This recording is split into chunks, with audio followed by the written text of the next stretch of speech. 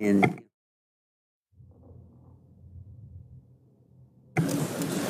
okay, we collectively have 9:30 on our watches, so this hearing will come to order. The committee meets today to consider the nominations of Vice Admiral Brad Cooper to be Commander, United States Central Command, and Lieutenant General Alexus G.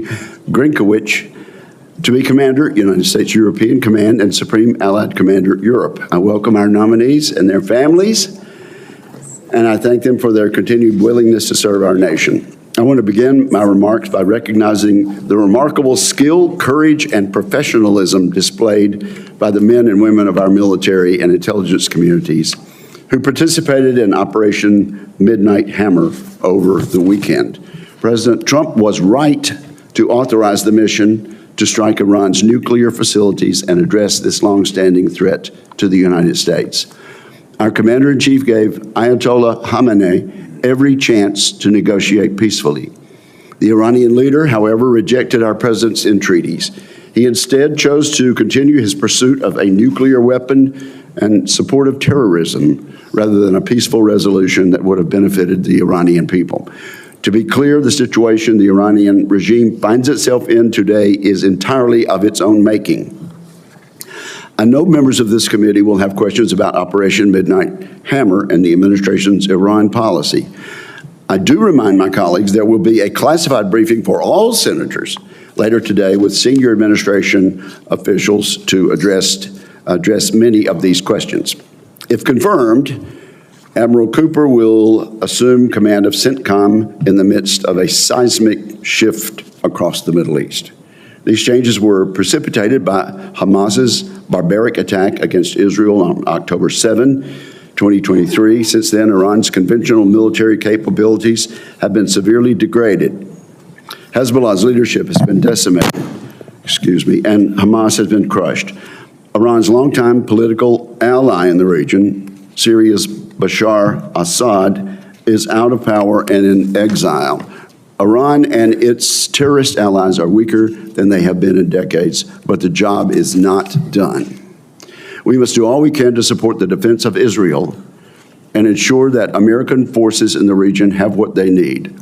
I hope to hear Admiral Cooper's unclassified assessment of recent developments and his description of the force posture and force protection requirements CENTCOM needs in order to contend with Iran, its proxies, and other threats emanating from the region.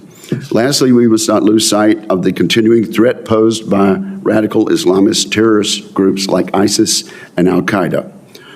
Although weakened, ISIS and Al-Qaeda remain intent on killing Americans. I'm interested in Admiral Cooper's testimony about the current capabilities of terrorist groups in the region and what CENTCOM's counterterrorism strategy should be in order to counter this threat. Now, as to General Grynkewich, if confirmed, he will take command of EUCOM and NATO at a time of war and great uncertainty. Vladimir Putin continues to remind the West that Russia remains a determined enemy, one which is willing to use force to vindicate long-held grievances and to violate international law. The Russian dictator's invasion of Ukraine has rained death and destruction upon a democratic people and serves as a warning to the world that the military threat from Russia is as relevant today as it ever has been. Indeed, earlier this month, NATO Secretary General Mark Rutte warned that, quote, Russia could be ready to use military force against NATO within 5 years, unquote. He added that Putin's war economy produces more munitions in 3 months than the whole of NATO produces in a year. Of course, Russia is not just a danger to our NATO allies. Russia also directly threatens the homeland. Its nuclear arsenal is sized and postured to destroy the United States. The members of this committee are keen to hear General Grinkovich's views of the threat Russia poses, as well as his plans to counter it. The United States faces a daunting challenge. We must deter and, if necessary, defeat 2 nuclear peer adversaries. That task highlights the important role allies play in our security. President Trump deserves considerable credit for dramatically increasing allied burden sharing. which has helped to renew NATO's purpose. NATO is now actively debating a commitment for members to spend 5% of their GDP on defense. Amid this encouraging development, there are some in the Pentagon that believe the U.S. must draw down our military presence in Europe. This thinking bewilders most of us on this committee, given Russia's aggression and the renewed willingness of allies to share our collective defense burden.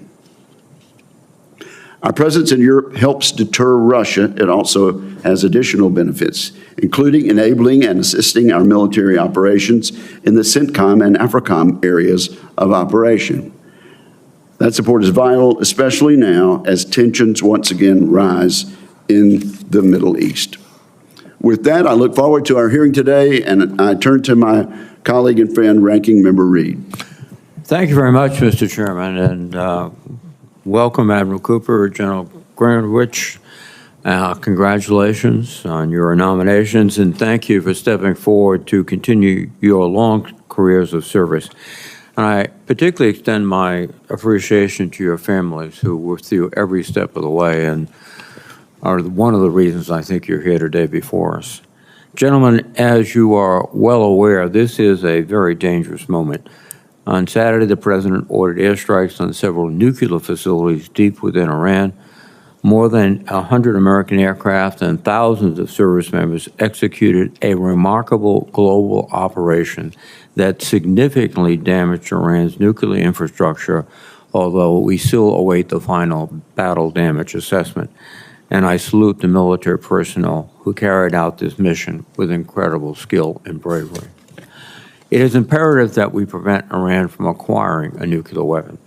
However, I'm concerned about the consequences of this attack. Iran has already retaliated by launching ballistic missiles at our bases in Qatar and Iraq, threatening tens of thousands of American troops. Fortunately, these strikes were intercepted, but we must recognize the grave risk of igniting a broader regional war. And our forces in the region must continue to brace for additional attacks. And indeed, we've seen additional attacks between Israel and Iran. I urge the Trump administration to pursue diplomacy and international engagement to prevent further violence. Admiral Cooper, I trust that you understand the challenging situation within which you have been nominated to lead CENTCOM. In this regard, your distinguished record of service is encouraging. Your career as a surface warfare officer with extensive command experience in the Middle East, including your current position as Deputy CENTCOM Commander and previous command of U.S. Fifth Fleet, should serve you well.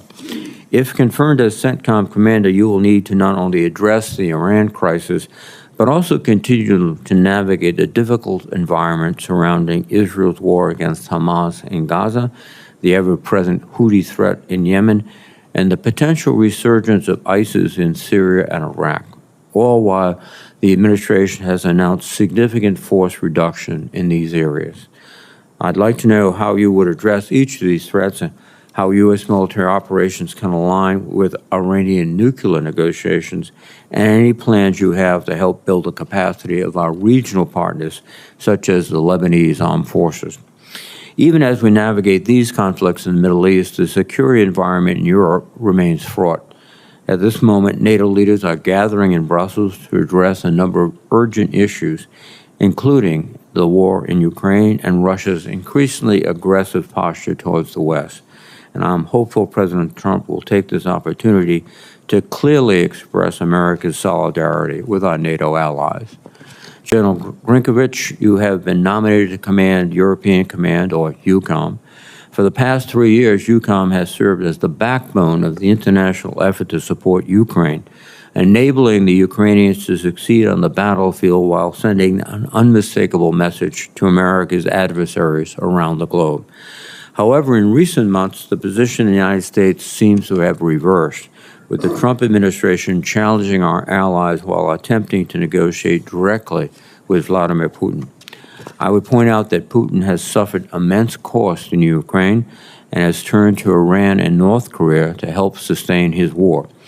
In contrast, the Ukrainian military continues to fight bravely and demonstrates stunning battlefield innovations, such as its recent drone attacks deep within Russian territory. I would argue that there is never a time to appease Putin, but it certainly is not now. I'm also concerned by the administration's plan to slash funding and reduce U.S. force presence in EUCOM and their failure to request new funding for assistance to Ukraine. These decisions send an encouraging message to Russia. Indeed, I think it's imperative that we provide a significant supplemental emergency appropriations to Ukraine to continue the fight and send a very strong signal to Putin that we're not giving up. General Grinkovich, I would appreciate your assessment of the war in Ukraine and your views on future U.S. military activities and investments needed in the EUCOM area of responsibility to uphold our steadfast commitment to collective defense and American security. Gentlemen, if confirmed, you will lead America's forward deployed forces at a momentous time. I'm grateful for your willingness to step forward and meet this challenge. Thank you, and I look forward to your testimony. Thank you, Mr. Chairman. Thank you very much, Senator Reed. Now we will take opening statements, no longer than 5 minutes, if you don't mind, gentlemen. We'll begin with you, Admiral Cooper. Your opening statement, sir. Well, good morning, Chairman Wicker, Ranking Member Reed, and distinguished members of this committee. As the proud son of a career Army officer and Vietnam veteran and the grandson of a World War II veteran in the Pacific, I'm honored and I'm humbled by the opportunity to appear before you today. I would first like to thank the President of the United States, the Secretary of Defense, and the Chairman of the Joint Chiefs of Staff for their faith, trust, and confidence in nominating me to serve as the next commander of U.S. Central Command. I'm also honored to join today with Lieutenant General Alexus Grinkovich. We all know him by his call sign of Grinch. Having served alongside of him for the last 4 years in very challenging times, he is the very best our nation has to offer. It's a wonderful privilege to be a beam of him today. I'm joined today by my wife, Susan, my high school sweetheart from Montgomery, Alabama, and the anchor of our family. She was there when my parents signed a waiver so that I could attend the Naval Academy at the age of 17. As I prepare to mark 4 decades wearing the cloth of the nation next week, I know that none of it would have been possible without Susan's boundless love, not only for our family, but to thousands of military spouses around the world. She truly has been my greatest source of strength throughout this amazing journey. Also with us today are our daughter Katie, a cardiovascular ICU nurse in Jacksonville, Florida, and Andrew, a fellow nurse and Marine veteran of Iraq and Afghanistan. Our son Bradford, a professional welder, is working on a U.S. Navy guided missile destroyer today in Mayport, Florida, playing his role in keeping our Navy fit to fight. He and his wife Shelby are unable to be here today as they prepare for the imminent arrival of grandchild number 3, a future member of the U.S. Naval Academy class of 2047. Sorry, Senator Reed.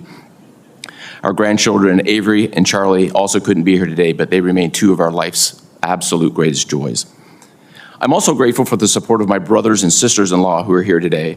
As a career Navy surface warfare officer, I have spent my adult life on Navy ships deploying all around the world, including a tour on the ground in Afghanistan, and with family moves to Germany, Korea, Japan, and most recently Bahrain. Supporting the Coopers has truly been a team sport, and I'm deeply thankful for their love these many years. My greatest inspiration for continued service has come from those I've had the privilege to lead and serve alongside in the Joint Force.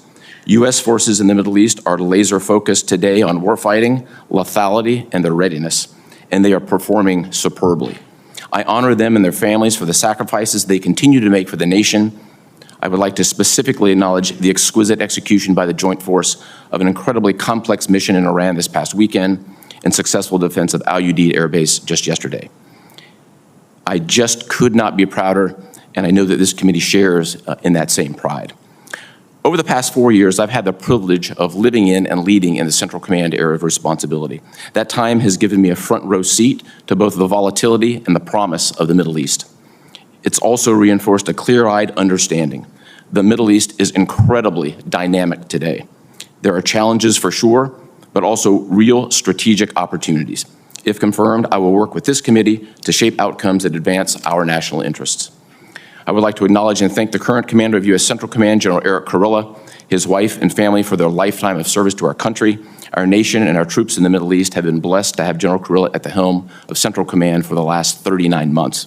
Finally, I would like to thank this committee for your steadfast support and commitment to the oversight that makes our force stronger.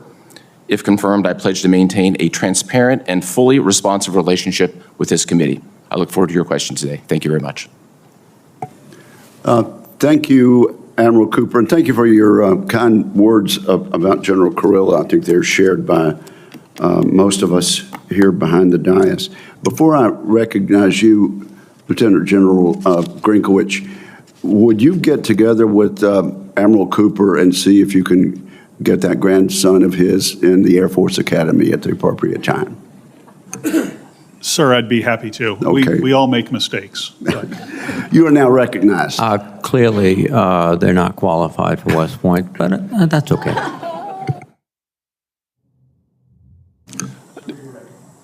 Chairman Wicker, Ranking Member Reed, and distinguished members of the committee, thank you for the opportunity to testify before you today. I would also like to thank President Trump, Secretary Hegseth, and General Kane for their trust and confidence in me and for the opportunity, if confirmed, to continue serving and leading those who raised their right hand and swore an oath of service to our nation. Today, I'm honored to testify alongside Vice Admiral Brad Cooper, the nominee for United States Central Command.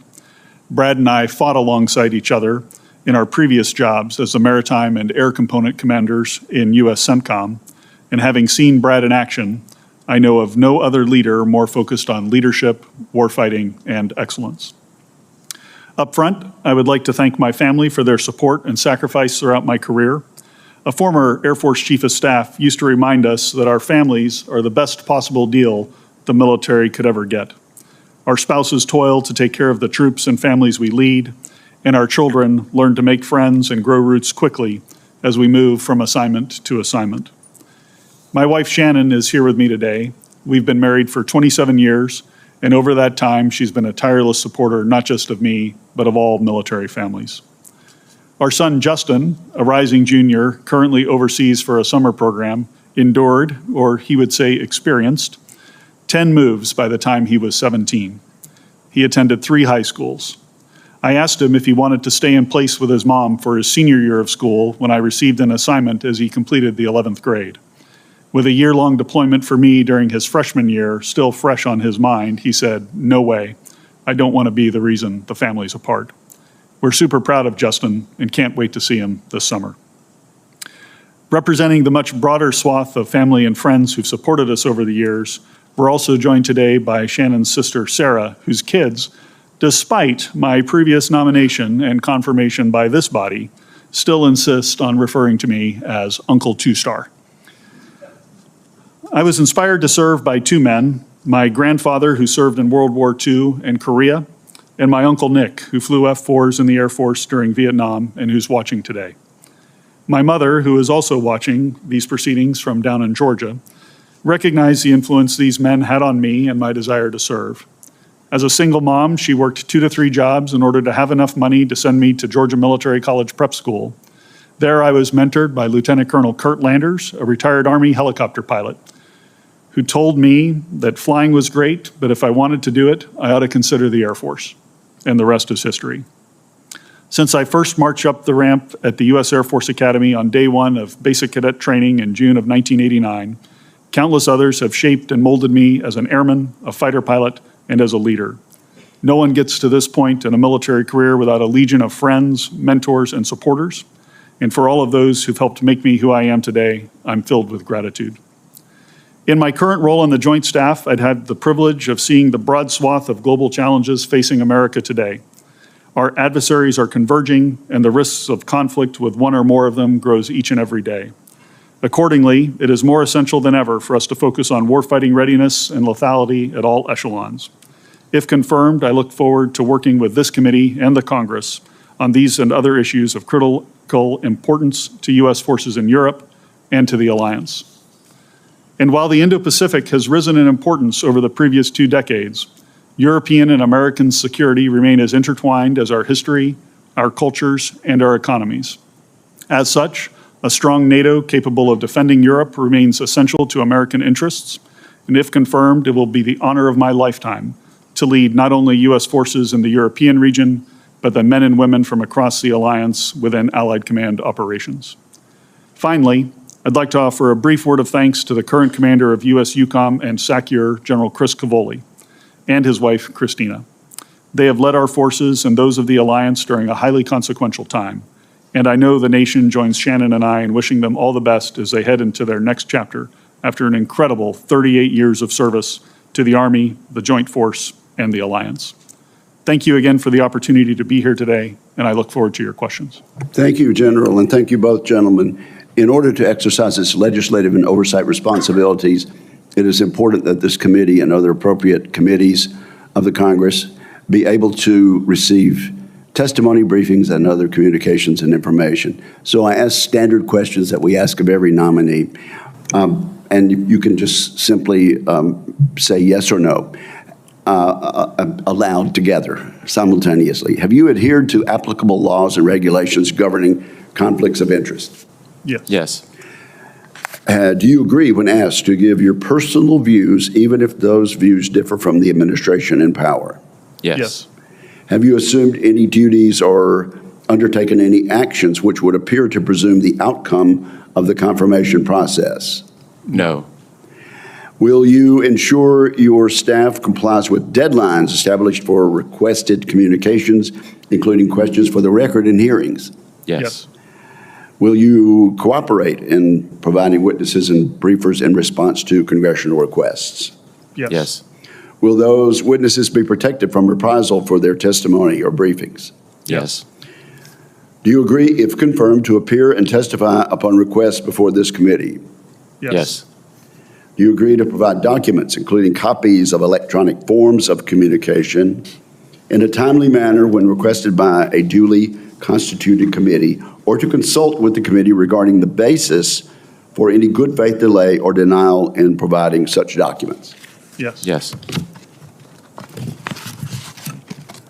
That concludes the standard questions, and now we'll begin a round of questions. Each senator will be allotted 5 minutes. Let me ask a question that I've asked to all the nominees this year, and also to the Secretary of Defense just recently at his latest hearing before this committee.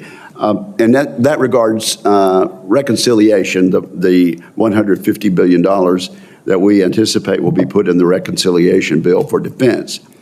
Much of the funding in the defense reconciliation bill is unspecific and will technically be at the discretion of the Department of Defense, though we will write specific recommendations for them. A quick yes or no from each of you. Admiral Cooper, first, do you commit to follow the Congress's spending recommendations in defense reconciliation unequivocally? Yes. And Lieutenant General Grynkewich? I do, sir. Thank you very much. Now let's move on then to CENTCOM. And so, Admiral Cooper, you've spent a number of years serving senior military positions in the Middle East. It's fair to say you understand the Iranian threat better than most. How would you characterize Iran's ability to threaten the United States, Israel, and our partners in the region today after what has happened during the last weekend? How does the threat compare to just a few years ago before Hamas attacked Israel in October of 2023? And so you'll be talking about the Iranian threat as well as their terrorist proxies. Senator, thank you very much for the question. I think we would all agree that Iran is the #1 source of instability in the region, the #1 source of and sponsor of terror throughout the world. At the strategic level, I think they've been weakened since the events of 7 October.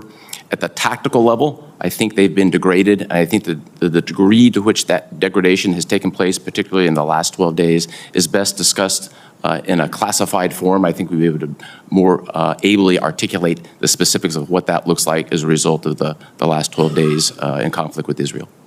Okay, and I do understand that, and I mentioned that in my opening statement. But would you agree with me that the remarkable effectiveness of Israel's military campaign against Iran and against its terrorist proxies has directly affected, in a positive way, American national security? I would, sir. How so? So I think if you zoom out and take a look at where the threats have been, and you look at decades of Iranian sponsorship of terrorism, you see the blood that's on the hands of the Iranians, from Hezbollah to Iranian-backed militia, with hundreds of attacks against American service members. They have and they continue to be threats to United States forces in the region. These terrorist groups could not possibly have engaged in their reign of terror without the assistance and backing of the Iranian regime, could they? They could not. Thank you very much. Now, let me say, Lieutenant General Grynkewich, but as I ask my question, let me agree with our distinguished ranking member that there's no time to try to appease Putin, but if ever there were, it surely would not be now, and that this is no time, in my judgment, for us to let up in support of those who would resist his illegal invasion of neighbors. General Grynkewich, General Cavoli has testified that ground combat forces are essential in deterring Russian aggression in Europe. Can you describe the value of maintaining a strong force posture in Europe? And specifically, EUCOM has 5 brigade combat teams addressed to it, 3 of which are rotational. What impact would a return of these rotational brigades to the United States, continental United States, have on our defense and deterrence goals in Europe, sir? Chairman, I do agree that land combat power is very critical in the European theater. It is a large land mass, and the plains of Europe have long required that ground combat power to be present. I also think, in the broader context of European force posture, if we look at the situation today, many of our forces that were forward postured in Europe were in a perfect position to swing into action to support General Kurilla during the crisis in the Middle East. So it is a good pivot point from which you can move forces to any region of the world for combat operations. With respect to any potential reduction in force posture, I don't want to get ahead of any posture reviews that the department is undertaking right now, but I do commit to providing a detailed assessment and my military advice up to the Secretary of Defense as they go through that posture review and understanding the importance that ground combat power has. Fair enough. We're going to stick to the 5 minutes, so I will yield back and recognize my friend Senator Reed. Thank you very much, Mr. Chairman. First, let me begin by saluting General Kurilla and General Cavoli, outstanding soldiers who've left a distinguished legacy. Admiral Cooper, we have something sort of in common. My father served in the United States Navy in World War II and inspired me to go to West Point, and your father served in the United States Army in World War II and inspired you to go to the Navy. So we have something in common. Yes, sir. One of the critical issues at the moment is the possibility of Iranian and Russian collaboration, which touches both CENTCOM and EUCOM.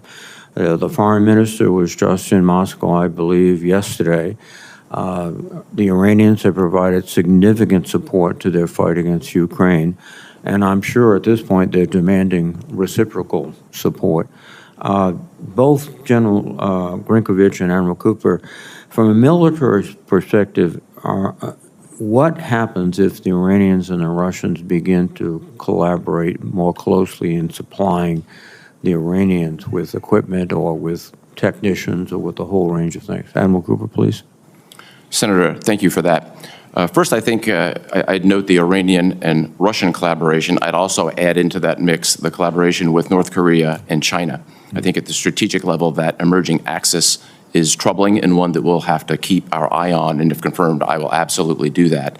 We've certainly seen the tactical implications of support from Iran to Russia. We've seen tactical implications of Chinese companies providing sensors and weapons and components to Iran, who ship them to the Houthis, who shoot them at Americans. I think we need to call those types of things out more, but clearly that emerging foursome, that axis is one that we need to pay attention to. Thank you. And General Grinkovich.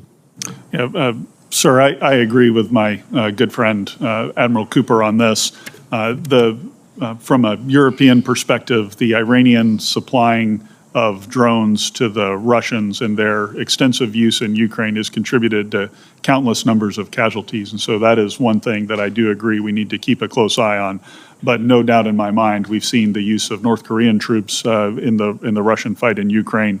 And of course, China is providing economic support to the entire group of these, this adversary alignment that we start to see. In a future context, as we start to think about potential conflicts against great powers, we do need to worry about the potential for simultaneity of those conflicts and think about how we posture ourselves and our allies to help deal with that. And that's one reason I think the increased spending that we're seeing from our NATO partners is going to be absolutely essential to success of the alliance moving forward. I think your experience, Admiral Cooper, in the Middle East is that it's not a linear process there. Things happen which are quite unexpected. And one aspect of this, and it was pointed out by Vali Nasser, who's one of the more perceptive commentators about the area, is that Iran might draw the lesson that their only deterrence is to have a nuclear weapon. And it could accelerate its process of trying to obtain a weapon. What's your assessment of the possibility of that? Senator, I think as we sit here now, and it's a very dynamic time, I'd be reluctant to make a strategic assessment or tactical assessment. I think that's best done by the intelligence community in the coming days. But for sure, the thing I think that we need to do right now, and we are doing with clarity, is making sure our men and women are safe in the Middle East. And that's where our focus is today, sir. Oh, thank you. A final question for Admiral Cooper. The proxy network of the Iranians has been significantly degraded by Israeli attacks primarily, but also other factors, the change in leadership in Syria. How are we going to continue that denigration of the proxies? That's one aspect of it. Second, do you sense, and this might be reserved for the closed session, that those proxies will eventually come back to the Iranians and start being active? Senator, first I would agree that proxies are significantly degraded, particularly Hamas and Hezbollah.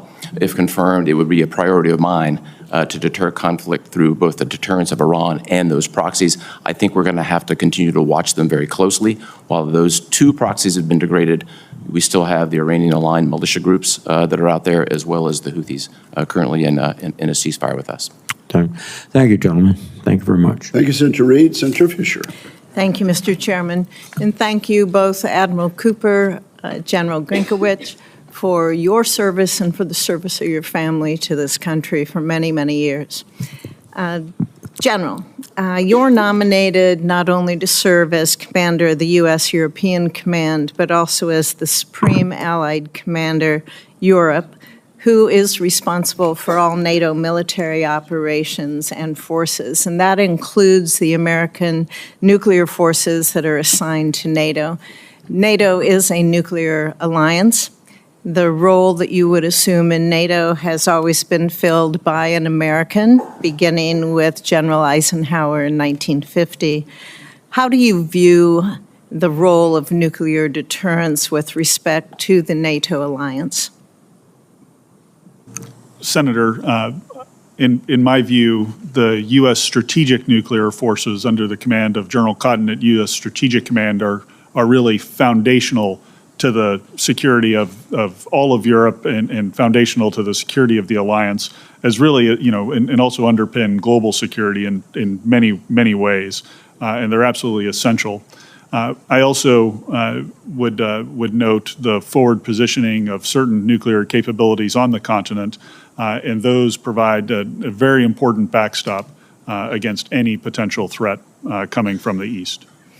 You earlier were asked about the increased, the higher role of spending from our NATO partners to 5% of GDP. I'm curious how you would work to coordinate among the NATO members to ensure that their investments would be complementary to each other and to the alliance as a whole? Senator, if confirmed, I think that would be one of my major responsibilities, is to ensure that any increased spending was done in a way that benefited the alliance and ensured the achievement of capability targets that the alliance has agreed to. I'd also note the work that has been done on the NATO plans and that there are specific requirements and capabilities that are essential to the effective execution of those plans. And so, certain countries have strengths in particular areas. Some countries are very strong in the land domain. Others have a stronger position in the maritime domain. And within all of the domains, there's, of course, a variety of capabilities. My goal would be to work very hard with our allies and partners in the region to bring all of that together in a coherent fashion to increase the strength of the alliance. Do you know if discussions are going on right now with that? Ma'am, I'm certain that those have started, absolutely. Thank you. Admiral Cooper, yesterday we had the opportunity to visit a little bit in a classified session together, and we talked about Iran's influence in both Syria and Lebanon and how that's been changed with recent events. And it sounds like there are real opportunities in the future for more stability, for peace within those nations. What do you assess a post-Assad Syria and a post-Hezbollah Lebanon would mean for the region in its entirety? Senator, first, I enjoyed our conversation yesterday. When I think first of Syria, I think that stability in Syria can translate into security in the United States. And here's how those dots connect.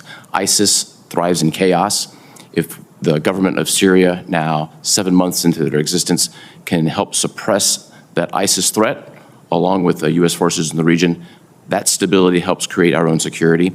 I'm optimistic for the future, although they're at the beginnings of this new government. I think we've now seen several steps, including Ambassador Tom Barrack, who's the U.S. ambassador to Turkey, being appointed as the Syria envoy. He's made several trips. Everything we do in Syria will be diplomatically led. And I think we're heading in a good direction in that regard. If you are confirmed, how would you ensure that CENTCOM integrates its actions both with state and treasury to support more stability, growing stability within Syria? Senator, I would anticipate we will be nested very closely, diplomatically led, drafting in behind. As the policies start to sharpen on this, we will be prepared to provide our best military advice in how to support those policies. Thank you. Thank you, Mr. Chairman. Thank you very much, Senator Fisher. Senator Hirono. Thank you, Mr. Chairman. Welcome to both of you and your families. Thank you very much for your service. To ensure the fitness of nominees for the positions to which they have been nominated, I ask the following two foundational questions of all nominees before any of the committees on which I sit. So I will ask these questions of you, and we'll start with Admiral Cooper and then go on to General Grynkewich. So since you became a legal adult, have you ever made unwanted requests for sexual favors or committed any verbal or physical harassment or assault of a sexual nature? I have not. I have not. Have you ever faced discipline or entered into a settlement related to this kind of conduct? No. No.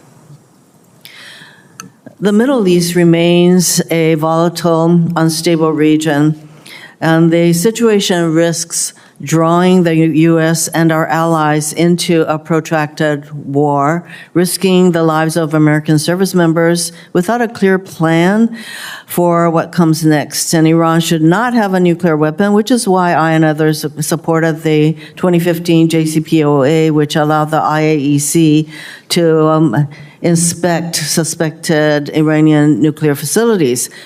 Only Congress can declare war, and the vast majority of Americans oppose another endless conflict in the Middle East. And even after a hastily announced ceasefire, the situation remains highly tenuous, while ongoing attacks, conflicting claims, and a rapidly evolving regional crisis continues. So this regime must use all, and I am talking about the Trump regime, must use all diplomatic tools at its disposal to avoid further escalation and instability in the region. Admiral Cooper, I am concerned about additional escalation following the strikes on Iran's nuclear facilities, and despite the president's, as I mentioned, ceasefire announcements, the situation clearly remains volatile with renewed attacks and conflicting claims. What steps is CENTCOM taking or should take to deter further Iranian retaliation, especially as tensions remain high? Senator, first, I would agree the Middle East is a very dynamic region today, and dangers do exist. From a military perspective, our number one priority is the safety of our men and women in uniform, the force protection. We are laser focused on that today, and if confirmed, it would remain my number one priority, taking care of our men and women in uniform. Well, we have some 40,000 troops that are in the area, and so force protection of those troops will be really critical. But do you have any ideas about what Central Command can do to ensure that that region becomes more stable? I think for example, would you really support diplomatic efforts? Senator, absolutely. As a first step. Absolutely. Step one is diplomatically led, as we saw over a multi-month period. And in support of that, a number of options, as required by law, were provided to support that diplomatically led effort. And if confirmed, I would provide those same set of options. Does Central Command have a role in fostering these diplomatic engagements, discussions? Central Command certainly has a role in the mill-to-mill underpinning that support the diplomatic engagements. We've had that for decades. It's particularly strong now, and if confirmed, I would look to nurture those relationships. So how would Central Command balance the need to continue protecting our allies, i.e. Israel, with the emerging threat to U.S. forces of some 40,000 troops in the region following this weekend's strike of Iran's nuclear facilities? Senator, this is something we've been focused on for many years, particularly illuminating since the October 7th attacks in 2023, and it's a priority effort every single day, and I would anticipate that would continue, and if confirmed, it would certainly be a priority of mine. Well, we have a situation in which the head of our intelligence forces, well, basically intelligence agency, says that Iran was not pursuing its nuclear ambitions. Meanwhile, you have a president who says, I don't believe her. This does not give us much reassurance of what is actually happening in the region. So Mr. Chairman, thank you. I know I'm beyond my time, but the volatility remains. Thank you very much. Thank you very much, Senator Hirono. Senator Cotton. Gentlemen, congratulations on your nominations. Thank you to your families for their sacrifices over the year, and most important, thank you to the men and women you represent in your organizations and will represent for their service as well. I want to commend you both and commend everyone who was involved in the exceptionally successful mission against Iran over the weekend. Admiral Cooper, I want to return to a brief point you made with Senator Wicker. Although we have dealt a massive setback to Iran's nuclear threat, which is the worst kind of threat they could pose to us, Iran still poses a severe threat to our troops and to Americans around the world, right? They do. They possess considerable tactical capability, one element of which we saw yesterday, which we thwarted in defense of Al Udeid Air Base. And as the next commander of Central Command, one of your top priorities will be to continue the aggressive defensive posture and to continue the deterrence that's now been reestablished against Iran to defend our troops in the region as well as all of our friends in the region, Israel and the Arab nations. Absolutely, sir. It would be an important priority, deterring Iran in proxies. And I know that President Trump is mindful about this, that just because they had a very weak response yesterday, which they telegraphed in advance, doesn't mean that there might not be another response in a day or a week or a month or a year or 3 years. And it could be missiles or rockets against our troops, or it could be trying to blow up an embassy around the world, or targeting American citizens for terrorist attacks, something that we have to be constantly on guard against, because Iran has been terrorizing America and the civilized world for 46 years. Is that right? Completely agree, sir. We've got to be in a three-point stance, ready to go every single day. And at bottom, Iran didn't become a terrorist state because the United States bombed their nuclear bunkers. The United States bombed their nuclear bunkers because they're a terrorist state. Is that right? I would agree. Thank you. The strikes over the weekend showed the importance of having the world's very best industrial base and best munitions. The first time those had been employed in combat operations. They were incredibly successful. But the wars, both in the Middle East since October 7th and in Ukraine, has also revealed the fragility of munitions production in this country and the defense industry. Would you agree that we need to do a lot more to increase capacity for our munitions industrial base? I would, sir. It's an area of significant concern. I know this is an area that senior DOD leadership is focused on right now. It's not a new issue. It's been around for some time, but clearly it's one we need to focus on right now. And General Grynkewich, I assume both in your current role in the Joint Staff and also your anticipated role in Europe, you would agree as well that we need to significantly expand munitions production in this country? Senator, I would, as the Director for Operations on the Joint Staff with the responsibility along with my colleagues in logistics and sustainment for managing those munitions and pushing them to the fight. I'm acutely aware of some of the limitations that we have, and if confirmed, I would continue to advocate for strong investment on both sides of the Atlantic in the industrial base. And our industrial base includes our defense contractors, companies that make this in the private sector, but it also includes our organic industrial base within the department. And given the track record over the last 3 years, would you agree that we really need an all-of-the-above strategy? We need to push both the private sector and lean on the assets we already have in the Department of Defense to produce the munitions our warfighters need?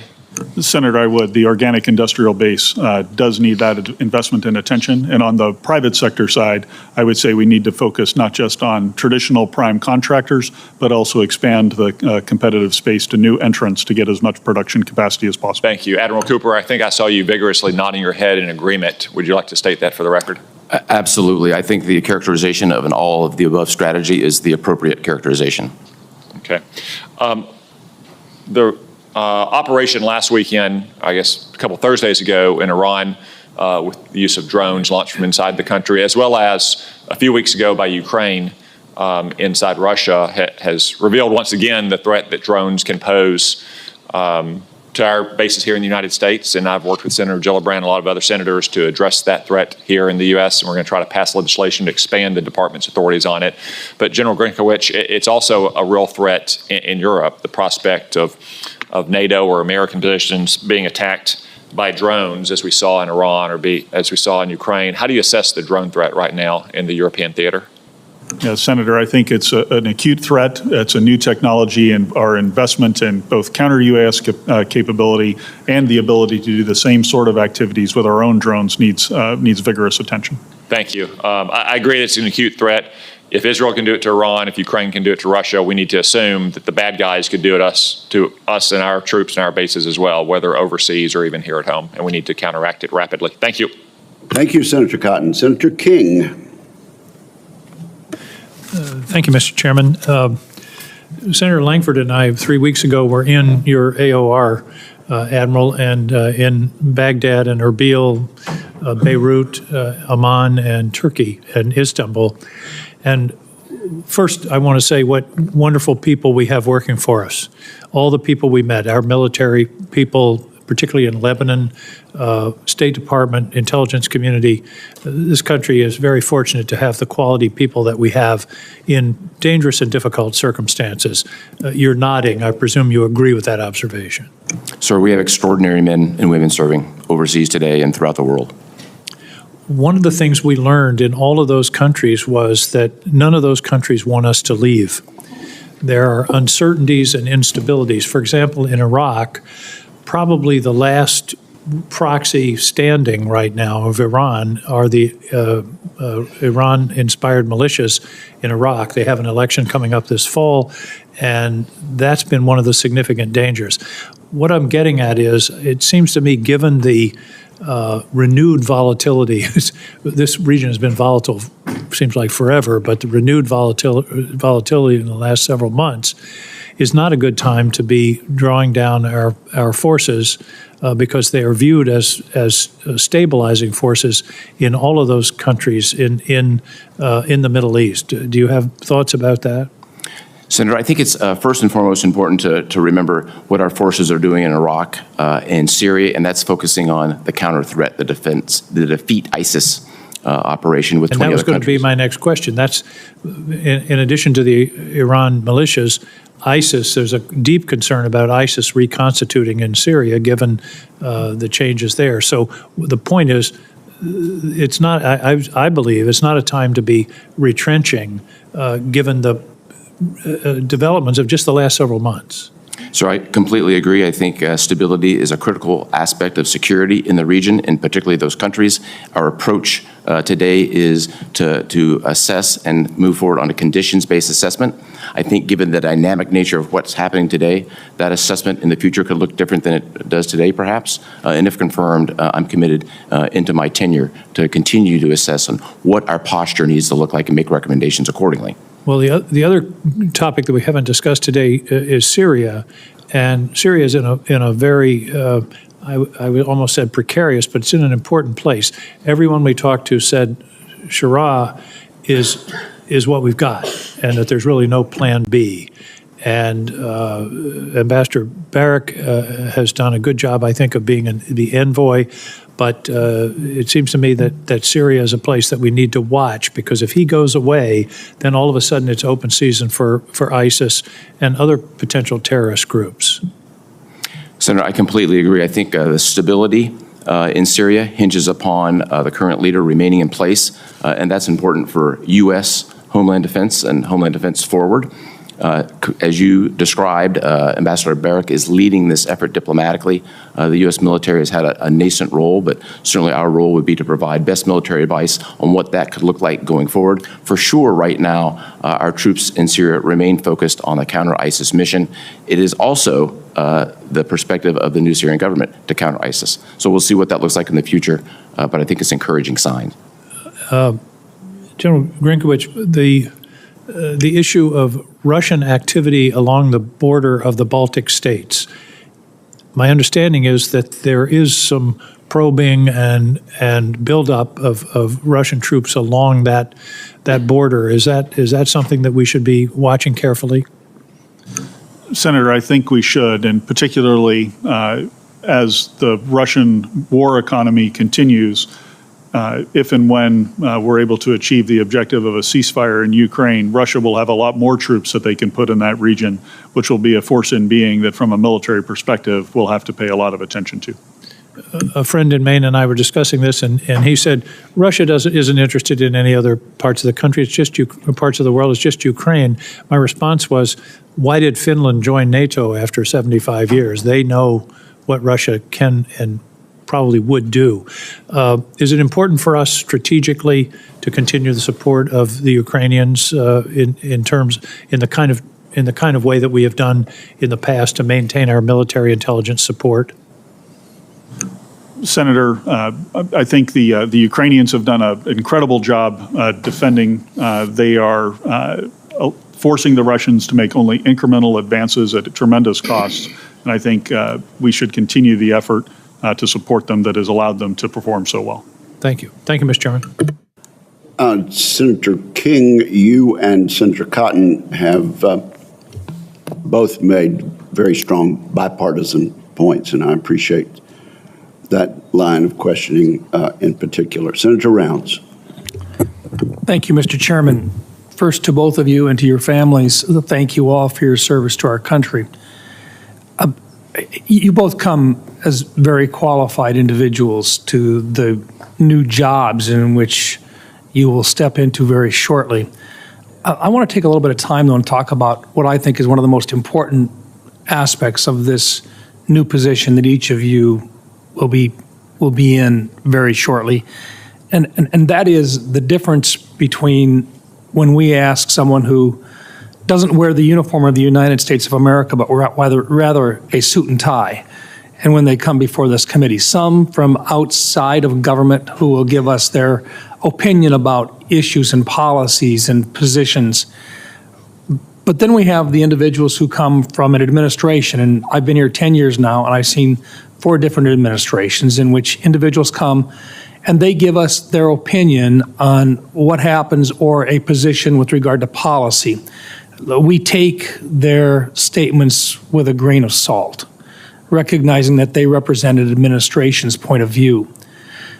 But when we come to you as members of the armed services from the different branches, and we ask for your professional military opinion, it is perhaps one of the most important things that you can do to provide us directly and without color the black and white of exactly what you think, because that's what we rely on in terms of truth.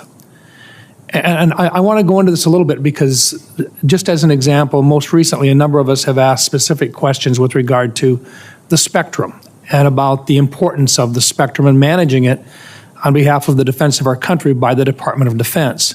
And on over 28 different occasions, we have asked specifically members of the United States Armed Services who were wearing the uniform their professional military opinion. And in some cases, I suspect that their honest and straightforward answers have probably gotten them into a little bit of hot water with individuals who simply wear a suit and tie in an administration. But nonetheless, they have adhered to the principle that they're required to give us a straightforward answer. It is the most important thing that you can do in coming before this committee. I lay that out for you because this is what makes the difference between a young man's ability to defend himself on the battlefield. And I'm going to start, General Grynkewich, you've served and you've flown a 4th generation aircraft, you've flown a 5th generation aircraft. Things are going to change very rapidly on the battlefield for young men and women. Today on the battlefield, would you say that if the enemy can see you, a young man or a woman, regardless of whether he's in a tank or whether he's in an aircraft or in a command center, if they can see you, they can kill you? Is that a fair statement? Senator, I think it is in most cases. There are a few times when they can see us and try to take a swipe at us, and we have ways to evade or defeat that. But it is the transparency on the modern battlefield is apparent, I think, based on what we've seen, both in Brad's current AOR as the deputy commander and in the Russia-Ukraine fight. Thank you. And Admiral Cooper, same question to you. If they can see you, can they kill you, or at least they're going to do their best to try and kill you? Senator, absolutely. Retaining our advantage, whether that's a stealth advantage or advantage of maneuver or our overmatch, which we have at times in the spectrum, is critical. I'd also add, with respect to the spectrum, I spent my entire adult life at sea on guided missile destroyers and guided missile cruisers. They are national assets. They would be rendered highly ineffective without the type of spectrum management that you've been advocating for. Thank you. And this is the reason why I think it is absolutely critical. And there's going to be lots of questions up here about munitions and everything else. But if I could simply, once again, strongly recommend that when the question from any member of this committee, Republican or Democrat, is given to you, and they ask for your professional military opinion, is because we're trying to find out exactly what's going on. And even if it's uncomfortable, this is where the rubber really meets the road, is when you provide that information to us, we make better decisions. And that's, I think, what this place is all about, is the oversight does not work if we can't count on you for that straightforward, hard-hitting response to our questions. With that, I yield back. Thank you, Mr. Chairman. Amen, Senator Rounds. Thank you for that question. Senator King.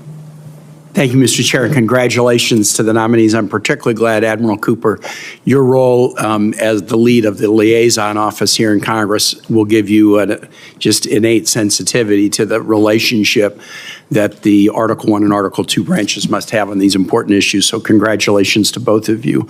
I'll put it on the table. I'm very disturbed with the U.S. getting into an offensive war with Iran. And I'm praying, and I know we all are, that the ceasefire is going to hold. That would be great news for the region, great news for us. I think there are differences of opinion in this body, as there would be in the American public, about the virtues of offensive war between the United States and Iran. And I understand those differences, but I hope my colleagues will agree that something of this magnitude should not be the decision of one person. The framers of the Constitution decided very carefully that the initiation of offensive war is something that should happen after a vote of Congress. And in this instance, there was not only no congressional authorization, there was no congressional consultation, and there wasn't even congressional notification. I've taken the position since I came here under President Obama's second term, President Trump's first term, President Biden's term, President Trump's second term, that I don't want to have the decision about whether we send our sons and daughters to war rest on one person. However much I agree with that person, I don't think it should rest on the shoulders or rest on the say-so or the whims or the daily mood, vibe, or attitude of one person. And particularly when, in this instance, the Israeli foreign minister had said the nuclear program of Iran had been knocked back at least 2 or 3 years, when our own intelligence says they weren't moving to a nuclear weapon. The need to strike without even notifying Congress I find deeply discouraging.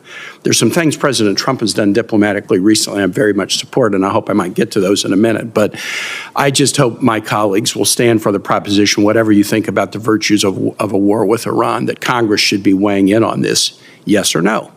Congress should be consulted. We are the people's elected representatives, and we look our constituents in the eye who've got kids or spouses in the military, and we ought to be having a debate and having a vote and not just allowing this to be done on autopilot by a single person, whether or not we share the party affiliation or whether we agree with that person.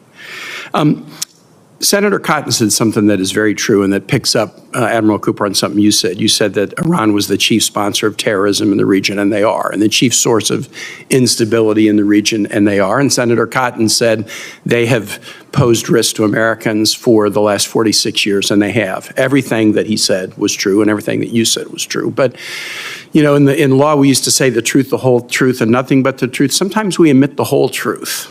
Because, and I think if we're going to grapple with, hopefully, diplomatic resolutions to these issues, we got to be completely truthful.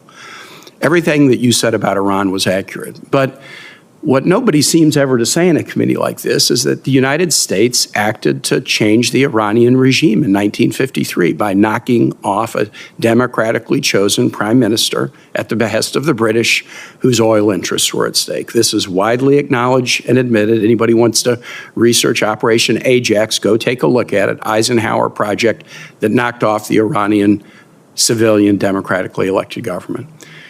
After that happened, the U.S. helped install a dictator, the Shah of Iran. We trained the secret police of Iran, and that dictator brutally ruled Iran for about 25 years.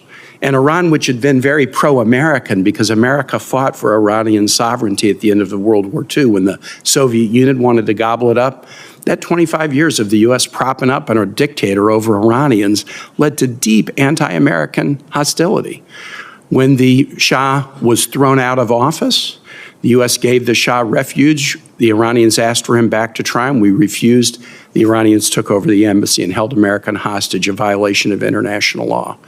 In subsequent years, the United States military shot down an Iranian passenger. The USS Vincennes shot down a passenger jet in the 1980s, killed 290 Iranian civilians. That was on us, not on them. The U.S. gave weapons to Iraq when Saddam Hussein invaded Iran, a huge war in the region that cost 300,000 Iranian lives. And the U.S. provided weapons for Iraq to help them kill Iranians. We invaded a next-door neighbor to the east, Afghanistan, to topple a regime. We invaded a next-door neighbor to the west, Iraq, to topple a regime. We took a diplomatic deal with Iran, the first in 70 years that was actually working according to the IAEA and President Trump's first National Security Cabinet, and we tore it up. If we're going to try to find a diplomatic resolution, we not only have to acknowledge the Iranian terror that you truthfully recognize, but we also have to recognize that in a diplomatic solution, they have some points of concern as well. And if we don't deal with all of them, we won't find the diplomatic resolution that we would want rather than war. Thank you. Senator Ernst. Thank you, Mr. Chair. Gentlemen, I want to thank you for being here today. I especially want to thank your spouses and your family members for being here as well. We know it takes a whole group of folks to help you succeed in what you do, and we're very grateful for their service as well. I'd like to start with you, Admiral Cooper. Of course, Operation Midnight Hammer is on everyone's minds, and I want to thank the incredible pilots, warriors, support teams for all that they did to make it a very successful mission. I am extremely proud of Team America. So I'll start with you. Senator King had mentioned ISIS, and I want to go a little bit further on that because we still see them as a big threat to those Americans and others that serve and live in the Middle East. Just last week, we saw ISIS extremists bomb a church in Damascus. So we know that they're still operating. It's a clear indication that that threat requires continued vigilance. So given the current volatility across the region, just in your estimation, looking at the resurgence of ISIS, other terrorist organizations, what indicators are you watching most closely when it comes to those terrorist groups? Senator, first, thank you for your time yesterday, and thank you for the question. Defending the homeland broadly and defending it forward is of critical importance to us. Specifically, that translates into keeping our thumb on ISIS, which predominantly today exists in three places. ISIS in Syria, to a lesser degree ISIS in Iraq, and then ISIS-K, also known as ISIS Khorasan, on the Afghan-Pakistan border.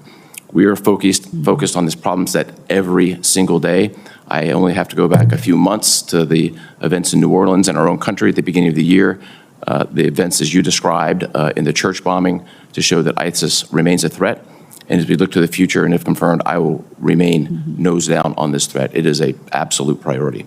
And no doubt we would love to see all of our American troops be able to withdraw from other places around the globe, but we know that that is not realistic, and our American military men and women provide great stability, whether it's in Syria, Iraq, other places. We have 1,800 Iowa Army National Guardsmen that were just mobilized to go into Iraq and Syria. They will have boots on the ground very soon to continue with those stability operations.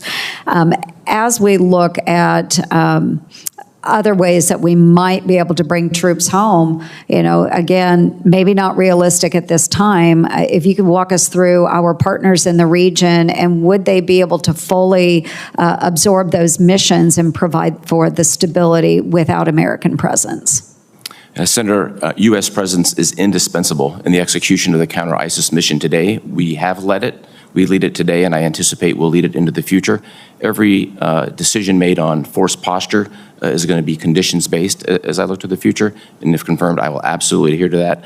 We are fortunate to have in the Defeat ISIS coalition more than 20 countries contributing, but America is leading it. Absolutely, and I appreciate that, and I agree with that sentiment, and it's extremely important to have American military leadership. I also believe in diplomacy, but there are times when we need our boots on the ground to provide that leadership for other nations. They look to us for that leadership, very, very important. And in the time that I have remaining, General Grynkewich, I'm sorry, we're all stumbling all over your name. I apologize. We've got quite a number of troops that serve in Europe today in EUCOM, and about 100,000 in Europe, 20,000 deployed to Eastern Europe.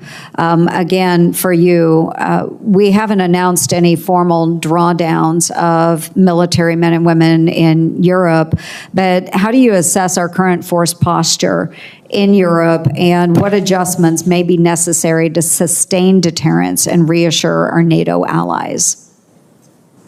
Yeah, Senator, in my current role on the Joint Staff, I'm very acutely aware of the global demand on our forces for both the AOR that Brad works in today in Europe and in the Indo-Pacific. And so as I look at what that European force posture needs to be, clearly there's been some benefit for the plus-up of forces that we have had, but clearly the force is also stressed, and there may be needs to make adjustments. I'll need to perform a full assessment on that, but as part of that assessment, I'll certainly look at creative ways that we can bolster our partners on the continent, and your National Guard and their work that they're doing in Kosovo and the State Partnership Program is certainly a key element that would be considered as part of that. I appreciate it. We love our American military leadership. So thank you, Mr. Chair. Thank you, gentlemen. Thank you, Senator Ernst. Senator Warren. Thank you, Mr. Chairman, and congratulations to both of you on your nominations. So it seems like Donald Trump is once again playing red light, green light, this time war with Iran. 3 nights ago, he bombed 3 sites and warned of, quote, many targets left to strike and threatened, quote, tragedy if Iran did not immediately capitulate. Last night, he declared the war is over, but now the ceasefire seems to be changing every few hours, and no one seems to know if it will hold. Now, no one wants Iran to have a nuclear weapon, but experts in intelligence have told us time and time again, Iran's nuclear program cannot be bombed out of existence. So the question is, what is President Trump's plan? Another endless war in the Middle East? Vice Admiral Cooper, you are currently the Deputy Commander of U.S. Central Command. You are nominated to be commander, but you're already there. You don't decide policy, obviously. You carry out the president's orders. So today, I just want to ask you if you have any clarity from President Trump, the commander-in-chief who chose this war, on what comes next. So, Vice Admiral Cooper, has President Trump communicated to you whether or not he could contemplate American troops fighting in Iran? Senator, as we sit here today, and as has been well described, a very dynamic time, Yes. literally right now as we're sitting here, the military's #1 priority is the safety and security of our men and women in the Middle East. That remains our priority. As I look to the future with the prospect of confirmation, my obligation, and in fact my duty, would be to provide the Secretary of Defense and the President a range of options to deal with policies that he would lead. And that's exactly where I would be committed. Are you working on plans to deploy troops if the president orders it? Senator, as you well know, we are working on plans every single day. I think this forum isn't the appropriate forum to talk about specific plans on force posture or what we're doing today. Certainly could capture that in a classified environment that I understand is So I'm just trying to get whether or not there are plans. I'm not asking for what the plans are in particular. But I take it from what you're saying, the president has not ruled out American boots on the ground in Iran?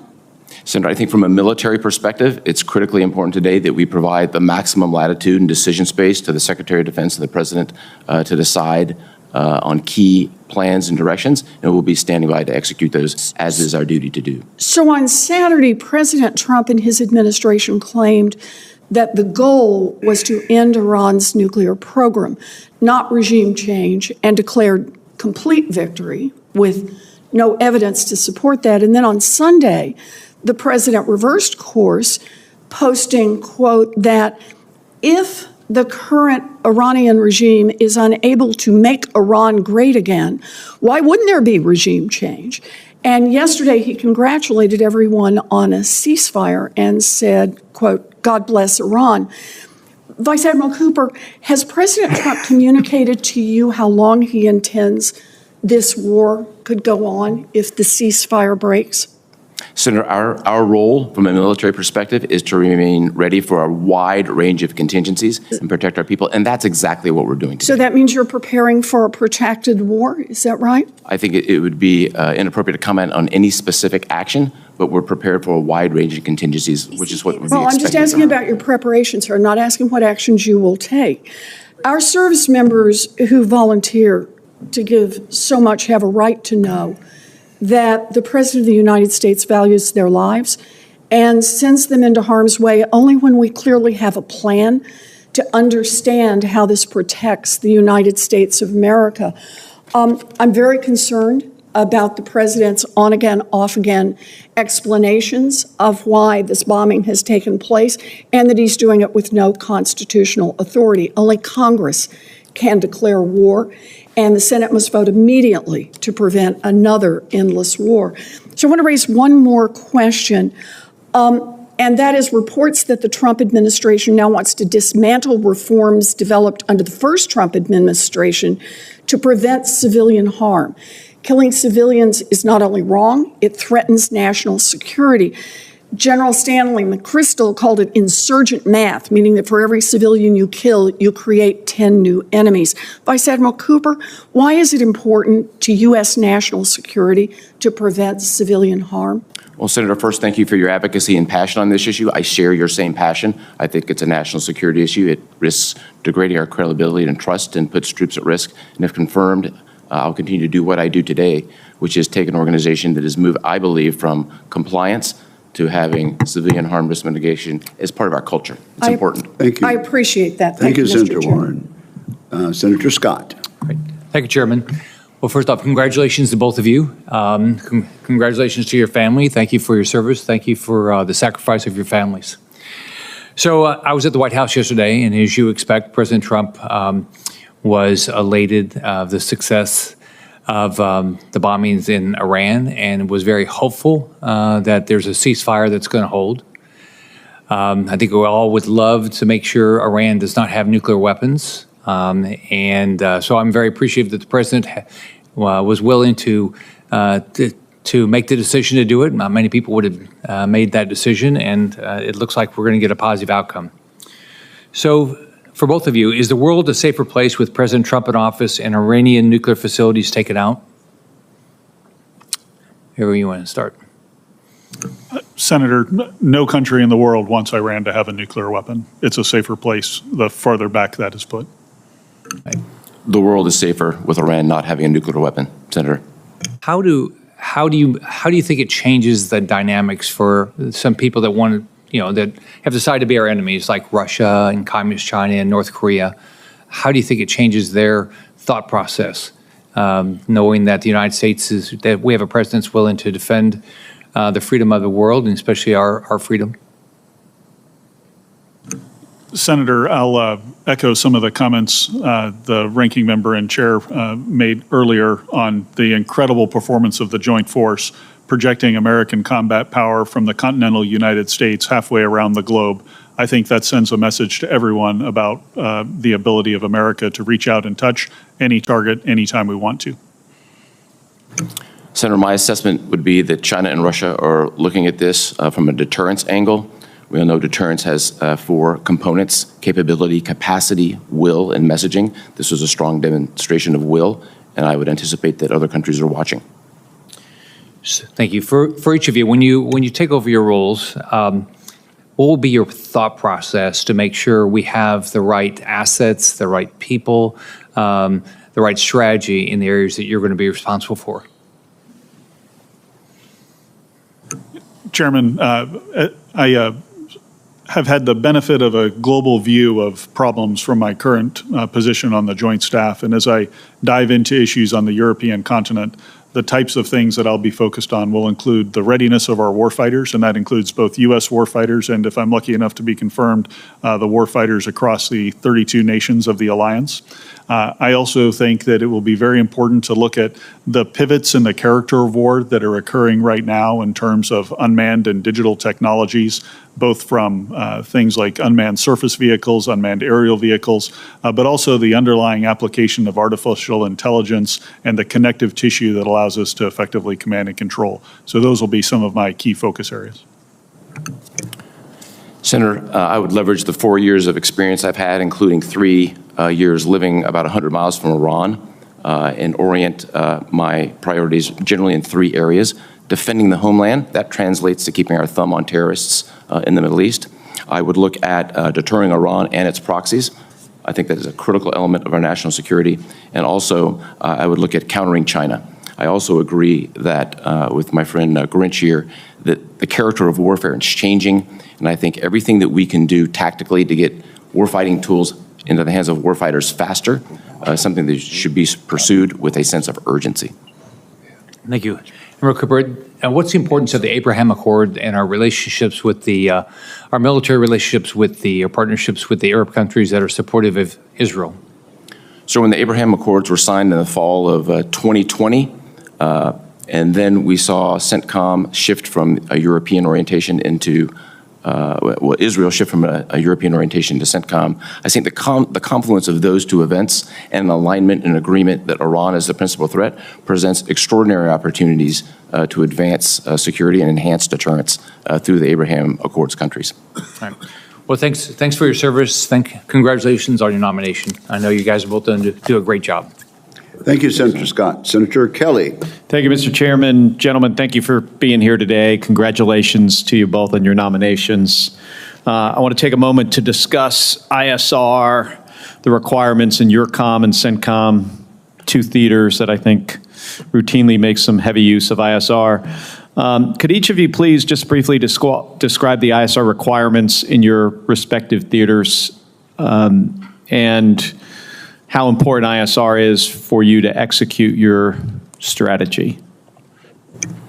Senator, thank you very much for that. I think of this in two buckets. The ISR necessary to keep our eyes on and defend our homeland against terrorists throughout the region. And I also think it's important to have the ISR to keep our eyes on and deter Iran. Those are the two principal areas that we're focused on today. In general? Yes, Senator, in the European theater, intelligence, surveillance, and reconnaissance is absolutely essential. It's essential to keeping track of Russian activity, both in the maritime and the air domain. It's essential to protect the avenues that might threaten our homeland, and essential to monitor the eastern flank of the alliance. You know, one trend, I think it's fair to say, is this reliance on space-based platforms instead of aircraft. I think my view is we probably continue to need both. In CENTCOM, Admiral, you have a challenge here, possibly ahead of you, with regards to the Straits of Hormuz and the possibility that the Iranians could use sea mines on the straits deployed by ships. I don't think they can deploy them by aircraft. I might be wrong about that. Could you talk about how the ISR requirement, if you have to deal with a continuing aggressive Iran, but with regards to closing down the straits and what that could mean to operations for the Fifth Fleet and for CENTCOM? Senator, in my own experience from having commanded the Fifth Fleet for nearly 3 years, and as well as the associated Mine Task Force, which is coalition in nature, I think we have sufficient capacity and capability to handle the threat. ISR is a critical enabler to getting to the left of any Iranian actions. It would certainly be important for us to watch what they're doing and attempt to both anticipate and then react faster in the threat. It's a significant threat. It's a known threat, and one that we're watching every single day. And what would the reaction be if they start to deploy sea mines? Do you have the adequate number of minesweepers? Do you try to remove them? How do you protect shipping going through that 30-mile strait? It is a complex problem for sure. Iran has thousands of sea mines. It's a fairly narrow area. We do have a sufficient and the largest mine force in the world presently in the Middle East. Do you know how they would deploy them? Like specifically what ships of theirs would be used to deploy sea mines? We do have a good understanding of what that looks like. And do we track where the ships are located, and would we know if they start pulling out of port? We track them closely, and yes, we would know. All right, thank you. I've got another quick question about just close air support. We're in the process of divesting, and this is for you, General, primarily, divesting from the A-10 platform, our premier close air support airplane. Special Operations Forces will have an armed overwatch capability with the OA-1K. Possibility we could try to do this more with F-16s, F-35s. I just want to get your opinion, because there is also a trend here away from what we think of lower to the ground slow movers. Apaches, as an example, we're no longer going to upgrade AH-64Ds to Es. But if we wound up in a conflict in Europe, I think close air support is something we're going to continue to need. Just want to get your thoughts on that and where we should go. Yes, Senator, thanks for the question. I do agree, given the characteristics and geography of Europe, close air support would be essential to any battle that we found ourselves in if we unfortunately got to that point. And it'll be important to show that we have that capability as a deterrent to help us not get there. Two things I think about with respect to the future of close air support. One is, if we're using traditional aircraft to execute this mission, I do need those aircraft to be survivable in a much more densely protected from an air defense perspective environment. And we see that in Ukraine, where neither side is able to get close air support into the battlefield in a traditional sense because of the air defense. And so they have resorted to now less traditional means of close air support using first-person viewer drones, one-way attack drones, et cetera. And I think we need to look at both of those aspects of the future battlefield. All right. Thank you. Thank you, Mr. Chairman. How's that working, the use of alternative close air support? Senator, my assessment is that some of those alternatives are proving to be extremely lethal on the battlefield in Ukraine, and the pace of innovation that we've seen really on both sides of the equation has shown that smaller drones precisely maneuvered with lethal payloads can have a devastating effect on enemy forces on the front line. At less expense to the taxpayer? Yes, sir, much less expensive. Thank you very much. Senator Tuberville. Thank you, Mr. Chairman. Good morning. Thanks for both of your service and moving your families around. Kind of like a coach, you don't stay very long in one spot. Admiral, it's good to see your family here. Auburn folks, good Alabama folks. Live in Montgomery, I think, right? Might be my neighbor here in a year and a half after I run for governor and win it, Alabama, so hopefully they vote for me. General, let me ask you this. What's your relationship with the NATO commanders in the bigger countries that we have? Senator, I have worked with European partners around the world over the years in a variety of coalition environments, and I know many of the leaders across all of those countries. It's a solid relationship, sir. How about Turkey? Sir, I've had the privilege of visiting Turkey several times over the course of my career and have great respect for the military capabilities that they can bring to bear. Largest military in NATO, is that right? Yes, sir. Yeah. Let me ask this question. This Ukraine-Russia war has been going on for a long time. A lot of people killed. We've spent a lot of money. Can Ukraine win? Senator, I think Ukraine can win. I think anytime your own homeland is threatened, you fight with a tenacity that's difficult for us to conceive of if we haven't found ourselves in that same situation. Yeah, they have absolutely fought hard. You got to give it to them. Admiral, we hadn't talked about the Houthis. I think we bombed them for 30 straight days. Is that correct? So we bombed them for 51 straight days in conjunction with Operation Rough Rider. Yeah. Have we stopped? So the president gave the military a very precise mission, which was to restore the freedom of navigation, and that mission was successfully executed. We have freedom of navigation today. We agreed at a ceasefire several weeks ago, now 40 days ago, that if the Houthis didn't shoot at us, we wouldn't shoot at them. They have not shot at us, we have not shot at them, and we have multiple examples of destroyers going back and forth through the Bab el-Mandeb. Destroyers, but what about merchant ships? There is merchant ships flowing through the Bab el-Mandeb today. If we walk back to the fall of 2023 when the Houthis started their kinetic actions, it took several months for the flow of commerce to leave the Red Sea. I would expect it's going to take several months for it to fully come back. My understanding is the Houthis are one of the strongest groups that are backed by Iran. Is that correct? So they've been supported with arms, people, training, ISR for the better part of 10 years. So they're well supported. Yeah. China support them too? They do. Yeah.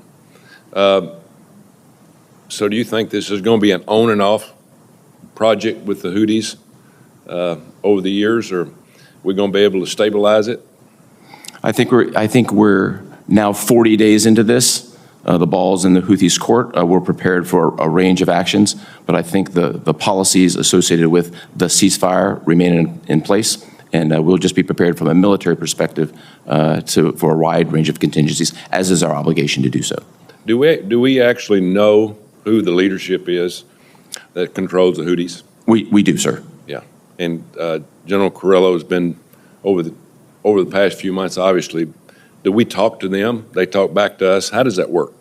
Communications with the Houthis is done through diplomatic channels. Houthis are a foreign terrorist organization. We don't have a communication via the military. So the president, when he works and tries to calm the situation down, who does he talk to? So he uses the envoy for the Middle East, Ambassador Steve Witkoff, who helped enable the most recent ceasefire. Yeah. They must be some tough rascals. I mean, we bomb them for 51 days, and they're still kicking, right? They're extremely well supplied by the Iranians. They're supplied, but what are they dug in? They're, as we've seen throughout the region, groups are going underground. Hamas, Hezbollah, the Houthis. This is a serious issue that we will have to look at into the future. Yeah. We do make a bomb in Huntsville called the Moab. They do a lot of damage. I think we've seen that in Afghanistan. We got a few left, so maybe in the future we can't get them to reconcile, and because we're going to have full passage in the Red Sea. You know, if we're going to get AI going, we're going to have to get supply chains going. We can't haphazardly wonder if they're going to sink one of our ships. But thank you. Good luck to both of you. Thank you very much. Thank you, Mr. Chairman. Thanks, Senator. Thank you, Senator Hubbardville. I'm going to recognize Senator Blumenthal next, but let me ask this. General Grynkewich, the Houthis are not an ethnic group, are they? Sir, they are a religious group more than anything, but also some tribal affiliations that underlie them. They exist for a purpose. Is that they've constituted themselves for one purpose, have they not? Sir, they view themselves as the enemies of America, Israel, and the Jewish people. So if they are withholding for now, is it your judgment that they have reformed and that they will not rain war or terror on us or the region in the future? Senator, I would argue from my time and my current role on the Joint Staff and previous time in Central Command that the Houthis are likely to be a persistent problem that we'll be dealing with in the future a few times again. Thank you very much. Senator Blumenthal. Thanks, Mr. Chairman. Thank you both for your service, to your families as well, and thank you for the conversations that you had with me last week.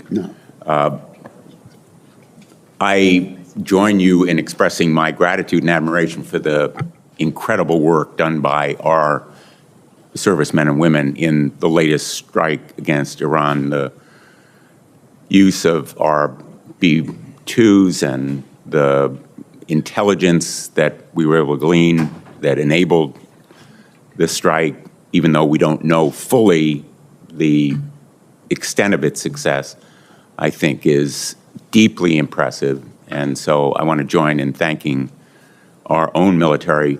But let me ask you, Admiral Cooper, how would you assess the importance of the Israeli military and intelligence contribution to making it possible for us to engage in that military operation? Would it have been possible without the Israelis, in effect, disabling and, in some instances, destroying the capability of their proxies and Iran itself in its air defenses?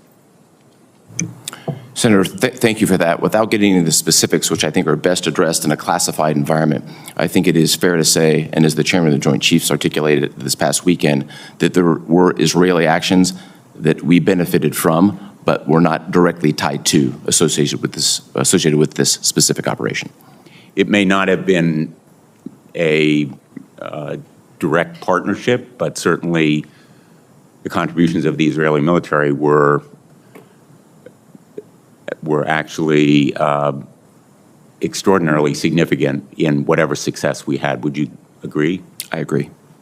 Let me ask you now to follow up on some of the questions that have been asked. You and I talked about the importance of drones and unmanned aerial systems. My view is that the nature of modern warfare is changing before our eyes in real time. The threat that we see now in the area where you're going to have responsibility, where you have had that responsibility, is asymmetric from many of those terrorist groups that attacked, for example, Tower 22 and killed a number of our servicemen there. Are we sufficiently protected in the area now against possible Iranian retaliation against the 40,000 men and women in uniform that we have in that area? Senator, I do agree that the nature and the character of warfare is changing before our very eyes. And this is why I think the important work of this committee, whether it's the FORGE Act or anything associated with it, where you can accelerate the delivery of counter-UAS systems or other warfighting tools into the hands of the warfighters forward, those are all value-added and needed imminently. If I look back specifically toward the Tower 22 incident in the ensuing now 17 or 18 months, we've made considerable improvements across the board, layered defense, employing both kinetic capability and non-kinetic capability. We really are leaps and bounds ahead of where we were before. Having said that, I would never be satisfied that we have the maximum readiness. I'll never be satisfied that we have enough to protect our men and women in uniform. And if confirmed, I would focus on this every single day. We've done a lot, but we have more work to do. For sure. The Ukrainians are producing 4.5 million drones this year. The report I've seen is that the United States is producing about 100,000. I'm not sure that those figures are exactly right. They're in the public realm.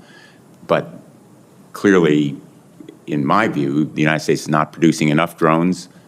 We are not supporting the industries that produce those drones as much as we should. Would you agree we need to do more?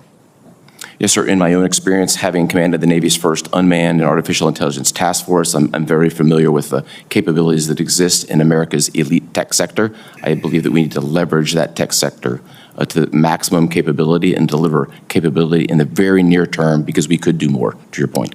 General, I'm delighted to hear that you think Ukraine can win. My view is Ukraine must win. It must win because if it fails, Putin will present a threat to our NATO allies. Do you agree? Senator, I think however the war in Ukraine ends, Putin has developed a war economy and a war machine that is underpinned by that war economy that will create a force in being that just by its very presence will be something that from a military perspective we will have to carefully consider how to provide options to the alliance in the SACEUR role if I'm confirmed, and to the Secretary and the President in my EUCOM role if confirmed. Thank you. I look forward to continuing these conversations with both of you and really welcome your being so forthcoming. Thank you. Thank you, Senator Blumenthal. Gentlemen, are the figures about drone production with regard to Ukraine versus the United States, are they accurate? Was that a pretty accurate assessment of the production rate? Senator, I don't know if the exact numbers are accurate, but the order of magnitude and the scale that Senator Blumenthal was describing, I think, is representative of the problem we face. And Admiral Cooper? Yeah, same perspective, sir. Order of magnitude and scale is about the same. I agree. It's hard to understand how we go forward without increasing our rate, and that's my opinion. Either of you care to comment on that? So I think America's extraordinary tech sector has the capability and will to produce at scale. This is simply a matter of prioritization with the appropriate authorities. Thank you very much. And now, Senator Budd. Thank you, Chairman. It's good to see you both. I've enjoyed our conversations recently. And Admiral, you're always a wonderful host over in NAVCENT, so thank you for that, and hello from my wife to yours. Admiral Cooper, last May, I met with Prime Minister Barzani of the Iraqi Kurdistan Regional Government in my office here, and I also visited the region last year. So I was concerned to hear about delays in the delivery of U.S.-provided defense equipment to the Kurdish Peshmerga forces. And as you know, the Peshmerga, they've played a very important role in preventing the resurgence of ISIS in Iraq. So are you tracking delays in the delivery of equipment through Baghdad? Senator, first, thank you for your passion in support of the Peshmerga. Great teammates. I have been tracking these delays. They're friction points that I think we've been able to work through, and if confirmed, it would be a matter of priority for both me, the staff, and the tactical staff on the ground to eliminate those friction points, get the resources into the hands of the Peshmerga as soon as possible. Any particular levers that you have at CENTCOM to make sure that those delays are ended and that they receive their defense equipment in a timely manner? I think we have a very strong mill-to-mill relationship with the Iraqi security force and the Iraqi military. We lever that to help break down some of those barriers, and I'm optimistic we can work through those friction points. Thank you, Admiral. The United States and Israel, they've worked together a number of years to address the challenges of locating, mapping, and destroying hardened, buried targets and tunnels and their networks.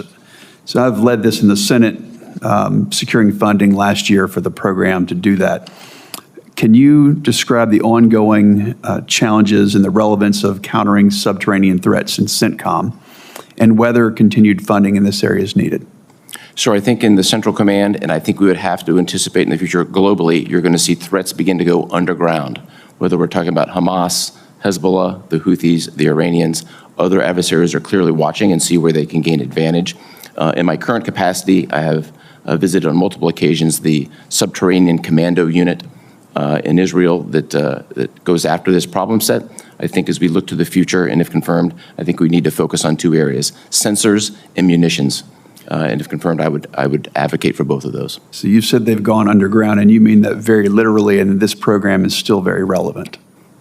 Humans, robots, dogs, we've done it all. Thank you, Admiral. General, good to see you. I enjoyed our visit yesterday. Technology is changing the character of warfare as demonstrated by the Ukrainians in the fight against Russians. So if confirmed in your new role as Supreme Allied Commander in Europe, how will you prioritize? The question is really about prioritization. How will you prioritize investments in emerging technologies, and what areas do you think are most critical? Yes, Senator, thank you. If confirmed, as I look across the alliance, there are certain countries who would have a very strong value proposition in terms of being able to bring unmanned technologies to bear, whether they're aerial technologies or maritime unmanned capabilities as well that have proven very effective in the Black Sea region, for example. I would definitely put a high priority on those. They're very cost effective. They're a way to build mass on the modern battlefield, and understanding that we'll face mass in terms of the Russian threat. I think developing that asymmetric option is going to be essential to European security in the future. Thank you. Admiral, it's really disheartening for all of us to see the state of Afghanistan, especially after the Biden-Harris administration's disastrous withdrawal and the abandonment of so many Afghans to return to Taliban rule. So my concern in the region is the return of terrorist networks like ISIS Khorasan to the country, but also to the broader region. So Admiral, if confirmed, what will you do and how will you work with regional partners to deny extremist groups safe haven in South Asia? Senator, ISIS Khorasan, also known as ISIS-K, operates principally on the Afghan-Pak border. The mechanism we use to address this issue today is through a mill-to-mill relationship with Pakistan, specifically focused on counterterrorism. We've seen the benefit of this relationship in the last couple of months with the handover of the Abbey Gate mastermind to U.S. authorities several months ago. And if confirmed, I would continue to invest in this mill-to-mill counterterrorism relationship with Pakistan. It's good for America, and it helps keep America safe. Thank you, Admiral. I wish you both good luck. Thank you, Senator Budd. Senator Duckworth. Thank you, Mr. Chairman. I want to start by associating myself with my colleague, Senator Kane's many strong statements on the need for congressional authorization for exactly the kind of military strike on Iran that the president illegally ordered on Saturday. I have been committed to Congress reasserting its responsibility under the War Powers Act since my first election, and I support Senator Kane's War Powers resolution. In fact, I ran for Congress because of this issue, so that when the drums of war start beating in Washington again, I would be in a position to make sure that our leaders fully consider the true costs of war, not just in dollars and cents, but in the sacrifices and blood of our troops. I've long said that Iran cannot obtain a nuclear weapon, but this goal could and should have been pursued through diplomatic means. There was no imminent threat to the United States or our troops. It wasn't time to strike, not when the democratically elected representative of the American people have not had a chance to weigh the costs and risks against the gains, to make an informed decision on behalf of our constituents, and to make sure that the president is not getting us into yet another forever war in the Middle East. Service members will be the ones to risk their lives if we get drawn into another unnecessary war with no plan and no end state. Their commander-in-chief owes it to them and to all Americans to uphold the Constitution that they swore to uphold and defend. Vice Admiral Cooper, I know that you are here to be considered to be CENTCOM commander, but you have also been serving as the deputy commander with all the events this week, and absent a CENTCOM posture hearing, I have questions for you in that capacity because I deem it relevant to how you will perhaps carry out your role as CENTCOM commander should you be confirmed. To know your knowledge, what did CENTCOM recommend to the White House in terms of congressional declaration of war and consultation prior to the operation? Senator, first, I'm mindful and highly respectful of the role that you, this committee, and the Congress play overall. I think the matter of directions given and orders given are related to policy and best addressed by the Office of the Secretary of Defense and the White House. Our role from a military perspective, as it has always been, and if confirmed, will be, I will adopt the same approach, would be to provide the widest range of options to our decision makers and remain as ready as possible to implement them when ordered. Oh, that is true, but you didn't answer my question. My question was, to your knowledge, what did CENTCOM recommend to the White House in terms of congressional declaration of war and consultation prior to the operation? What was your recommendation? I didn't ask you what they ordered you to do. I asked you what was your recommendation. Yeah, Senator, in my current capacity, I'm very familiar with all the operations associated with these last couple of weeks. I think those conversations are best conducted in a classified environment. Okay, let's do that then. I look forward to hearing from you in a classified environment. What's the end game that is currently being sought, and how will you know at CENTCOM if that has been achieved? Senator, we've maintained, first and foremost, a focus on protecting our men and women in uniform for their safety. That is our priority today. We maintain a readiness for a wide range of contingencies as expected, and our role, and my role specifically, if confirmed, would be to provide my best military advice to support the policies as they would be given to us in the future. So you're saying you don't have an opinion on what the end game would be, or what the mission accomplished, what the benchmark would be, and you can't tell us that? We're just going to bomb a foreign nation and not know what the end goal is or the op-ramp is? Of course, those end states and goals are obviously always driven by policy, and the United States military will stand by to implement the policy direction as ordered. Okay. Well, I was alarmed by the president's reckless statements on Sunday that suggested he might order our military to pursue regime change as the end game in Iran. Like many who served and sacrificed in Iraq, I am sick with anger and dread at the thought that in 2025, the President of the United States is talking of toppling another government in the Middle East, drawing Americans into a destabilizing military action in a volatile region, and owing the chaos that follows, perhaps for decades to come. Vice Admiral Cooper, will you commit that if confirmed as the commander of CENTCOM and tensions with Iran continue, you will provide recommendations to give Iran an off-ramp from further military action without seeking regime change in Iran as an option? Not necessarily the White House would decide what they would decide, but will you provide that as one of the options? I would provide my best military advice based on the policy direction given to us, Senator. Okay. With current uncertainty leading many American citizens in the region to fear being caught in the crosshairs, I am concerned about whether we're doing enough to support Americans who may want to evacuate. Admiral Cooper, can you speak to the ways that CENTCOM may help facilitate a safe and smooth evacuation of American citizens from a dangerous region if required? Senator, CENTCOM is always postured to support the diplomatically ordered evacuations of a variety of forms. We've seen recently an authorized departure from Bahrain. We've seen authorized departure out of Israel.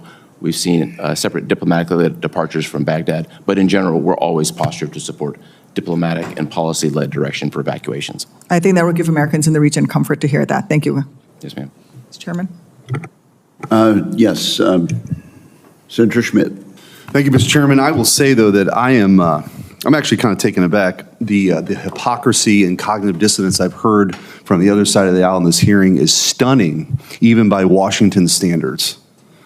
Let's pick apart a couple of these arguments. First of all, President Trump avoided, much to the chagrin of many who wanted more entanglements in the Middle East, a very surgical and strategic strike that was in the core interests of the United States of America, period. The regime change that he was talking about was from the inside. If that's going to happen, that's going to happen. But the Democrat Party effectively at this point is the pro-war party. There's no diplomacy. It's just about pick your theater. That's where they want to go. The whole idea that Iran was even in this position is because Obama sent them truckloads, or I should say pallets of cash, and Joe Biden looked the other way. And then they were able to arm and fund the Houthis and Hamas and Hezbollah, a problem that then had to be dealt with by Israel. And so this sort of looking the other way now and using language like not being tied up in a forever war, listening to my Democratic colleagues, that's where we'd be right now in Europe and in Ukraine. They want the immediate admission of Ukraine into NATO and the United States to directly engage. Thank God we have a president that will engage in diplomacy and understand, by the way, the inconsistency that I hear from the other side of the aisle. On one hand, Ukraine's going to win. But on the other hand, Putin is on the verge of steamrolling through Europe. It's nonsense. It doesn't make any sense. But the fact is, the Democrats are criticizing President Trump right now, who achieved something that if you would have been sitting here 2 years ago and looked at a map of the Middle East, would have been impossible to think of. He used the bunker-busting bombs, by the way, flown out of those B-2s from Missouri. They were in the air for 30 hours and refueled. Through subterfuge and exquisite execution, dropped those bunker busters on something the size of the desk that you're at, General. And they completed that mission. And the president acted under his core Article 2 powers. Spare me the next constitutional crisis. Every week, by the way, it's some ridiculously fake new constitutional crisis. Obama used that same authority to drop thousands of bombs. We didn't hear a word. The only thing that binds the Democrat Party right now is that they are anti-Trump. They stand for nothing, nothing else.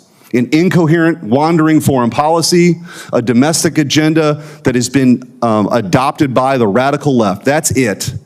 And by the way, I also want to point out that through every conferee that's come through this committee and others, the question has been asked, will you abide by the law? We are literally now less than 12 hours after a district court judge approved by this Senate, when the Democrats were in charge, and a lame duck president who is now defying the Supreme Court, a district court judge who is now defying the Supreme Court, who said you have to deport these 7 criminals who raped grandmas and people with disabilities.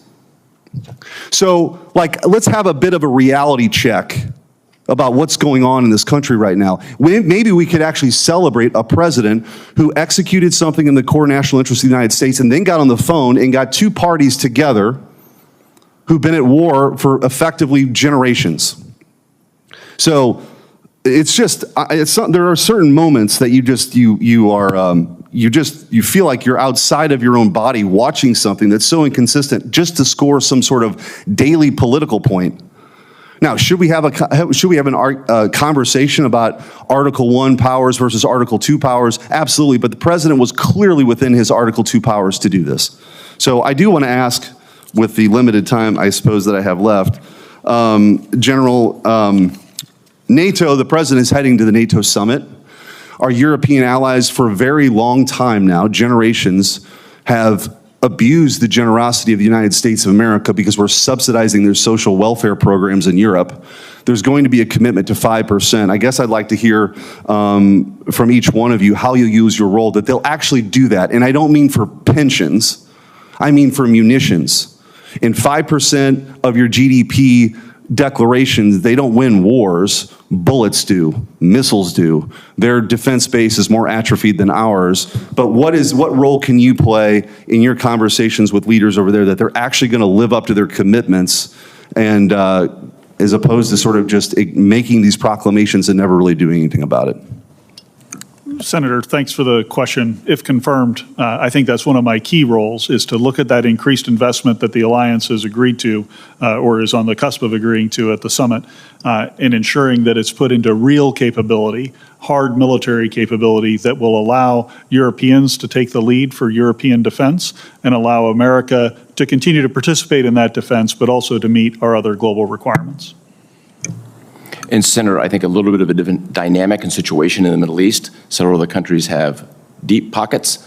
They're very committed to buy American weapons and sensors. I think our obligation is to make sure the FMS process can deliver those weapons in a reasonable time frame, and I would advocate for that if confirmed. Thank you. We've got a lot of F-15s we'd like to sell. Thank you, Mr. Chairman. Good point. Senator Peters. Thank you, Mr. Chairman. Gentlemen, thank you for being here. Thank you for your service. Vice Admiral Cooper, the Straits of Hormuz handles approximately 21 million barrels of oil per day, accounting for nearly 1/5 of global petroleum consumption and making it, as you know, the most critical oil transit choke point in the world. It also sees the passage of about 3.5 trillion cubic feet of liquefied natural gas annually, impacting Asia as well as Europe's energy security.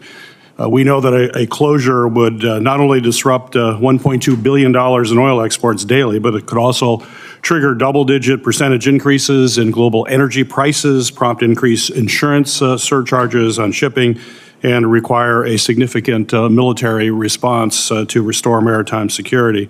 So my question for you, sir, is are current force posture and naval assets in CENTCOM sufficient to deter or to counter a full blockade in the Straits? Senator, thank you very much for that. I'm very familiar with the problem set from my 3 years commanding the 5th Fleet, which includes a pretty substantial mine force in the region. I've also personally transited the Strait probably 50 times in my career. It is a complex problem for sure, but it's a small, narrow waterway. The key to this is getting to the left of the problem, establishing a deterrent posture, which we have today, and then keeping our eyes on Iranian activity, which is exactly what the U.S. military is doing today. And if confirmed, I would continue to do that into the future. So what's your assessment? How quickly could the U.S. and allied naval forces secure freedom of navigation if commercial shipping is indeed attacked in the Straits? Senator, the specifics of this are highly classified, right, but historically in mine warfare, nothing happens quickly. I think we would think of this in terms of weeks and months, not days. What additional risks does a potential closure pose to our service members and logistics operations in the Gulf region in addition to the oil cutoff that I mentioned? As one of the 3 strategic choke points in the Middle East, along with the Bab el-Mandeb and the Suez, there would be significant impact strategically. Vice Admiral Cooper, even before the U.S. attacks on its nuclear facilities, it was reported that China has been indirectly supporting Houthi rebels by purchasing large quantities of Iranian oil. These purchases bolsters Iran's economy and enable the supply and funding of Houthis with weapons and resources. Additionally, Chinese companies have been implicated in providing dual-use technologies such as satellite imagery, missile and drone components to the Houthis, and in return, Chinese vessels have been allowed safe passage through the Red Sea.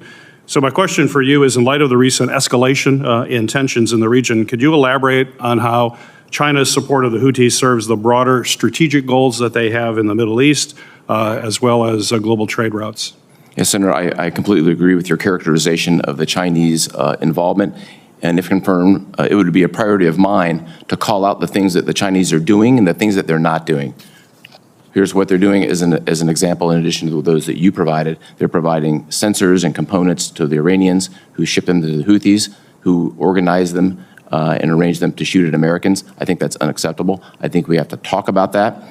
Here's what they're not doing. They've had a 10-year period of 3 ships in the Gulf of Aden. They're there for counter-piracy, but they haven't caught a single pirate. They've turned a complete blind eye to the years of flow of weapons into the Houthis that have ended up getting shot at Americans. I think that's unacceptable, and I think we have to call that out. Very good. Vice Admiral Cooper, our committee received testimony earlier this year from the 494th Fighter Squadron leadership about the important role that the F-15 Eagle has been playing in the Middle East. During the April attack on Israel, the Air Force described the F-15E operations as, quote, the largest air-to-air enemy engagement in over 50 years. It's been reported that coalition forces in Israel destroyed nearly 99% of all inbound weapons and drones coming in from Iran. And as you know, the brand new F-15EX is an even more capable aircraft. The brand new aircraft is building on a larger payload, range, and speed, in addition to next generation capabilities to increase lethality. So my question for you in the remaining time here, sir, is can you talk about the importance of the F-15 as well as these future F-15EXs that are coming online, what that means for CENTCOM operations, and how do you envision utilizing them in the future, and how great is your need for them? Senator, the F-15 is deployed to the Central Command region today. They're doing indispensable work, and my expectation is the next version of the F-15 would just up the ante and up the game and enhance this capability. I'm looking forward to the future. Great. Thank you. Thank you, Mr. Chairman. Thank you, Senator Peters. Senator Sheehy. Thank you, Chairman. So COCOM commanders don't really own equipment. They rent it from the services. What's your concern right now, I'll start with you, Admiral, regarding our magazine depth to be able to support sustained operations in CENTCOM? Senator, I'm concerned about everything, but one of the concerns would be munitions and magazine depth, as you've described. On one hand, I think we've taken a very strong and positive role in judicious use. As an example, over the last year, we've gone from firing $2 million missiles at $100,000 drones to just recently firing $25,000 Vietnam-era modified rockets against these 100,000 drones. So I think we're moving in the right direction in that regard. I know that senior Department of Defense officials are focused on this matter. I think we need to move with a sense of urgency on it. And how do we close that feedback loop between the warfighters, who ultimately are represented by you? You're controlling the warfighters in their AOR. How do we close the acquisition feedback loop to ensure that as you are fighting ships in the Red Sea, as you're dropping bombs on Iran or elsewhere, those magazine depth needs and munitions requirements, those demand signals are being real-time relayed back to the industrial base and to the acquisition command so that there's not a 1 to 5 year lag between you getting what you need. It happens much faster. What can we do institutionally to improve that process? Senator, I think there are a number of measures. One of them is the chairman's own proposal on the Forge Act or related proposals that simply cut the red tape and provide the leverage for us to take America's tech sector, who produces exquisite sensors and weapons, and cut the timelines to get it from the tech sector into the hands of warfighters. Anything associated with that policy or statute-wise would be helpful. Well, I think one of the keys is to involve the combatant commanders in that process, because ultimately you're the ones being asked to fight these systems. And we've always divorced the design, the acquisition, the program management, and the fighting of the systems into many different silos. And in that siloing, we lose oftentimes the grounding of what makes those systems excellent, which is grounding it with the warfighter. So you know, as you are on the precipice of taking over our most active combatant command, it's been so for 25 years. General Carrillo was my boss when I fought the war. He was a great man, great American leader. I'd encourage you to try to make that vocal change. I know that as a uniformed officer, you have to salute and move out, but at the same time, you can be an agent for change and help us as we try to fix this process, because it's going to take uniformed leaders and elected leaders working together to make sure that we finally bridge this gap, because it's been a really annoying problem that's been building for decades. So I would encourage you to try to make that change in uniform, ensure that your COCOM demand signals make it back into the acquisition pipeline quickly so that they're reacted to. What percentage right now of U.S. naval assets does CENTCOM have at its disposal for the current conflicts? Yes, sir. Less than 10% as a general rule sitting in the theater today, depending on what specialty that we're talking about. Obviously, a little bit different from a aircraft carrier perspective, Right. As is known, 2 carriers in the region. But we're concluding, basically a year and a half, that the longest period of sustained naval combat we've seen since Leyte Gulf. And relatively, your allocation of naval resources, I would argue, is probably not where it should be. But that's for me to say, not you to say. General, over to you. So Europe, obviously, it's been a while since we've had a major security crisis in Europe, of course, until Ukraine. That broke, 70 years of relative tranquility there. How do you evaluate the ability of our partners to defend themselves going forward? Largely, the European defense infrastructure has really been a tent with America as the sole tent pole, depending on us. We know the UK is very much a shell of what it used to be. How do you evaluate the ability of our partners in the next 5 years to scale up and be ready to defend themselves? Senator, I think the ongoing NATO summit and the likely outcome of a commitment to increase defense spending is going to result in real capability. And if confirmed, I'll have a key role in ensuring that it is real capability and that it's the right capability to meet capability targets that the alliance has agreed upon. I also think that you talked a little bit about the industrial base here on the United States side of the Atlantic. I think the European industrial base also requires investment, and that's why, as part of that 5%, some of that money going into infrastructure, I think, is going to be absolutely essential to allow sustained investment in the industrial base that incentivizes companies to keep production lines open so they can meet that demand signal when combatant commands make it in time of crisis, as you eloquently described. Great. Thanks for your answers. Thank you very much, Senator Sheehy. Senator Rosen. Well, thank you, Chairman Wicker, Ranking Member Reed, for, of course, holding this hearing. I want to thank the nominees for your service, your willingness to continue to serve, and congratulations on your nominations. I see your families here. I can tell by the smiles how proud they are of you, and we're thankful that you serve along with them as well. Admiral Cooper, of course, it's wonderful to see you again. I very much, as you know, enjoyed visiting NAVCENT in 2023 in Bahrain, and we learned so much about the Fifth Fleet, and I know about your work to promote stability in the Middle East. And I want to take just a moment to thank our brave service members who conducted these strikes on Iran this past weekend. And we know, and you know, everybody watching, that we have to do everything in our power to ensure the safety of all of our troops, all of our personnel deployed throughout the region. So I appreciate their service and all of your sacrifice. So about the long-term strategy to deter Iran. So as we wait to assess the impact of this weekend's strikes on Iran's nuclear program, we can't forget Iran's continued support for terrorism throughout the region. Thankfully, Iran's on its back legs. The fall of Assad's brutal dictatorship in Syria is already having profound implications for Iran, which supported Assad's regime since 2011. Coupled with Hamas's defeat in Gaza and the decapitation of Hezbollah's leadership in Lebanon, Assad's collapse has left Tehran weaker and more isolated than it's been in decades.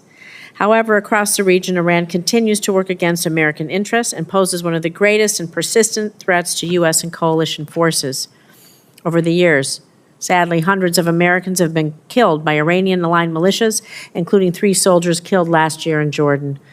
But our response after the fact has been a strategy that is more reactive than proactive. So, Admiral, can you discuss the specific threats Iranian-backed militias pose to the U.S. coalition forces, and what will you advocate that we do, if confirmed, to proactively counter or target them? And do you have, does CENTCOM have the necessary authorities to target these militias, other than the ability to act in self-defense? It's so critical. Senator, first, great to see you again, and fond memories from the trip to Bahrain several years ago. I think you well described what others have described as a seismic shift in the region, a tectonic shift strategically with respect to Hamas, Hezbollah, the Assad regime's collapse, activities with the Houthis. If we reflect on about the last 20 months, I think it's important to remember the Iranian-aligned militia group and the Houthis have attacked Americans about 500 times. I don't think that's particularly well understood, but that's about the number. And so in this ensuing period, we have implemented dozens of specific measures to enhance the security of our men and women at sea and on bases throughout the region. It is our #1 priority today, and if confirmed, it would continue to be my #1 priority, protecting our men and women. And can you advise how we work to stop that flow of Iranian weapons to the proxies throughout the Middle East to stop? We work with partners each and every day, a variety of partners, whether it's in Syria with the SDF, with our Iraqi friends, with friends at sea, because the flow goes in the air, on the sea, and on land. Thank you. I want to move over to you now, General, and talk about China's lessons from Ukraine, because China has been identified as a pacing challenge for the Department of Defense across both the Trump and the Biden administrations. As former CIA Director Burns said, and I'm going to quote here, "No one is watching U.S. support for Ukraine more closely than Chinese leaders." And that abandoning Ukraine would be, I'm going to quote again, "one of the surest ways to rekindle Chinese perceptions of American fecklessness and stoke Chinese aggressiveness." So, General, what message does it send to China if the U.S. ceases to support Ukraine? And what lessons is Chairman Xi likely to take from the conflict if the Russians are able to achieve their objectives?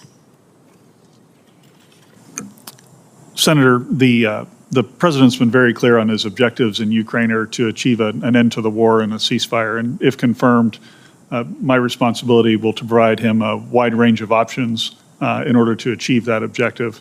I think in terms of the lessons from Ukraine, from a purely military perspective, I would tell you there's a ton of them.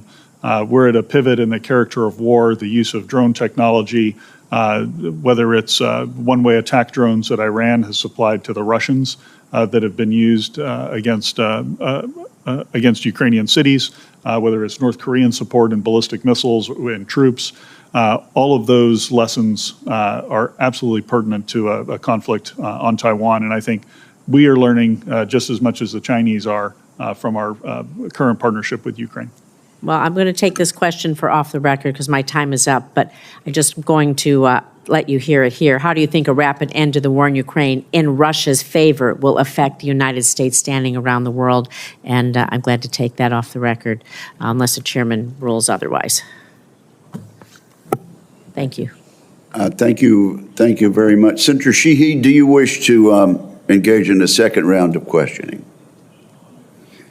I want to thank our witnesses and thank members of the committee for the information of members. Questions for the record will be due to the committee by 6 p.m. today.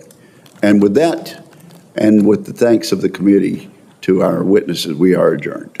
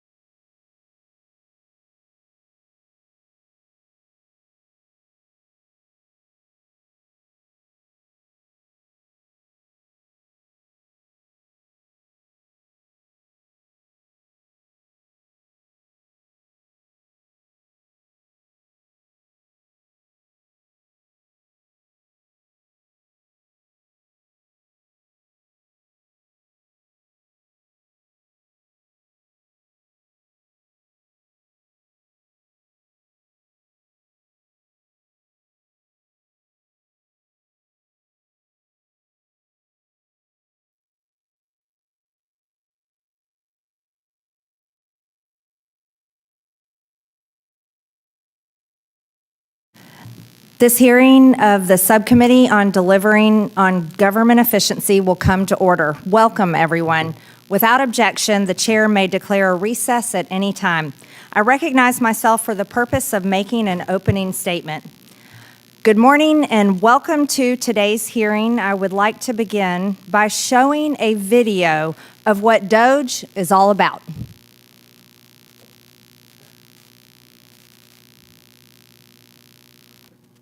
We know and we have worked to give the American people a smaller, less bureaucratic government in Washington. And we have to give the American people one that lives within its means. The era of big government is over. The steps we're taking today will save the American taxpayers $9 billion. And ordered federal agencies to cut billions of dollars in administrative costs and to trim 100,000 federal positions by attrition. This report tells us how to cut waste, cut red tape, streamline the bureaucracy, change procurement rules, change the personnel rules, and create a government that works better and costs less. We'll consolidate departments. We'll get rid of duplicate departments. We'll allow competition to bring about better service at lower cost. We can downsize government by 12%. Reducing the bureaucracy by 252,000 positions. Everyone knows that getting rid of the deficit will require some tough decisions. And that includes cutting back on billions of dollars in programs that a lot of people care about. But what should be easy is getting rid of the pointless waste and stupid spending that doesn't benefit anybody. You're paying for thousands of buildings all across the country no one uses. Now, the government hadn't been able to sell this building and others like it because of red tape. We thought that it was entirely appropriate for our governments and our agencies to try to root out waste, large and small, in a systematic way. And in September, Joe convened the cabinet and has really pushed them hard in finding savings across all our agencies. We need to step up our game. We need to go after every dime. We need to make government work for you. That's why, starting today, I've asked the Vice President to lead a renewed effort to hunt down misspent tax dollars in every agency and department of this government. We're not just eliminating fraud and waste. We hope to be instilling an entire new culture that not only our administration, but every succeeding administration will in fact pursue. We're going to give you the government you expect and deserve. I certainly wish that my Democrat colleagues felt the same as their former Democrat leaders felt and worked to try to reduce our deficit and reduce the size of our government. Unfortunately, these former Democrat leaders failed at what they were saying they were trying to do. But today's DOGE and DOGE Subcommittee is actually delivering on those exact promises, and we are delivering the results. It's too bad that my Democrat colleagues constantly mock DOGE, attack DOGE, criticize DOGE, and criticize the hardworking people in DOGE. They also attack this committee and attack what we're all about. But that's today's Democrat Party. They're for big government, big spending, and doing nothing for the American people. They're America last. This subcommittee has highlighted where DOGE has staunched the flow of waste, fraud, and abuse in federal spending. DOGE drove the administration to turn off the spending faucet that was pouring out billions of dollars to corrupt anti-American NGOs, to illegal DEI programs, and to a vast array of wasteful, unnecessary federal grants, contracts, leases, and personnel. President Trump drove this massive effort by creating DOGE via executive order on Inauguration Day. He then issued a series of White House directives empowering DOGE teams to work with agency leaders government-wide in an unprecedented effort to root out wasteful spending using all means at their disposal. And that effort has borne fruit. The DOGE website identifies $180 billion in savings achieved in just a matter of months. We need to make sure we lock in those savings. It should be the first installment we pay on our nation's $37 trillion debt. We need to tackle that debt on behalf of our children and future generations. That's why Congress needs to act. DOGE has shown how our government can cost less and deliver more. It's shown how we can turn off the faucet. It's shown we don't need to spend all the dollars that Congress appropriated for this year. Congress can reverse that unnecessary spending by rescinding dollars it's appropriated. That's why the administration recently sent a $9 billion rescission request to Congress. By the way, you just saw Democrats on that video talking about saving $9 billion. Republicans just delivered on that. It would prevent dollars, our $9 billion rescission would prevent dollars from going to corrupt international organizations, to woke NGOs, to NPR, and to PBS. The House adopted the legislation earlier this month, H.R. 4, the Rescission Act of 2025. But we need to do more, much more. $9 billion is just the tip of the iceberg of the waste that DOGE has identified and of the spending that the administration has paused or shut off. So Congress needs to work with the administration and DOGE to rescind billions more of dollars it has appropriated for agencies to spend. DOGE is also creating savings that will lower the cost of government for years to come. For instance, the administration is right-sizing the federal bureaucracy by eliminating several 100,000 staff positions. That reduces discretionary spending costs for the next year and every future year by tens of billions of dollars. So we need to adjust those levels of new appropriations to align with the streamlined government DOGE is creating. That's why the president proposed last month, when he submitted to Congress a budget for next year that reduces non-discretionary spending by $163 billion. If we lower the spending baseline in that way, we can save $2 trillion in that portion of the budget over the coming decade. We need to lock in DOGE savings for the taxpayers, and we should also be thinking about locking in the DOGE process that has produced these savings. DOGE has attracted enemies because it's taken on Washington's culture of spending and the money laundering schemes that have been embedded in this institution.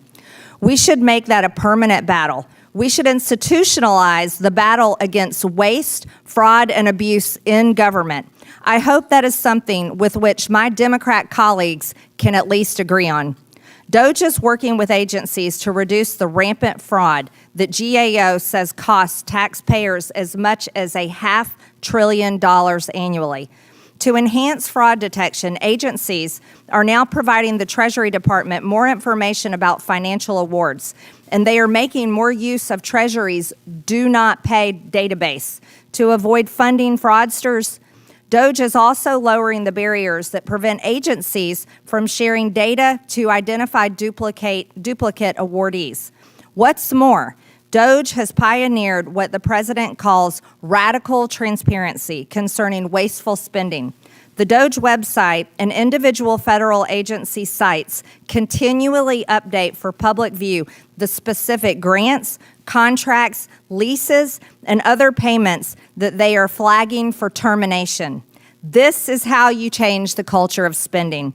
And with that, I yield to Ranking Member Stansbury for her opening statement.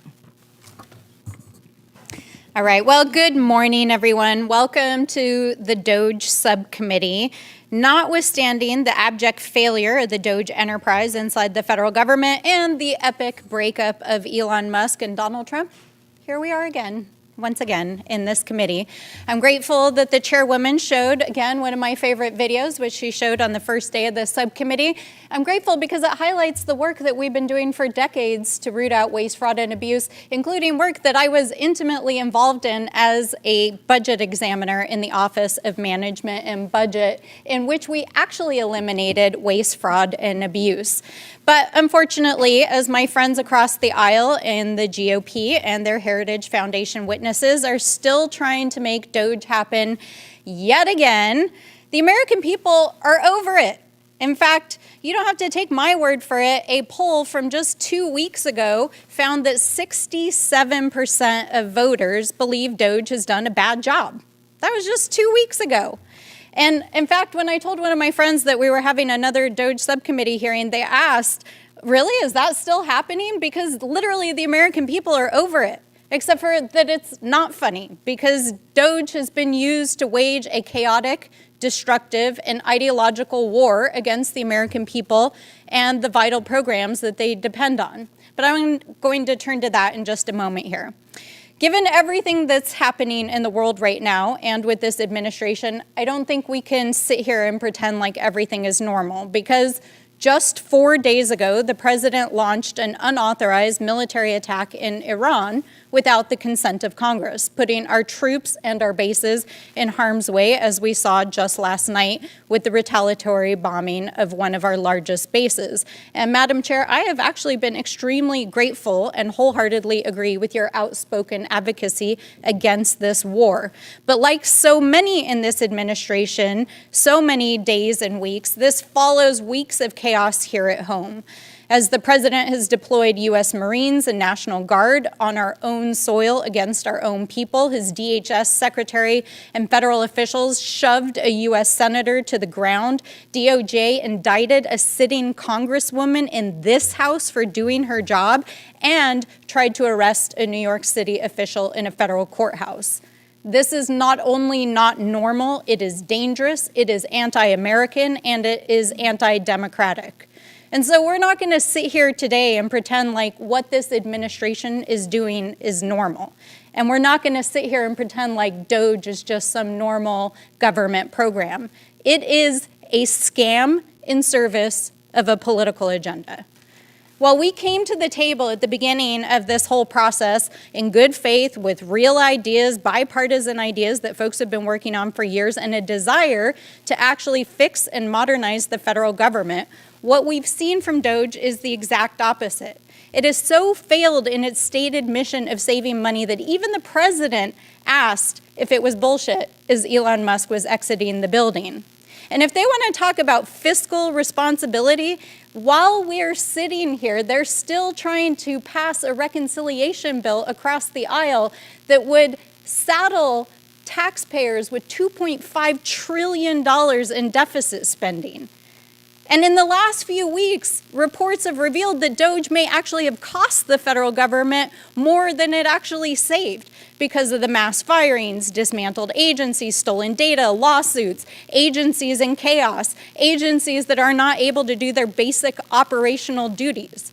This is not efficiency. This is a scam. And that's not even to mention the completely reckless and needless suffering that DOGE has caused. We're talking about millions of children and people across the planet who no longer will have access to food and medicine because of the very $9 billion rescission package that was just discussed. Thousands of veterans and public service servants here at home whose lives have been shattered, and millions of Americans who've been impacted by the gutting of vital programs, including staffing at Social Security.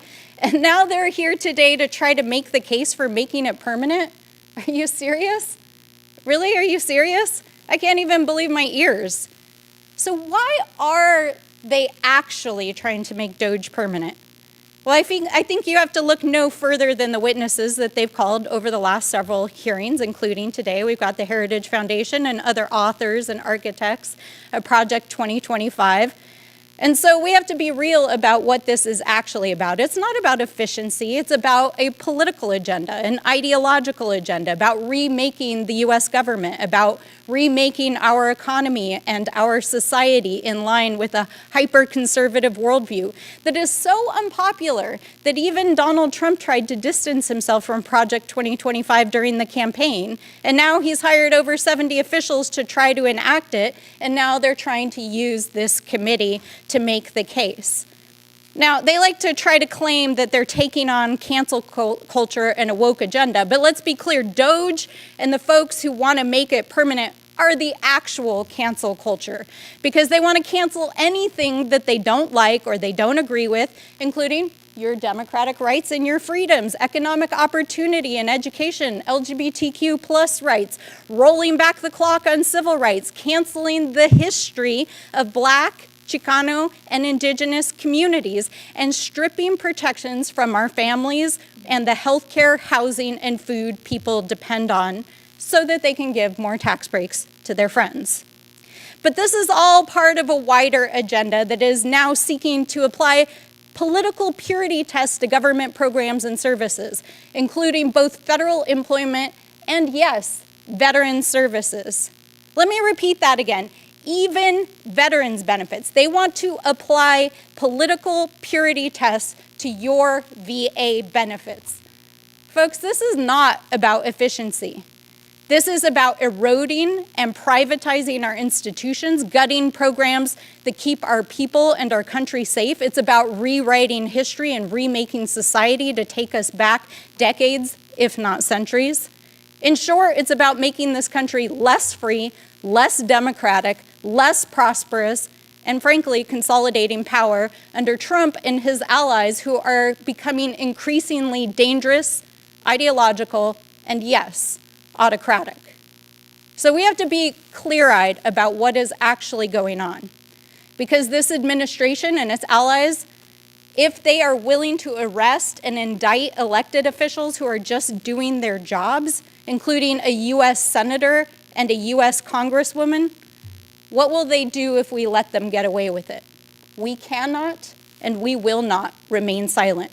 We have to continue to speak up, to speak out, and continue to stand together. I yield back.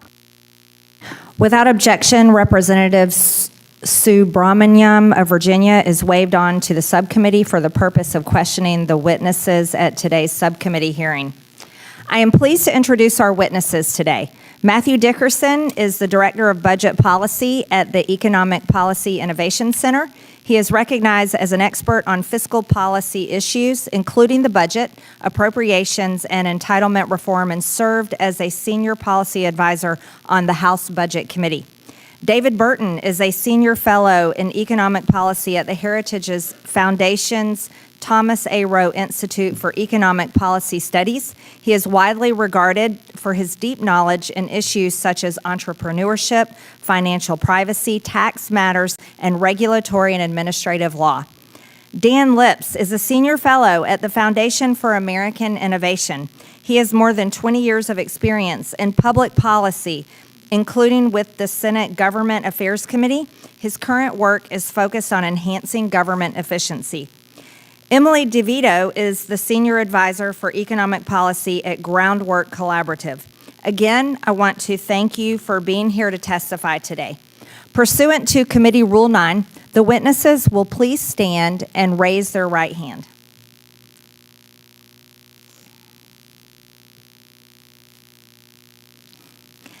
Do you solemnly swear or affirm that the testimony you are about to give is the truth, the whole truth, and nothing but the truth, so help you God? Let the record show that the witnesses answered in the affirmative. Thank you, and you may take a seat. We appreciate you being here today and look forward to your testimony. Let me remind the witnesses that we have read your written statement, and they will appear in full in the hearing record. Please limit your oral statement to 5 minutes. As a reminder, please press the button on the microphone in front of you so that it is on and the members can hear you. When you begin to speak, the light in front of you will turn green. After 4 minutes, the light will turn yellow. When the red light comes on, your 5 minutes have expired, and we would ask that you please wrap it up. I now recognize Mr. Dickerson for his opening statement. Chairwoman Green, Ranking Member Stansberry, and all the members of the committee, thank you so much for inviting me to testify today. The fiscal state of our nation is deteriorating, and unsustainable spending is the problem. Government spending that grows faster than the economy is inherently unsustainable. That's just basic math. Annual spending is now 50% higher than it was in 2019, before the pandemic. The national debt held by the public is now equal to the size of the entire economy. For context, in 1944, the year of D-Day and the Battle of the Bulge, the debt as a percentage of GDP was 86%. After we went into debt to save the world, the federal budget and the debt shrank while the economy grew in the post-World War II decades. But on our current trajectory, the debt is only projected to keep growing. This growing debt risks evaporating the government's fiscal space, which is its capacity to borrow without undermining debt sustainability, or risking a loss of market confidence. This fiscal limit can be considered the government's true debt limit. The fiscal situation was made much worse by 4 years of reckless spending under the Biden administration. The policies of the Biden-Harris administration increased federal spending by $4.7 trillion over just 4 years compared to the projections made by CBO immediately prior.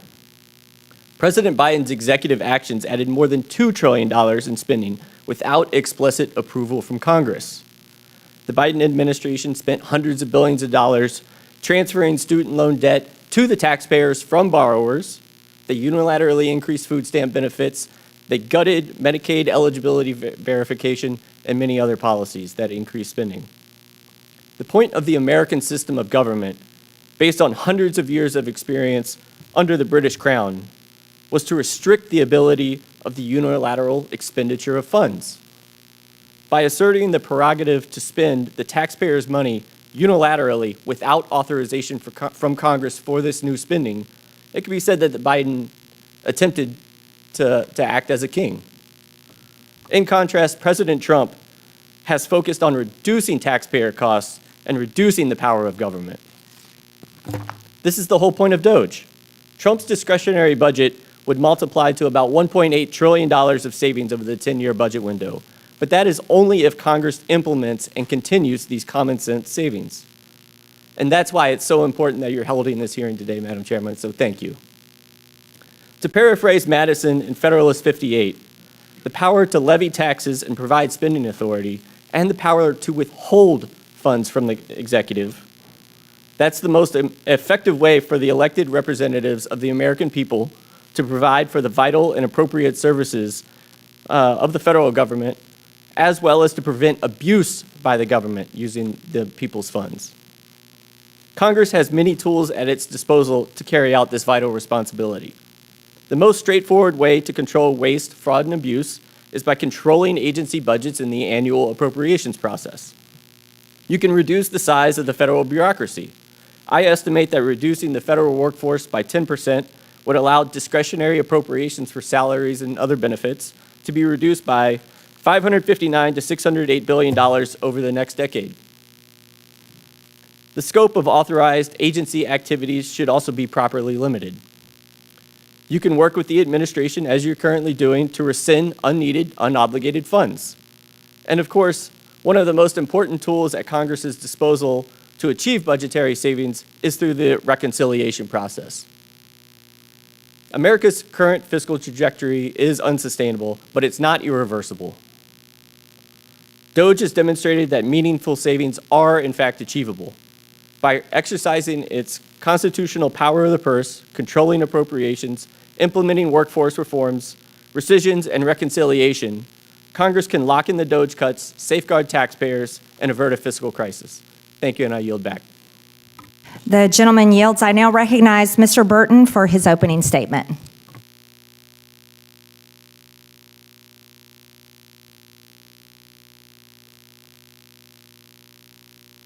Mr. Burton, excuse me. can you turn it? Thank you. I apologize. And make sure when you talk, your microphone's close to your mouth. Yeah. Yeah, thank you. President Trump deserves tremendous credit for establishing the Department of Government Efficiency, or DOGE. It's the first effort in a generation to provide comprehensive government-wide oversight of federal spending and management. There's been no similar effort since the 1990s during the Clinton administration. President Clinton and Speaker Grynkewich controlled federal spending and improved government administration. Before that, you have to go back to President Reagan's Grace Commission to observe anything similar.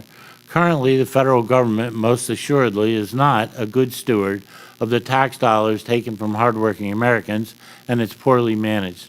It's time for that to change, and DOGE is an important part of making that change. Under President Clinton in 2000, federal spending fell to 17th lowest level since 1966. The federal government ran its last surplus in fiscal year 2001, which began during President Clinton's final term.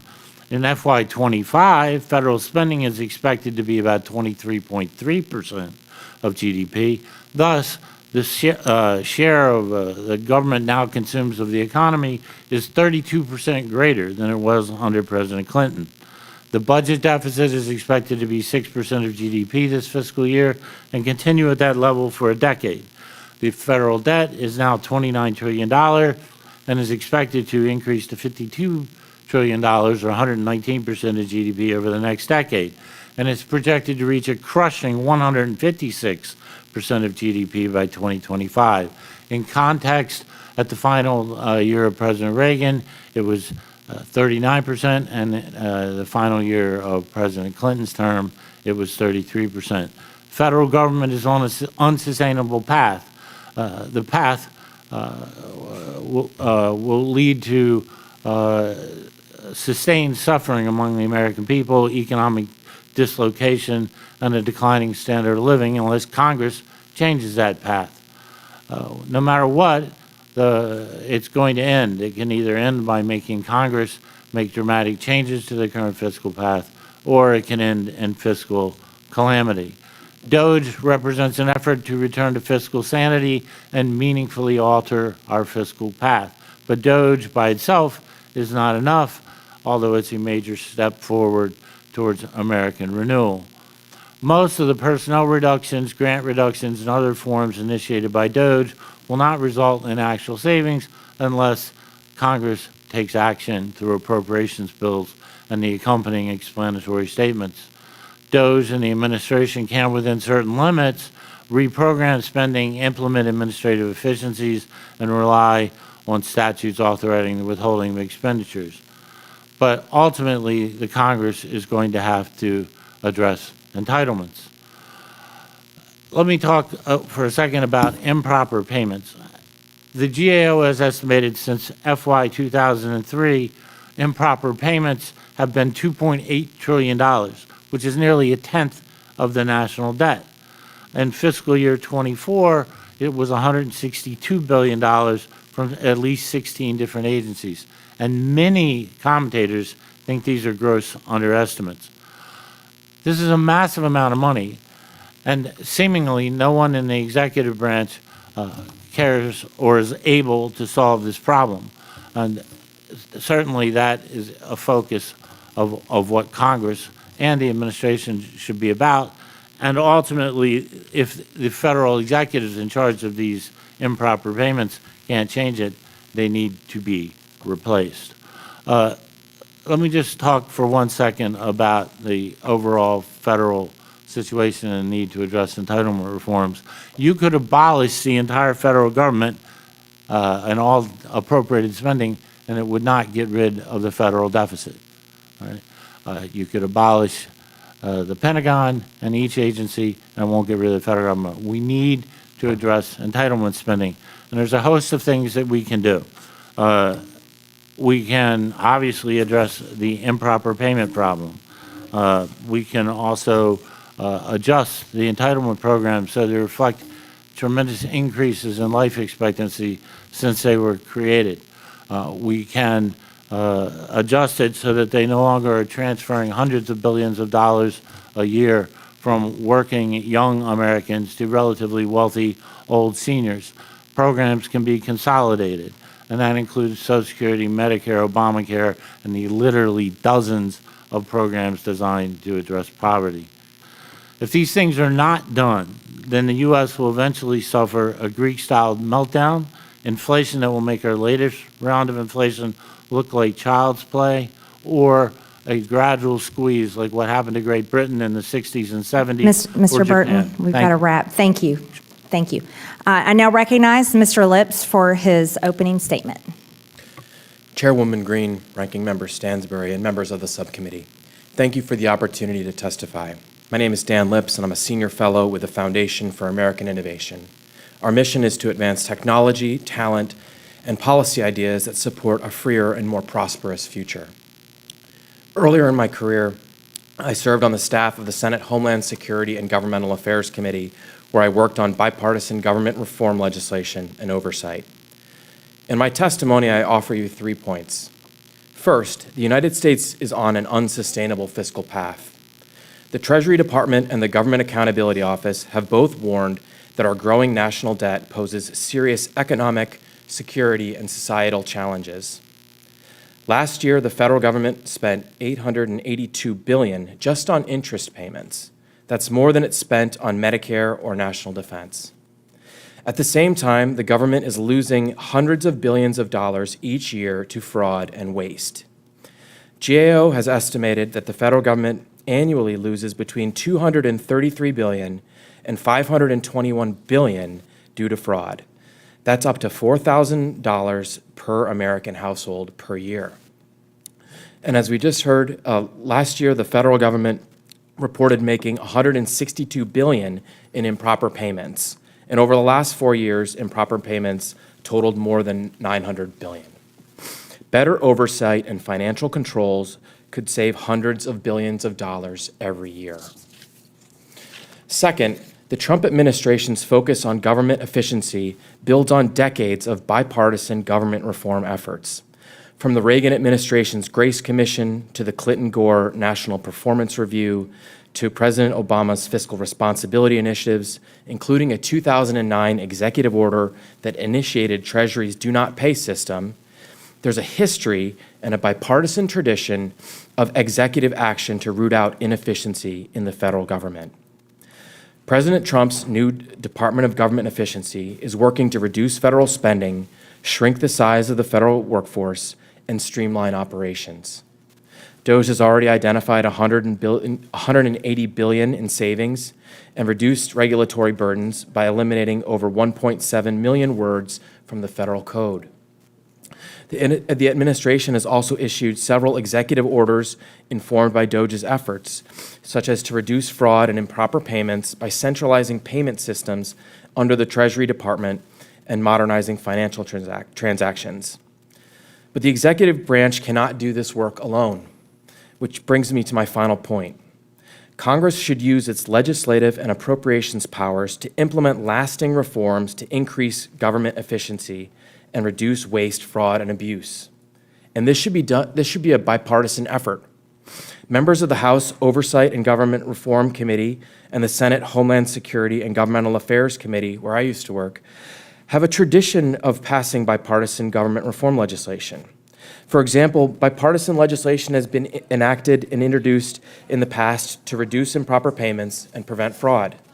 Key reforms to strengthen the Treasury Department's do not pay system, consistent with President Trump's executive orders, have been included in recent bills sponsored by Democratic and Republican lawmakers. These reforms would serve as a good starting point for legislation aimed at improving government efficiency. In my testimony, I discuss other opportunities for government reform legislation that could achieve substantial savings. For example, GAO has identified more than 200 open recommendations for Congress and more than 5,000 open recommendations for federal agencies. These are nonpartisan good government reforms. If addressed, the federal government could save hundreds of billions of dollars. More broadly, Congress should consider creating an annual legislative vehicle, similar to the National Defense Authorization Act, which moves every year, focused specifically on government reform. This would ensure consistent legislative oversight and give the American people's representatives greater input into ongoing reforms to government operations. In closing, improving government efficiency should not be a partisan issue. It's a fiscal necessity. The 119th Congress has a historic opportunity to reduce waste, prevent fraud and misspending, and begin addressing our long-term fiscal challenges. Thank you again for the opportunity to testify. I look forward to your questions. I now recognize Ms. DeVito for her opening statement. Chairwoman Green, Ranking Member Stansbury, and members of the subcommittee, thank you for the opportunity to testify today. My name is Emily DeVito, and I am the Senior Advisor for Economic Policy at Groundwork Collaborative, an economic think tank based in Washington, D.C. I've previously served as a policy advisor at the Treasury Department. Americans deserve a government that works for them, a government that makes their lives easier. By that standard, DOGE has failed. It has led to higher costs and more confusion and complexity. It has undermined consumer protections for families, all while the ambitious savings Elon Musk promised failed to materialize. Americans are not impressed with these results. Consistent polling shows strong disapproval of DOGE and deep concerns about the haphazard and reckless cuts DOGE is making across the federal government. Americans also believe, as do I, that the government can do more to deliver for workers and families. As the subcommittee considers the future of DOGE and improving government efficiency and accountability, I would like to highlight several ways DOGE has done the opposite. First, DOGE cuts make it harder and more expensive for families to access the basic needs programs for which they're eligible. DOGE's interventions at the Social Security Administration have disrupted access to critical monthly benefits for the nearly 74 million Americans, including 52 million retirees who rely on them. New policies, such as restrictions on updating bank account information by phone, will force seniors to collectively spend over 1 million hours annually on unnecessary travel just to receive benefits. Staff departures increase the risk of system outages, and beneficiaries face longer wait times and poorer service at understaffed field offices. The Department of Veterans Affairs, which serves over 9 million veterans annually, has also seen interrupted service. The impact of DOGE firings and buyout initiatives has been devastating. One rural Illinois hospital was forced to close its acute care unit due to nurse resignations. Orlando area veterans faced a backlog of over 2,000 unread radiology exams, and over 1,000 veterans in Pennsylvania were denied treatment for life-threatening diseases like cancer. Additionally, sweeping cuts are degrading consumer protection safeguards and empowering bad actors. DOGE has targeted the Consumer Financial Protection Bureau, which has put over $21 billion back into the pockets of more than 200 million consumers since its founding. Eliminating this key consumer protection agency will enable exploitative companies and financial firms to profit at the expense of consumers. DOGE has also gutted the IRS enforcement teams that ensure billionaires and corporations pay their fair share. As of early March, the IRS has lost 11% of its total workforce and 31% of the revenue agents who conduct audits. This is projected to reduce U.S. revenue up to $350 billion over 10 years. Further, the federal science enterprise is being stripped of the tools and talent needed to develop and deliver the next generation of life-saving treatments. Recent estimates suggest that DOGE's severe cuts to scientific research funding will reduce GDP and overall federal revenues well into the future by inhibiting innovation. Permanently cutting non-defense research and development funding by 50% could decrease GDP in the long run by at least 7% and federal revenues by more than 8%. Finally, DOGE's funding disruptions to U.S. aid and global health programs have already caused widespread deaths. Estimates suggest that the abrupt termination of public health programs will be responsible for over 360,000 deaths, including 200,000 children. DOGE did not generate the $2 trillion in efficiencies that Elon Musk initially called for, or even the $180 billion figure that it now claims. Credible analysis shows that canceled contracts, service cuts, and layoffs may have saved as little as $12 to $15 billion, while total federal spending actually increased year over year. Now that Musk has made his exit, it's clear that DOGE didn't deliver more efficiency, just poorer service. Congress is at a crossroads. It can learn from DOGE's mistakes, redirect, and get back to the important work of ensuring government works for people and not special interests, or Congress can double down on DOGE, cementing the harms that it has caused to families, communities, and our economy. For me, the choice is clear. I encourage leaders in Congress to put this dark episode behind us and deliver a government that works for working families. Thank you, and I look forward to your questions. I now recognize myself for 5 minutes of questions.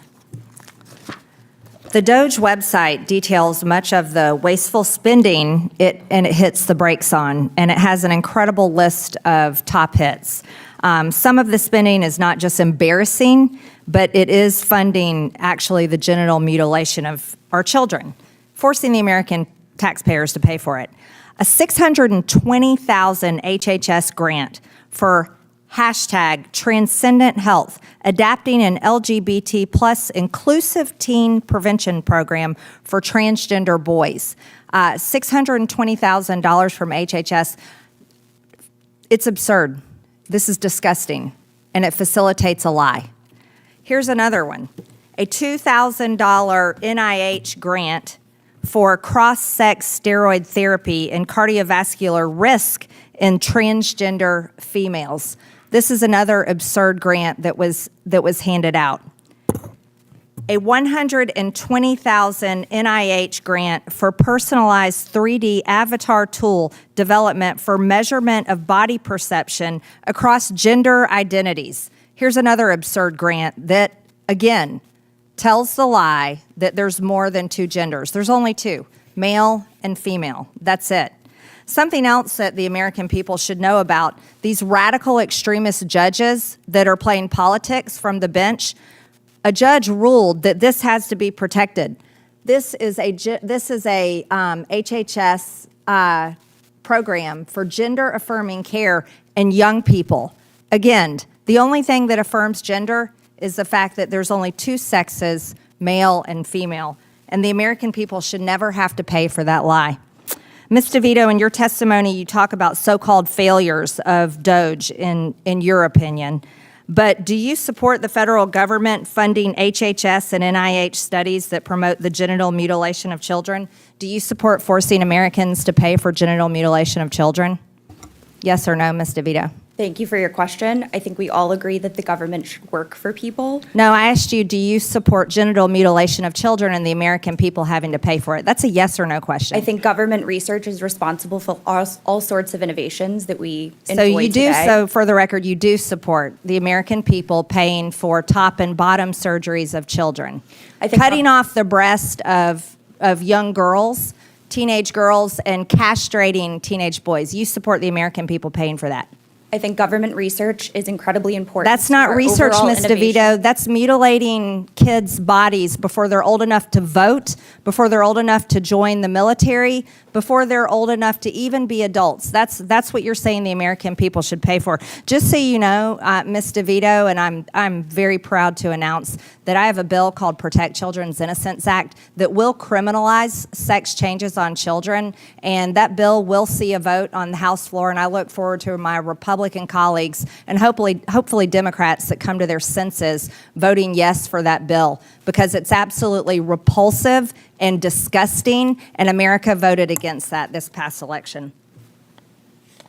Sick. Mr. Dickerson, how do we implement cuts and appropriations moving forward to prevent these agencies from ever being able to fund these studies that promote the mutilation of children's bodies ever again? I think what you need to do is ensure those riders are included in the appropriations bills that are passed to clarify to the agencies that even though they have never actually received authorization for these, so they shouldn't have actually done it in the first place, but if they need that funding rider to restrict American taxpayer funds for going to those terribly divisive and harmful things. Yeah, permanently, right? Exactly. Thank you. Other egregious abuses of funds, a $10 million Department of Education grant to the Virginia Commonwealth University for faculty workshops on decolonizing the curriculum, a nearly $700,000 National Science Foundation grant to the University of Tennessee for Black and Latinx parents leading reform and advancing racial justice in elementary mathematics. A project that could provide a model for other communities and schools seeking to advance racial justice in mathematics and education. This is insane, absurd, and it's racist in itself. Math is math. A $500,000 EPA grant, Green Jobs, growing a new generation of environmental justice problem solvers. All of this stuff is far left ideology, and the American people should not be paying for it. It looks like my time's up, so with that, I'll yield to the ranking member, Stansbury, for 5. Thank you, Madam Chairwoman. As we get started here, we would like to show a brief video.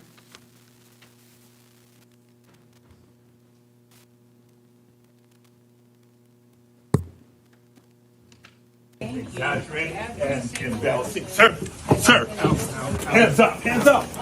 I'm Senator Alex Padilla. I have questions for the Secretary, because the fact of the matter is a half a dozen violent criminals that you're rotating on your hands off. Many of our Vice Adms have been docked. On the ground. Hands behind your back. Hands behind your back. If you let my hands go, and friend behind my back. All right. Cool. Other hand. Lay flat. Lay flat. Other hand, sir. Other hand.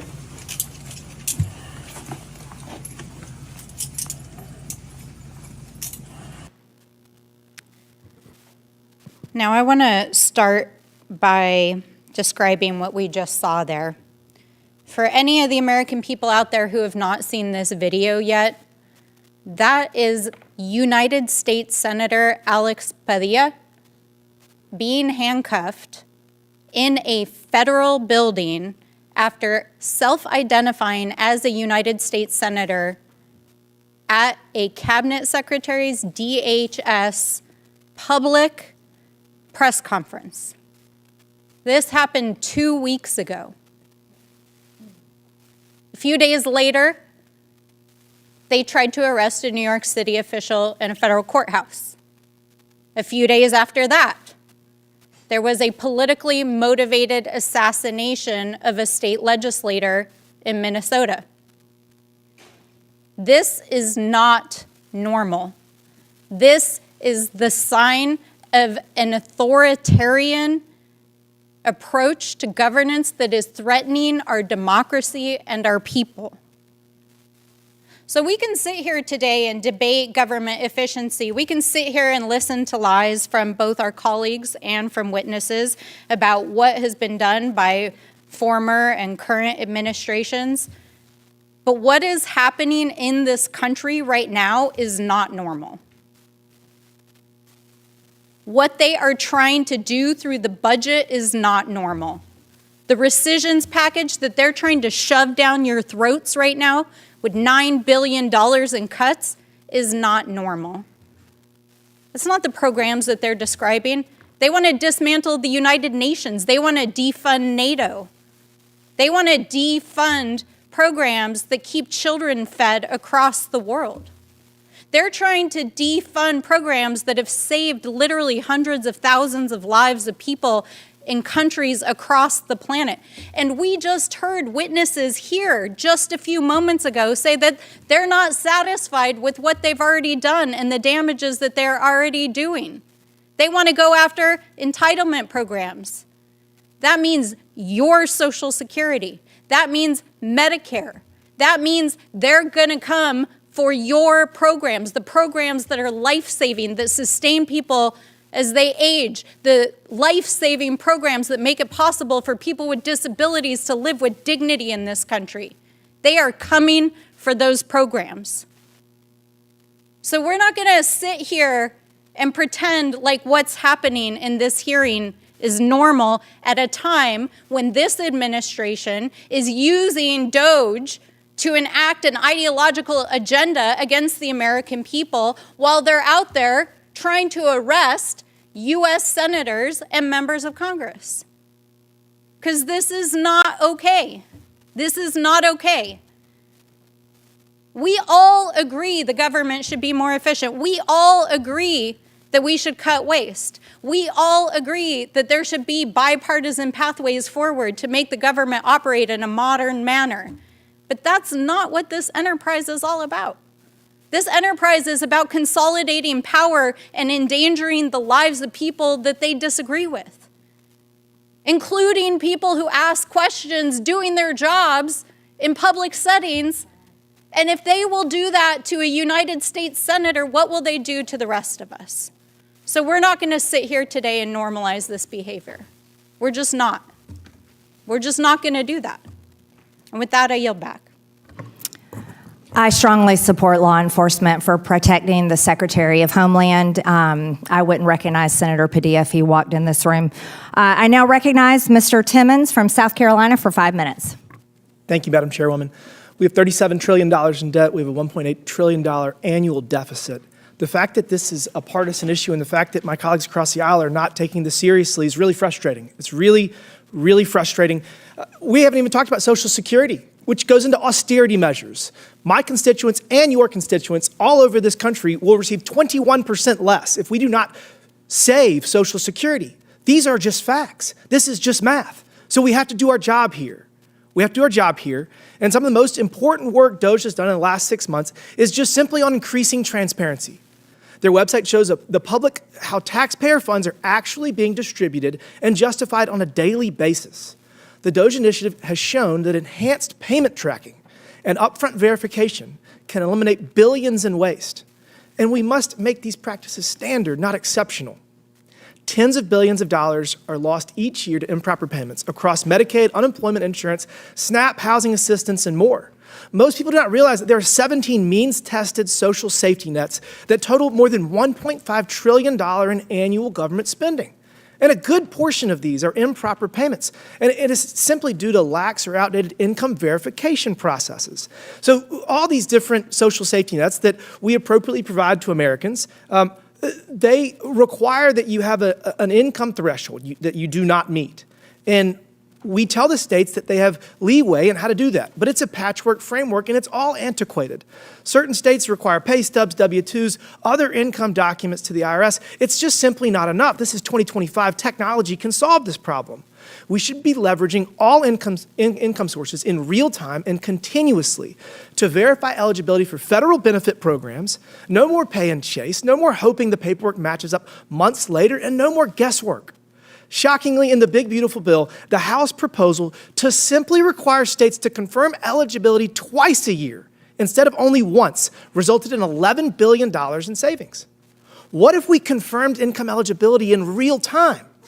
That's why I introduced H.R. 1755, the Timely and Accurate Benefits Act, or TABS Act, to require states to adopt enhanced income verification across their federal benefits programs to get people the benefits they deserve faster, and to stop payments to those who no longer qualify immediately.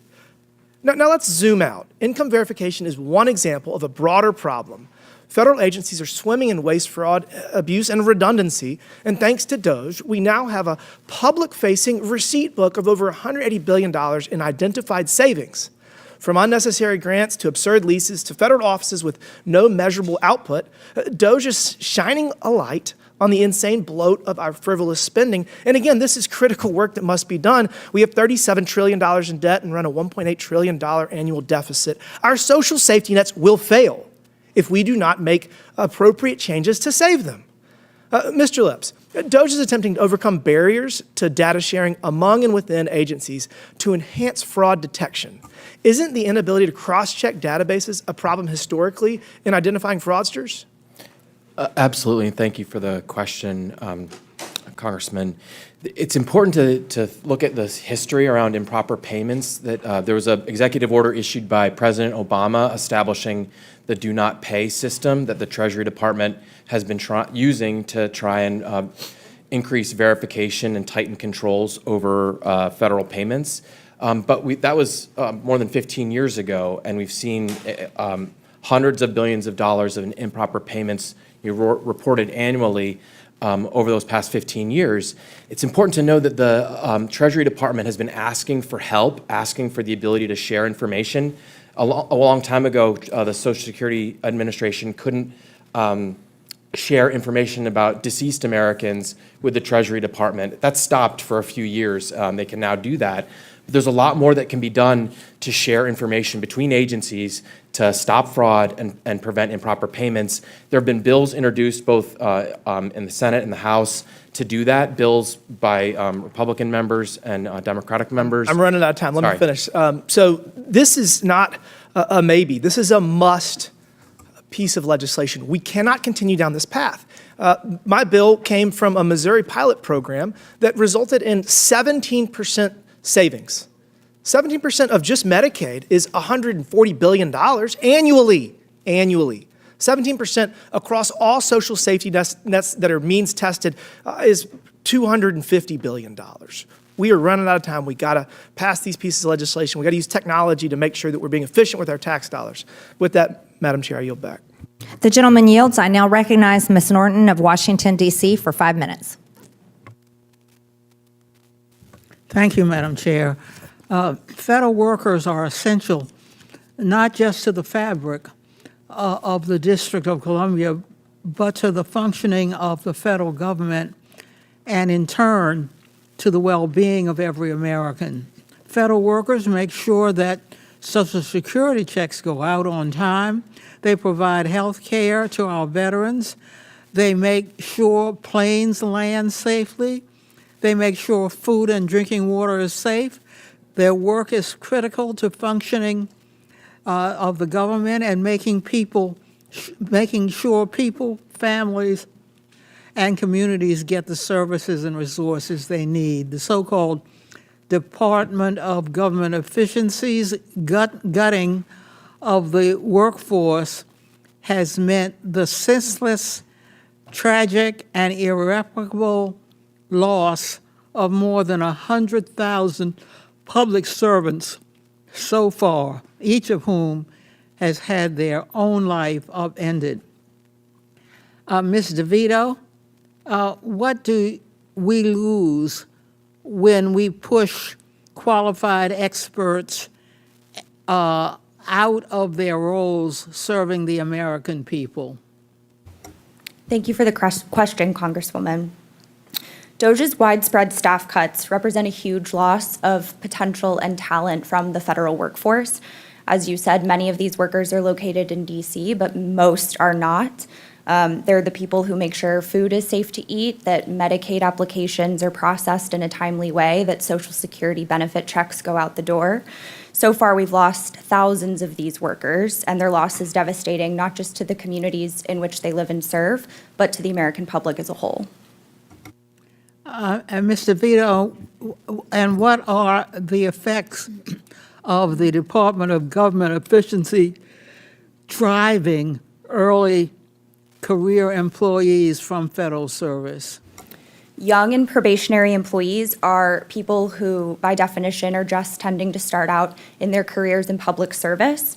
Some of them might have had decades ahead of them dedicated to making sure that the government works for people. And DOGE firing probationary employees guts a generation of that talent from the workforce.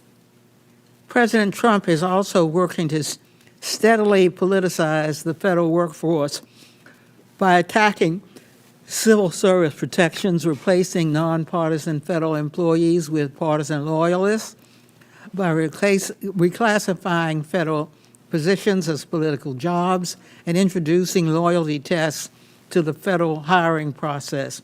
Mr. DeVito, how does the gutting and politicization of the federal workforce hurt everyday people, reduce access to the services and protections they are entitled to, and generally harm committees? For the government to work for people, it needs people, workers, behind the scenes making sure that all of the vital functions of the federal government are happening in a timely manner that best serves the population. When you gut the federal workforce, you obviously lose that talent. You undermine the resources, programs, functions of the federal government, and politicizing certain agencies undermines the overall effect of those agencies. So you see a lot more politicization of things like apolitical regulators, people who are trained and focused on making sure that they are serving the interests of the public and not one particular person or administration. In April, Department of Government Efficiency officials, including a 25-year-old with no federal government experience, recklessly purged 15,000 employees of the Consumer Financial Protection Bureau. That is about 90% of the agency's workforce, which had been dedicated to protecting Americans from deceptive and abusive financial practices like predatory lending. Ms. DeVito, what impact does the hollowing out of his civil service from federal government agencies and regulatory bodies like the Consumer Financial Protection Bureau have on consumers and the broader economy? The CFPB and other financial regulators don't just make sure that consumer interests are protected, but they keep the economy stable. They keep our financial system safe and secure, and that benefits businesses and families across the country. The gentlelady's time's expired. I now recognize Mr. Burleson from Missouri for 5 minutes. Thank you, Madam Chair, and thank you, everyone, for being here today. I, like everyone in my constituents, are fed up with watching Washington squander their money on frivolous programs and bloated bureaucracies, which is why the Department of Government Efficiency was the most exciting thing that when I went back home and talked to constituents about, it's the most exciting thing that was happening with this administration. And look, this is an example of what private sector can do when it's evaluating a bloated public sector system that seems to be resistant to everything. When I spoke with Mr. Musk, I warned him. I said, this place is a swamp for a reason, and you cannot rely on the politicians and the people in this town to help you in evaluating or determining places to cut. They will only deliver what they want, right? And there's a reason why Congress, it being in our hands, we're at $37 trillion in debt, and we have all of these wasted expenditures. So, Mr. Dickerson, I'm going to ask you three the same question. If you had anything to say to the DOGE efforts, to the DOGE team, and to Mr. Musk, what would you say? I would say keep up the good. It's been a good start so far, and keep up the good work. Mr. Burton? Excuse me. I think there's a need for them to get beyond just canceling grants and starting to work with you to draft legislation to make these changes permanent. If Congress ultimately doesn't act, either through appropriations bills or rescissions, it's going to be ephemeral.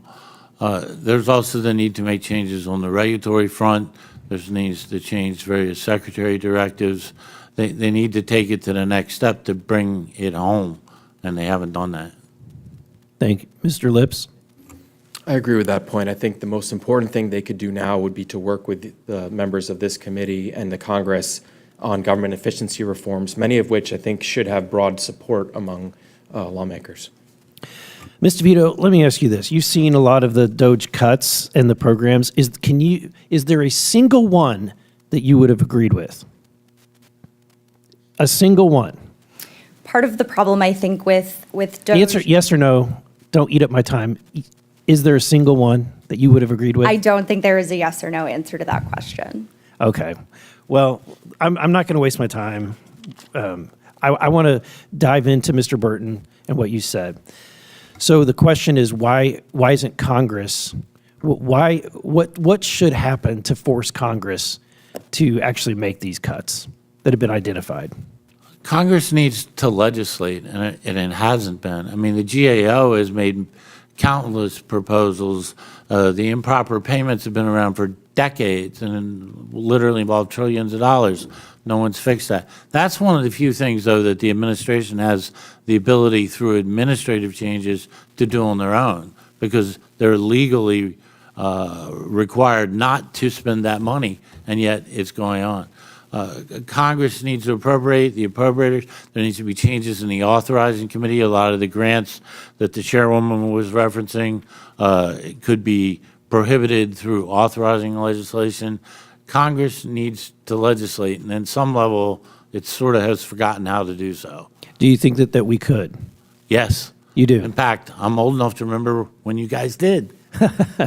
Well, I may be just above being black-pilled at this point, so you're giving me a little bit of hope here.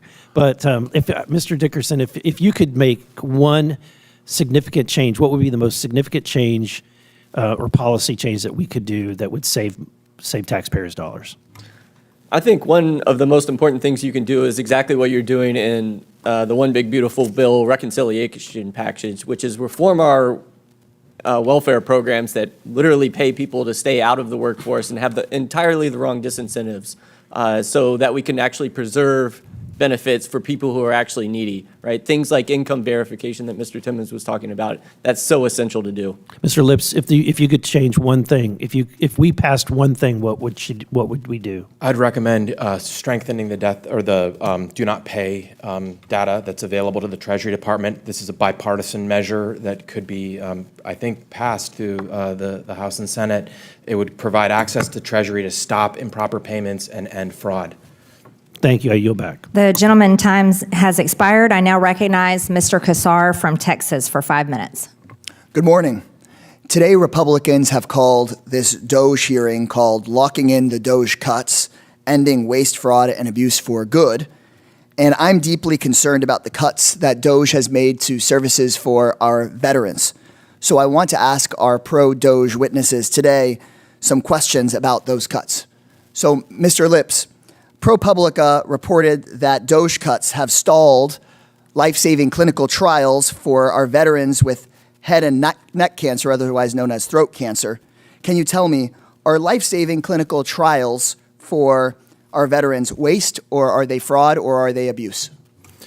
I think that's an area of government that is certainly vital, and that there's many things that can be done to improve VA services. I do not know all that DOGE has done for the VA, and I think that if there's anywhere where you could repurpose funds from these wastes that we're talking about, hundreds of billions of dollars misspent. But if they cut the clinical trials that are helping our veterans with throat cancer, do you agree with those cuts? No. Thank you. Mr. Dickerson, leaked documents revealed that a VA hospital in rural Illinois was just forced to close its acute care unit to new patients due to the DOGE cuts. Can you tell me, is closing the doors of a VA acute care unit waste, or is it fraud, or is it abuse? I don't know all the details about that particular instance, but I think that... Would you say it's a big problem if DOGE cuts cause the closing of an acute care facility in a VA hospital? Like I said, I think if funding that facility is a priority, we're running a $2 trillion annual I think deficit. it is. I think it is a priority. So we can repurpose funds to something if it's a priority. So you think that if it's not a priority, that it's waste? I think that's for Congress and the administration to work together to determine. Exactly. It's for Congress to work on, and the administration should not be calling our acute care veterans facilities waste and closing the doors of an acute care facility without Congress. And frankly, it is a priority, I believe, of the American people to care for our veterans. Mr. Burton, Trump recently eliminated the VA Services Purchasing Program, which just last year helped more than 33,000 veterans make sure that they don't get behind on their mortgage and they don't get thrown out of their home. Can you tell me, is this program that DOGE cut, is it waste, is it fraud, or is it abuse?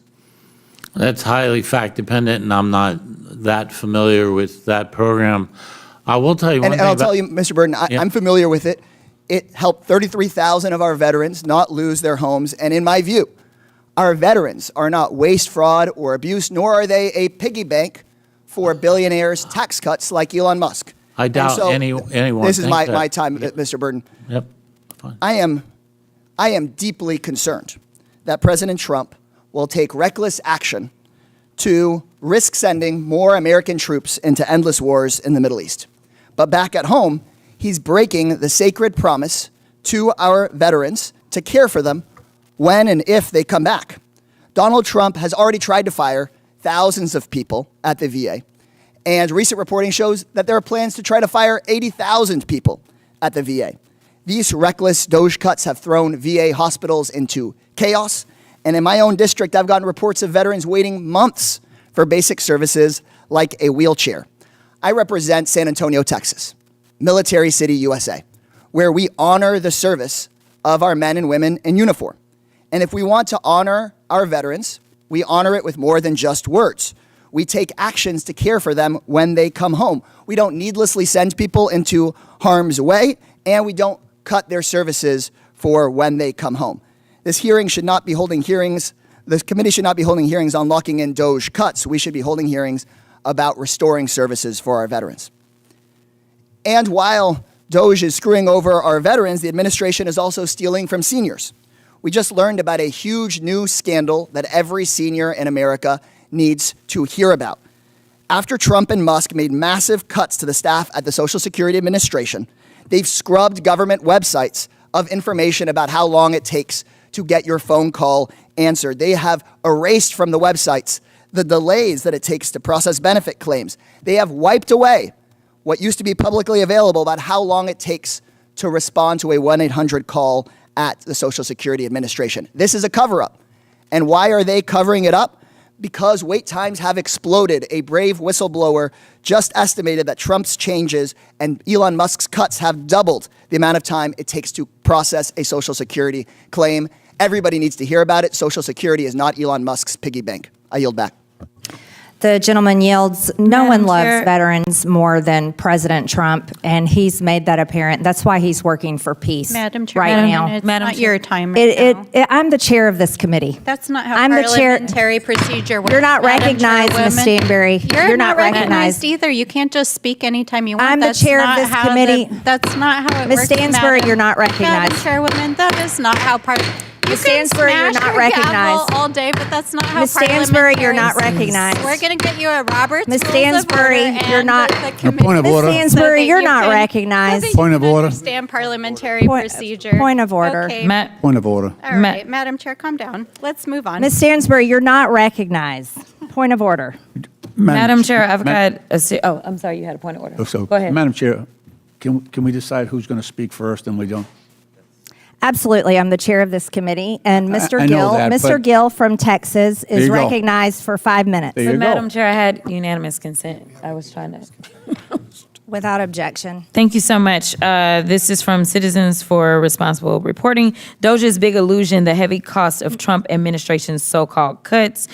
I have another one. Trump administration scrambles to rehire key federal workers after DOGE firing. That's 4 hours ago. I have another one. How will we know if DOGE is succeeding? I have another one. How the Trump administration's DOGE cuts are harming women. I have another one. How Trump's DOGE cuts package could put GOP in a bind. I have more, but I'll do them later. Thank you. Without objection, so ordered. I now recognize Mr. Gill from Texas for 5 minutes. Thank you, Madam Chair. It never gets boring in here. And I'd like to say thank you to the witnesses for being here and for taking the time. Ms. DeVito, thank you for coming here. In your testimony, you said that Americans deserve a government that works for them, a government that makes their lives easier and more secure. Is that correct? Yes, sir. Great. I'd like to read through a couple of the grants that DOGE has pulled back, and I'd like to get your take on them. They pulled back a $1.5 million NIH grant to Morehouse College. It was called the Center to Advance Reproductive Justice and Behavioral Health among Black, pregnant/postpartum women and birthing people. Do you think that that makes Americans' lives easier and more secure? I think that medical and scientific research of all types. Do you think that benefits- constitutes critical research? According to your testimony, NIH grants are critical research, I think that government research of all types in the medical, and including public- birthing people. I think bench research of all types plays a fundamental What is a role. birthing person? Sir, I am here to talk about the DOGE impact. Well, I'm for asking working you about this families. grant and you're defending it. So I'm asking you, who is birthing people? I am not familiar with this grant. Mhm. I take a position that all kinds of government research, medical, Is a pharmaceutical, birthing person a woman? Is that another biological, word for female? That is outside the scope of my expertise. Seems like erasure language to me. I've been told that type of vernacular constitutes erasure language. How about another one? How about the conference, Gender Equity in the Mathematical Study of Commutative Algebra? Do you think that that's a valid form of government spending? I think mathematical research of all types is deserving of government. What about studying, and this is directly from the National Science Foundation's website, women and non-binary mathematicians? Again, I think all kinds of government investment should be dedicated toward mathematical. All kinds of government investment. scientific- You don't have any kind of limit on what we're spending our money on, just everything? Is that your testimony? I am talking about DOGE. You brought up. So am I. This is a grant that DOGE cut. I am not familiar with this particular grant, but Mhm. I think government investment in mathematical, biological. Okay. Let's do another one. This one is called #Transcendent Health, adapting an LGB plus inclusive teen pregnancy prevention program for transgender boys. I can't even say this without laughing. Do you think that is a useful form of our tax spend? I am not familiar with that grant, but I think bench research, government investment in scientific and Teen pharmaceutical pregnancy research. for transgender boys. Do you think that that is a useful spend of our tax dollars? I think government investment in all kinds of scientific research is of the utmost importance. Including pregnancy prevention for transgender boys. Okay. Let me ask you, we can come back to this later maybe. Do you support abolishing the filibuster still? I am here to talk about DOGE respectfully. Right. and- We could abolish the filibuster and get a lot of DOGE cuts through. And you've written at length on your Twitter about abolishing the filibuster. I'm just curious if you think that we should do that still. I did a lot of previous work on different topics because I am an economic policy expert, and respectfully, I'm here to talk about DOGE cuts. Okay, but we could abolish the filibuster and get DOGE cuts. This is totally germane here. Do you think we should? I am here to talk about DOGE cuts, not strategies for achieving more of them, but the harms that they have produced for working families. That's a convenient change of opinion. I noticed that most of your comments about the filibuster were during the Biden administration. But we can move on. Let's go back to some more of these grants. Do you think that we should be spending money on, quote, the racialized basis of trait judgments from FACES? I am not at all familiar with that grant. It's a $500,000 NSF grant. Okay, I am not familiar with the subject matter or the Right, particular but you're grant. defending these. I am saying that I think the government You're pretty has- adamant against DOGE cuts, and I'm asking you if you support the cuts I think that there that DOGE is has found. economic and medical, public health, communal benefit to What the about government cross-sex investing steroid therapy and cardiovascular risk in the transgender female? Again, I think government investment in scientific research is Right. important. Thank you for your testimony. I appreciate it. The gentleman's time has expired. I now recognize Ms. Crockett from Texas for 5 minutes. Yes, Madam Chair. I'd actually like to subpoena the former head of DOGE. If we could subpoena Elon Musk. Can we take a vote on that? This hearing will suspend. Is the clerk in place? Do we have a clerk? Can I make a motion that we subpoena Elon Musk right now? The hearing has suspended. Oh, well.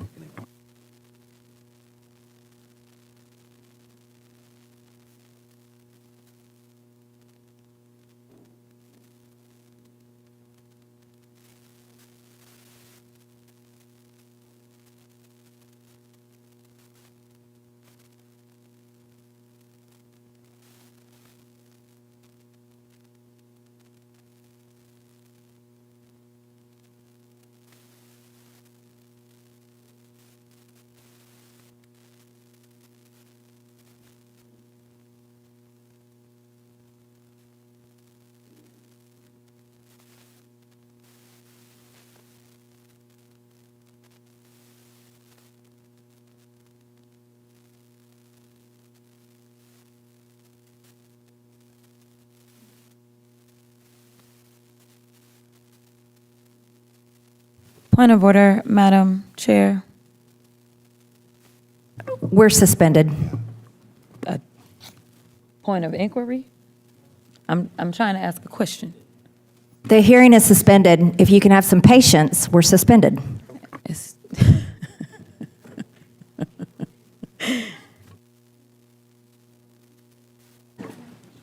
The hearing will now resume. Ms. Crockett, do you have a motion?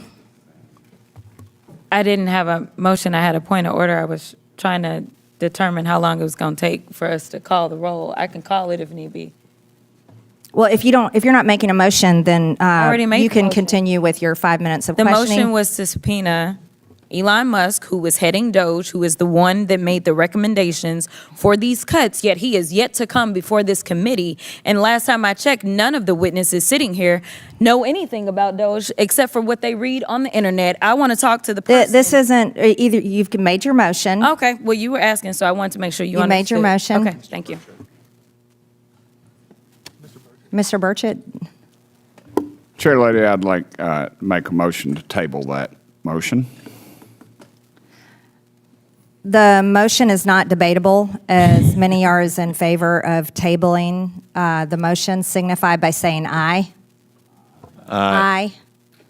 All those opposed signify by saying no. No. In the opinion of the chair, the yeas have it. Madam Chair, we'd and ask the for a motion recorded to vote. table is agreed to. A recorded vote is ordered. The clerk will call the roll. Yeah, call it. We're going to wait one moment. The clerk will get the voting sheets. Okay. Say that. I think she needs to say that. Well,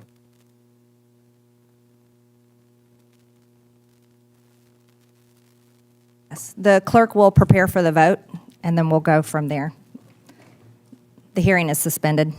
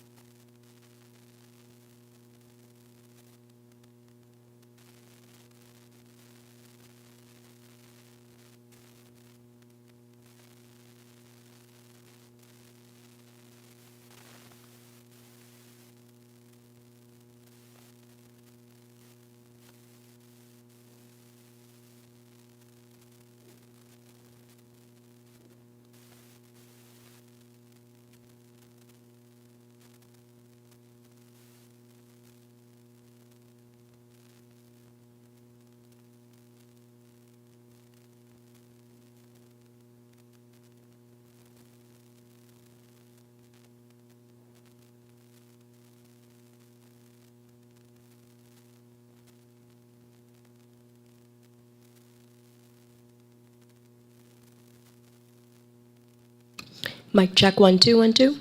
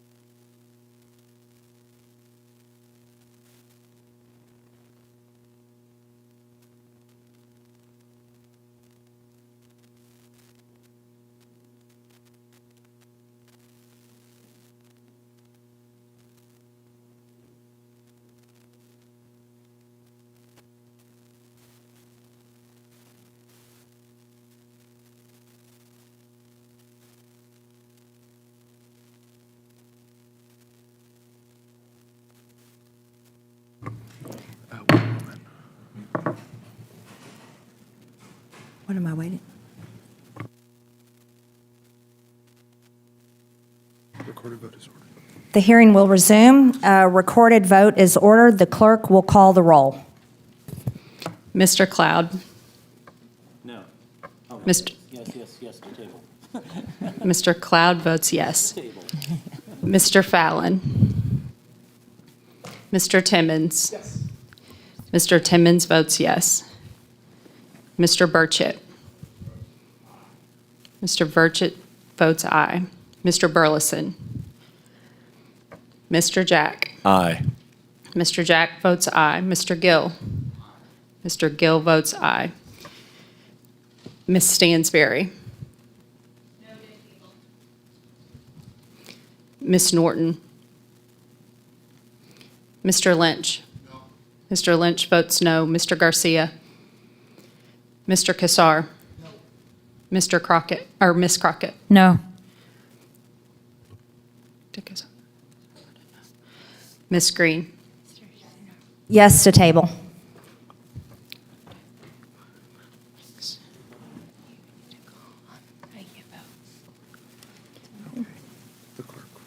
The clerk will report the tally.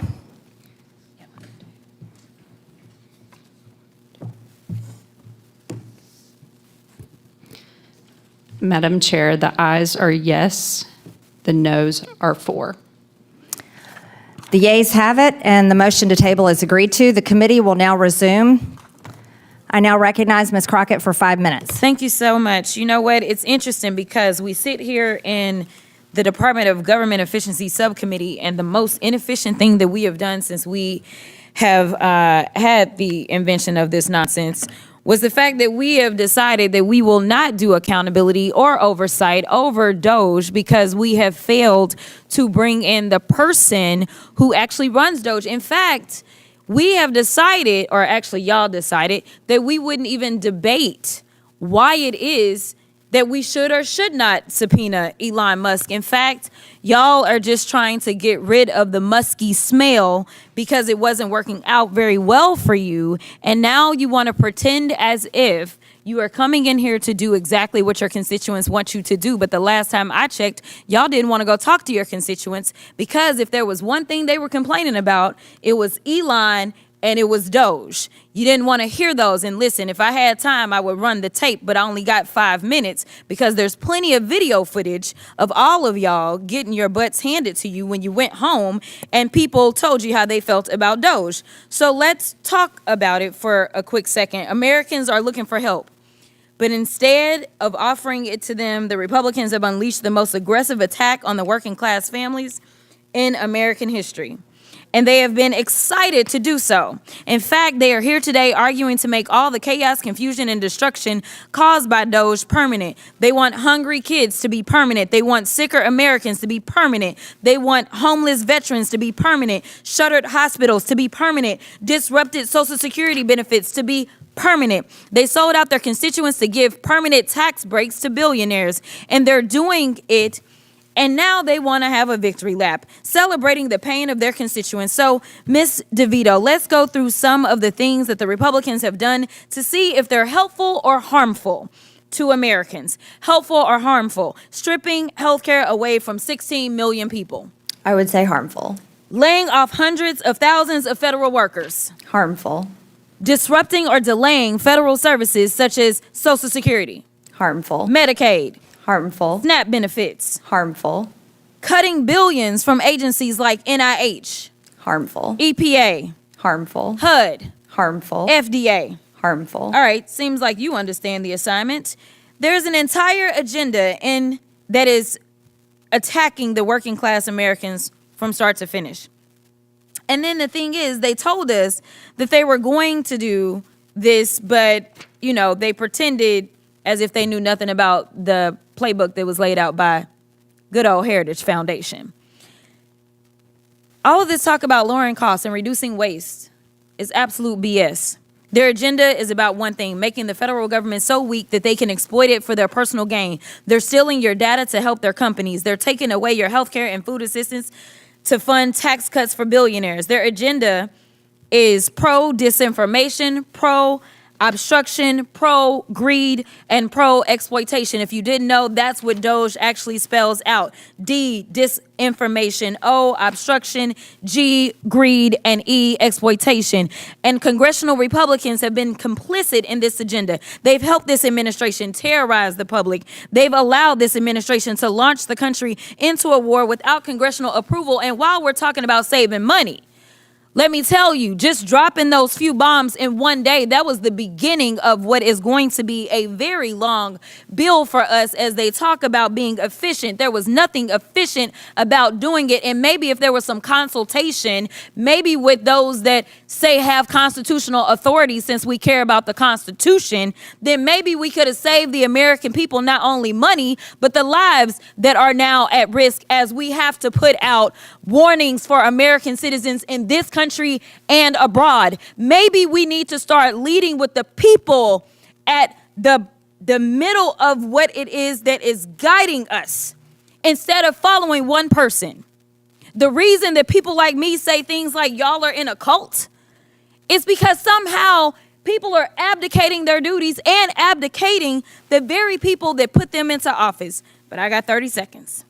They've allowed this administration to steal congressionally approved money for cancer research and food delivery to vulnerable communities. They've allowed Elon Musk to infiltrate your medical records and banking data. They've allowed this administration to ignore court rulings, and now Republicans are here patting themselves on the back, literally arguing to make this chaos permanent. So Americans are going to continue to live through chaos and destruction that has been occurring ever since he swore in January. And I hope y'all remember who caused this, because it wasn't The just gentlelady's time has expired. Also the Congressional Republicans. The gentlelady's time has expired. I now recognize Mr. Burchett from Tennessee. Thank you, Chair Lady. I would remind members of both sides of the aisle that President Trump's approval rating is soaring, and last I checked, congressional approval is not, and I think that bears witness. Mr. Dickerson and Mr. Burton, do you think Congress should withdraw additional funds other than the $9 billion recently approved by the House? Absolutely. The federal budget is entirely out of control. There are hundreds of billions of dollars of improper payments. There are tremendous numbers of agencies whose missions are not being fulfilled and are wasting money. There's the opportunity for many, many tens of billions of dollars of additional rescissions. Wholeheartedly agree. And just yesterday, we passed unanimously. It was like pulling teeth, though, and I give a lot of credit to the chair lady for helping me get the bill across the finish line. We were sending millions of dollars every week to the Taliban, if you can imagine that. And the NGOs, and that money flows right back to Washington, dark money or possibly in members of this body's pockets or their families, I suspect. And, well, huge amounts of the money flows to very wealthy Beltway bandits that live around here. Yes, sir. I would agree with that. What other programs and activities should be looked at for additional cuts? I think there's a whole host of things that you can look at to fix the federal budget. For example, Congress has allowed the Biden administration to spend billions of dollars to facilitate the illegal immigration, for example, in the Migration and Refugee Assistance account, in the DHS Shelter and Services account. That has helped facilitate open borders and transport illegal immigrants all throughout the country into your districts across the country. We spend hundreds of millions of dollars on abortion providers to literally kill American citizens. I think that's a terrible thing. We spend billions of dollars subsidizing green energy research that makes our grid more inefficient. And so there's lots of great examples that we could go on about. Yeah, the list is extraordinarily long, but the big money is two places: healthcare and entitlements. The United States spends twice as much as a percentage of GDP than the OECD average on healthcare, which is well over $1 trillion we might as well burn because we don't get better health outcomes than major European countries.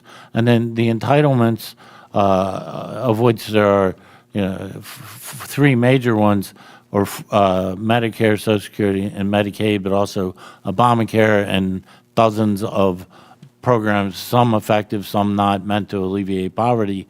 But there's tremendous waste, duplication, and opportunities for savings there. Mr. Lips, I see you itching to get on the mic, and I need to ask you a question, follow up, but you go ahead. Thank you, sir. I think a great area to focus on would be implementing watchdog recommendations. The GAO has put together a list of more than 200 recommendations for Congress and 5,000 recommendations for federal agencies. GAO says that this could save upwards of $200 billion. What is GAO? We don't use initials in my office. What does that stand for? The Government Accountability Office. Okay. All right. You think Congress should codify the DOGE or certain aspects of its operations? I think it's a good question. I don't know if it's necessary. I think that I would recommend codifying and putting strength behind the executive orders trying to improve program integrity measures within Treasury. The do not pay system needs help. It needs more information, and you could save hundreds of billions of dollars. Mr. Burton, Mr. Dickerson, should we have a group of people at each agency who are focused on cost savings? Yes. I think everybody at every agency should be focused on that. You know, as fiscally responsible as the state of Tennessee is, low tax state, no debt, they have, I've seen that in the individual counties even, they're talking about this. So I think it's one thing, the residual of this will be hopefully some long-term savings in elimination of waste, abuse, and fraud. DOGE is subjecting federal spending to a higher level of scrutiny. What level of spending scrutiny do you think is important? Not sure I entirely understand the question. Yeah, I mean, I would say, well, how deep should we go? Oh. How about that? We should, I think a reasonable objective would be to get back to the level of federal spending during President Clinton's term. I'm out of we time. would balance the budget. I'd just like to see us go back to pre-COVID level spending. Thank you, Chair Lady. Madam Chair, I have a unanimous consent. Without objection. Thank you so much. This is just from a couple of hours ago. Trump pivots to distractions as polls show collapsing support for his agenda. Without objection, so ordered. The next one is Donald Trump's approval rating plunges in multiple polls. Without objection, so The next ordered. one, Donald Trump's approval rating. New polls show shakeup over Iran bombing. Without objection, so ordered. The next one, Trump's approval rating drops to term low amid Israel-Iran war. Without objection, so ordered. I hope you're not reading the same thing from your phone, which it looked like. I now recognize. clarification- I now recognize Mr. Lynch from Massachusetts for 5 minutes. I just want to clarify. I can give you the sources because Mr. Lynch is recognized. Ms. Crockett, you're rudely interrupting Mr. Lynch's 5 minutes. Well, I've Ms. already said without objection, so ordered. Okay, then there we go. And we'll make Mr. sure you got it. Lynch is recognized, Ms. Crockett, for 5 minutes. Thank you. Madam Chair, first of all, I want to be the first to congratulate my friend and colleague, the gentleman from California, Mr. Garcia, on becoming our new ranking member on the full committee, on this committee, Oversight and Government Reform. I am sure he will enjoy not only my own support, but the full support of all of our members, and we will all work to help him in his new role. Thank you. Thank you. Ms. DeVito, in the past, veterans' benefits in this country have been separate and apart from everything else we do. They are different because veterans' benefits, for the time that I've been in Congress over the last 25 years, they're regarded as special because they are earned by courageous service to our nation previously rendered by a very narrow segment of our society. And we as a nation, both Democrat and Republican, through every president so far, made a promise that if a young man or woman puts on that uniform for our country, serves our nation, and they come home from war with the scars of that war, either invisible or visible, we made a promise that we will take care of them and their families. And that has happened for every, we've been proud that every administration has honored that promise until now. In January 20th, Trump laid off 6,000 employees at the VA. He even laid off the workers at the suicide helpline in the middle of a suicide crisis among our returning veterans. It's an epidemic. And after that, DOGE and Donald Trump have laid off 2,700 of those people that they laid off were veterans themselves. So now we're looking at a 250,000 case backlog at the VA. So veterans are waiting longer and longer to get their care. You know, we still have World War II veterans, Korean War veterans, Vietnam veterans who are older, and the delay in care to those veterans is a denial of those benefits they are owed. I have a UC, Madam Chair, request, unanimous consent request from ProPublica magazine, which the headline is Internal VA Emails Reveal How Trump Cuts Have Jeopardized Veterans Care, including that of life-saving cancer trials. Without objection, so ordered. Thank you. The email itself, these are VA internal emails, and it notes that this is between folks at the VA talking about the cuts. The email says that more than 1,000 veterans will lose access to treatment for diseases ranging from metastatic head and neck cancer to kidney disease to traumatic brain injuries.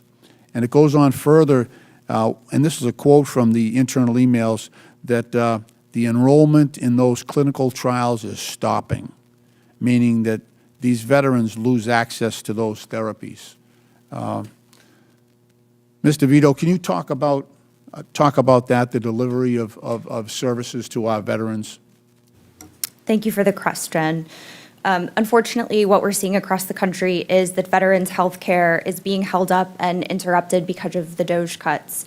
I think most of the panel agreed that that should never be the case when dealing with our servicemen and women. They deserve, at the very least, quality and timely health care through the VA. But DOGE has announced the goal of firing over 80,000 VA staffers. They've already lost 200 doctors, 1,700 nurses, and almost 900 advanced medical support assistants, in addition to some of the cuts to grants that funded various programs, including the suicide prevention hotlines. Veterans are facing much longer backlogs and disrupted service, and in many instances, it can be life and death. How important is it, you know, so we've got this hotline, and these veterans, in many cases, are isolated. They're isolated from their families, their communities. How important is that suicide hotline? Oh, it's of critical importance. Veterans are a population that are at heightened risk for suicide. So making sure that they have all kinds of resources at their disposal is of the utmost importance. Thank you. Madam Chair, I yield back. The gentleman's time has expired. I now recognize Mr. Jack from Georgia for 5 minutes. Thank you, Madam Chair. And first, I'd like to acknowledge our colleague, Mr. Lynch, for his hard-fought campaign.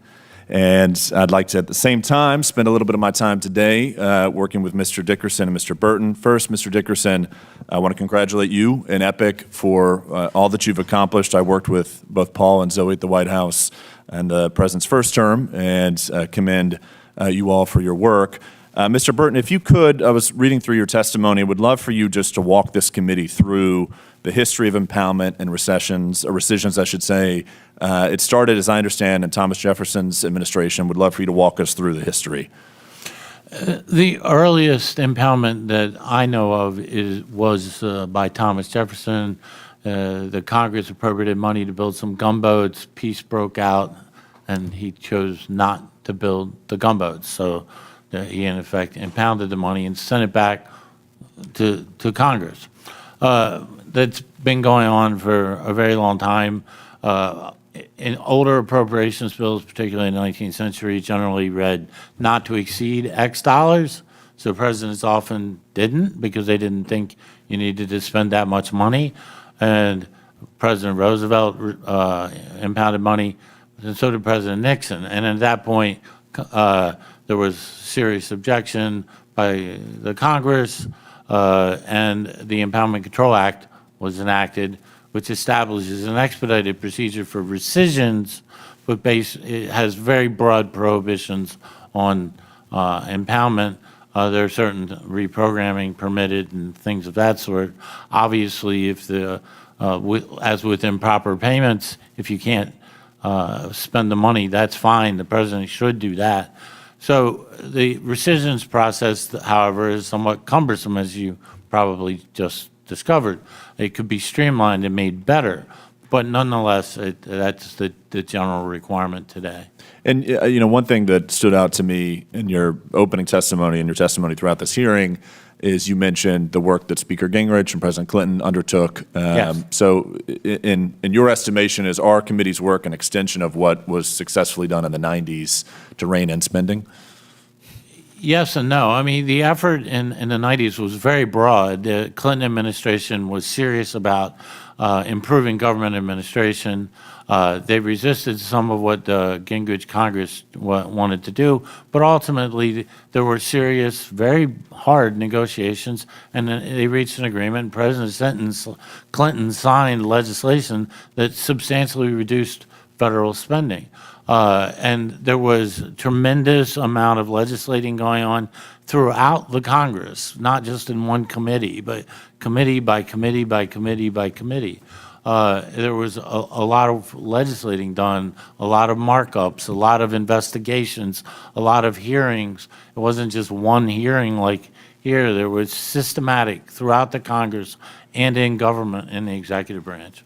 Thank you. Mr. Dickerson, if we could spend a little bit of time in the remaining time we have left talking about improper payments. The first hearing our chairwoman convened was on the troublesome improper payments we discovered over the last 4 years of the Biden administration. Would love for you to touch on some of the challenges we face with respect to verifying identity, with respect to payments that are going out the door. Would love for you to comment on that. Absolutely. Improper payments is a huge issue. In one program alone, Medicaid, for example, spent $1.1 trillion over the last decade on improper payments. And that is incredibly harmful because it's a waste of taxpayer money, but it's also funds that aren't going to people who are truly vulnerable and truly needy. And so this waste, fraud, and abuse is rampant throughout the federal government. And so one of the major sources of that is the lack of ability to identify the people who are claiming money and checks are going out the door to who are actually eligible. For example, the Do Not Pay Registry is supposed to be a database of accounts that the federal government's not supposed to write checks to. But in many cases, those checks go out the door and then they ping the registry. And in many cases, that registry doesn't have access to all the databases that it's supposed to. So it's a huge problem, and you really should be fixing it. And I recall in our first hearing, we talked about the amount of payments going out the door that are still done by hand, not by computer or electronically. Is that something you all have uncovered in your work? Yeah, I think it's something that we should be using new technology, using AI to actually look at what we have across the government to ensure that only people who are actually eligible for benefits are receiving it, nobody else. Thank you. Madam Chair, in my closing, just a point of clarification.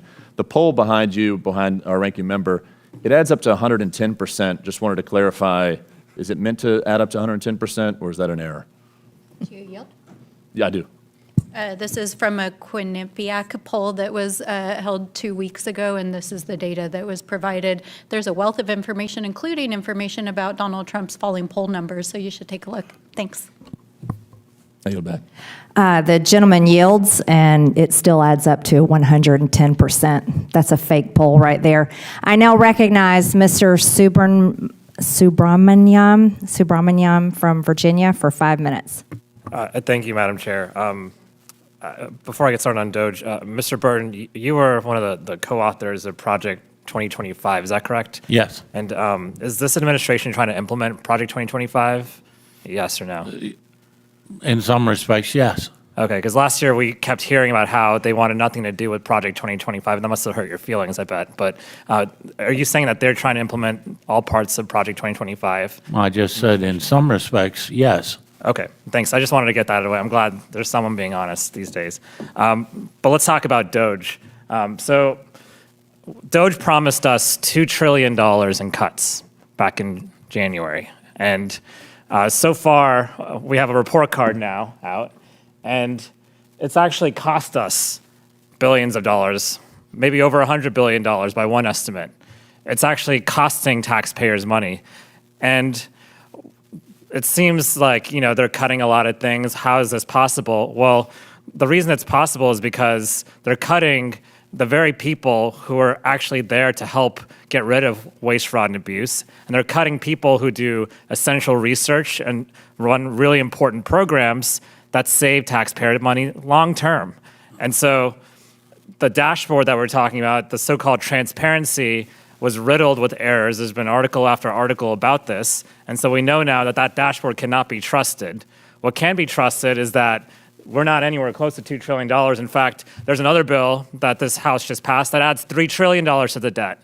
And so even if we did all these cuts, even if you cut every single federal employee in the entire government, you still end up with a situation where you're adding to the debt in this administration because of the $3 trillion in the bill that was passed a couple weeks ago that's being added to our debt. And the examples that I've heard are things like cutting meteorologists at the Weather Service, cutting essential researchers at NIH, people who are doing groundbreaking research that will spur entire industries are being cut. Sometimes the government does research and funds research because the money just isn't there in the private sector.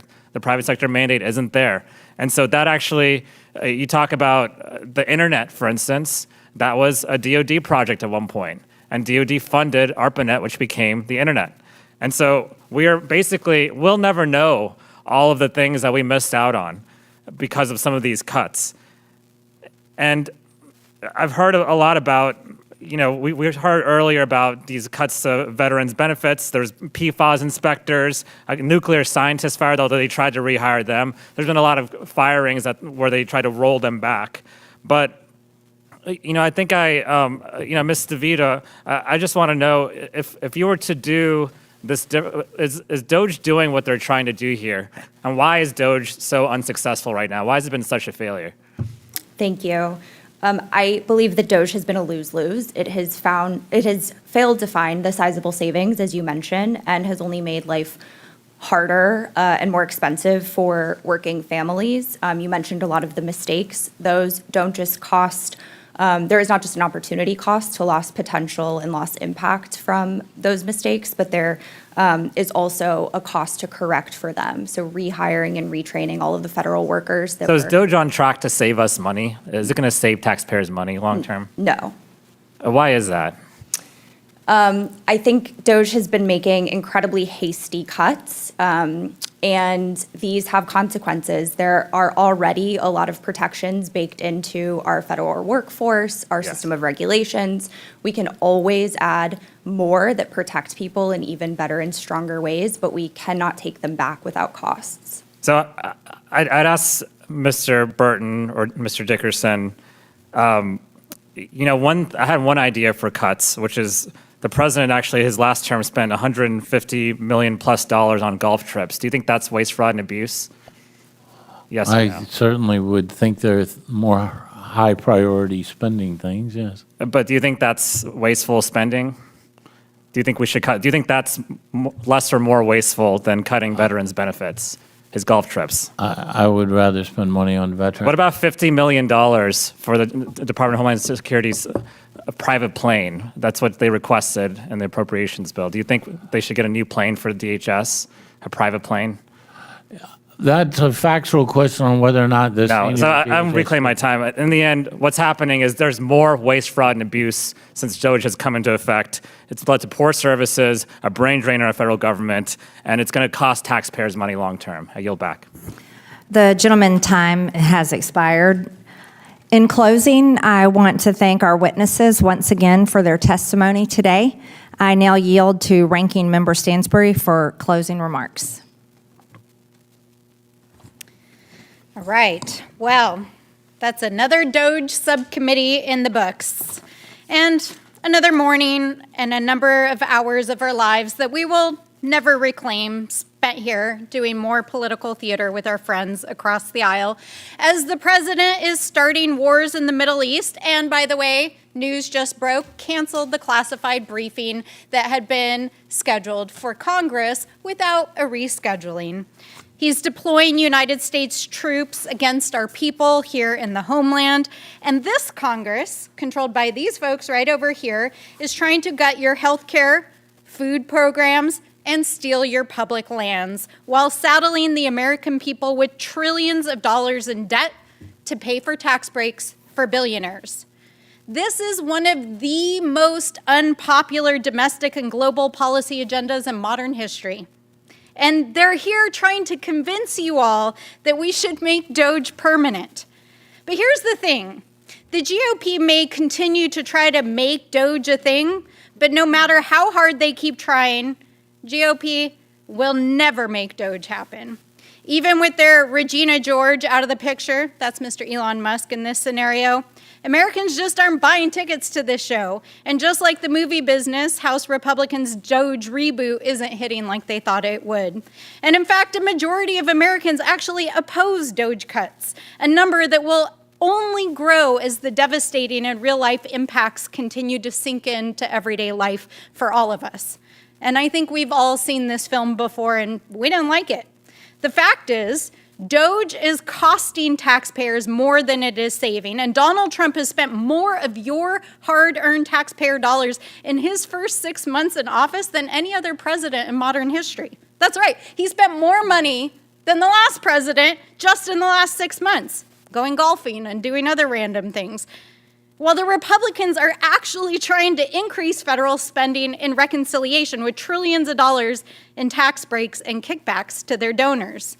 But despite this box office bomb, that's DOGE, here in this subcommittee, we're stuck on repeat, watching the rerun over and over again as the GOP continues to roll out the same tired talking points that got Elon Musk fired in the first place. And not only that, we're seeing the same kinds of witnesses backed by the Heritage Foundation and their allied organizations coming to testify again and again, attempting to back up a flailing administration and its flailing policies. So where are we?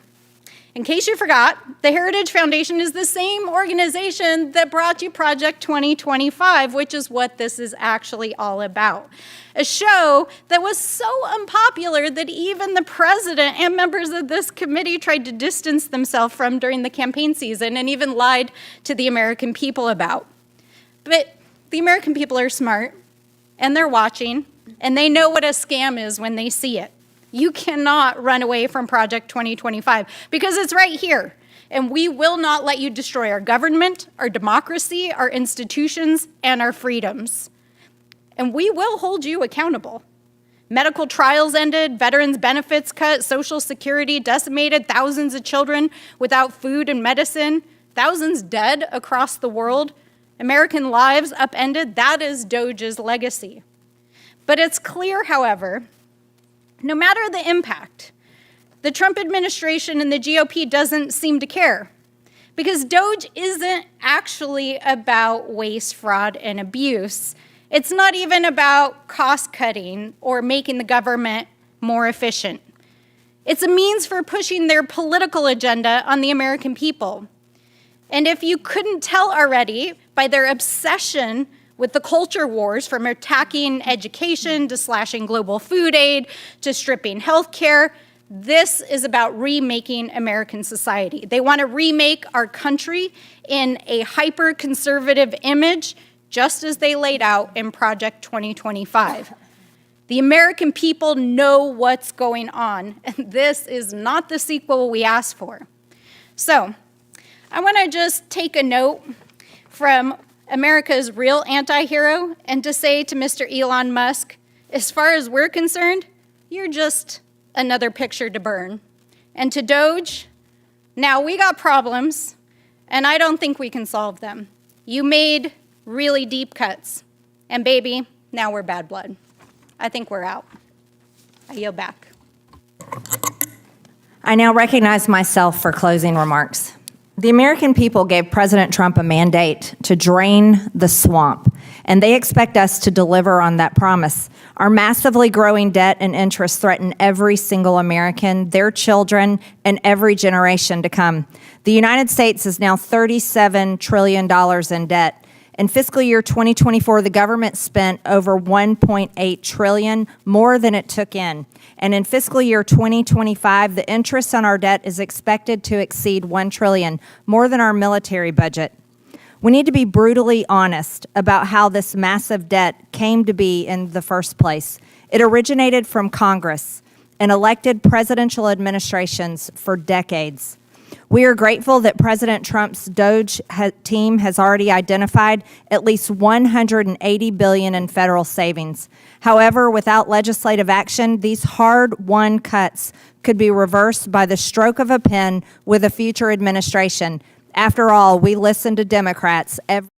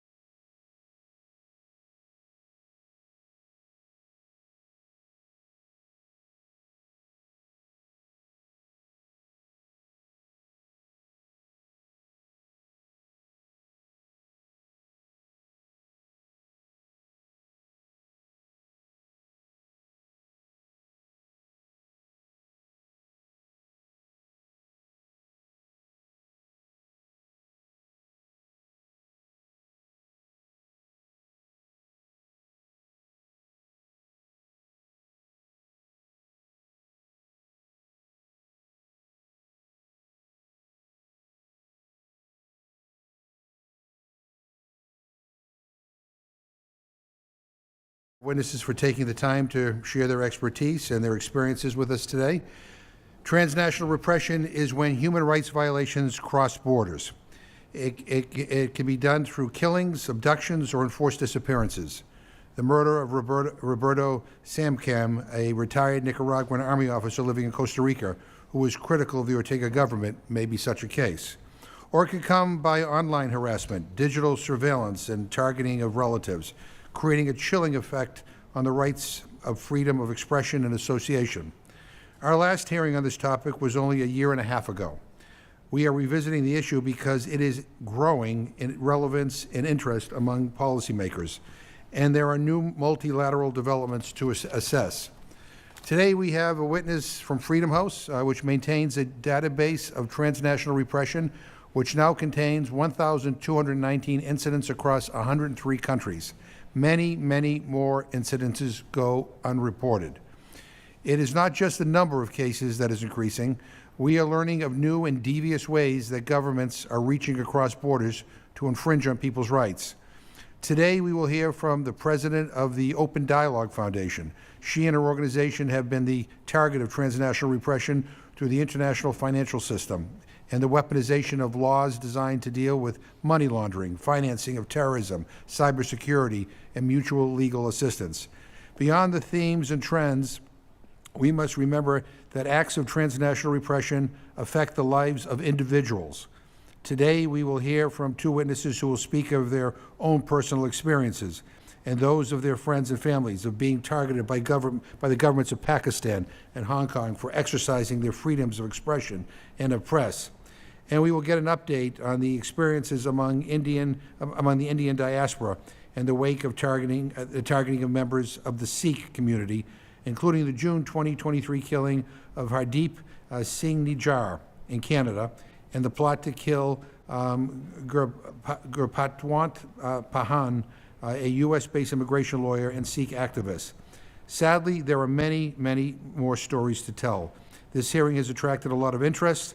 We could fill many witness tables today.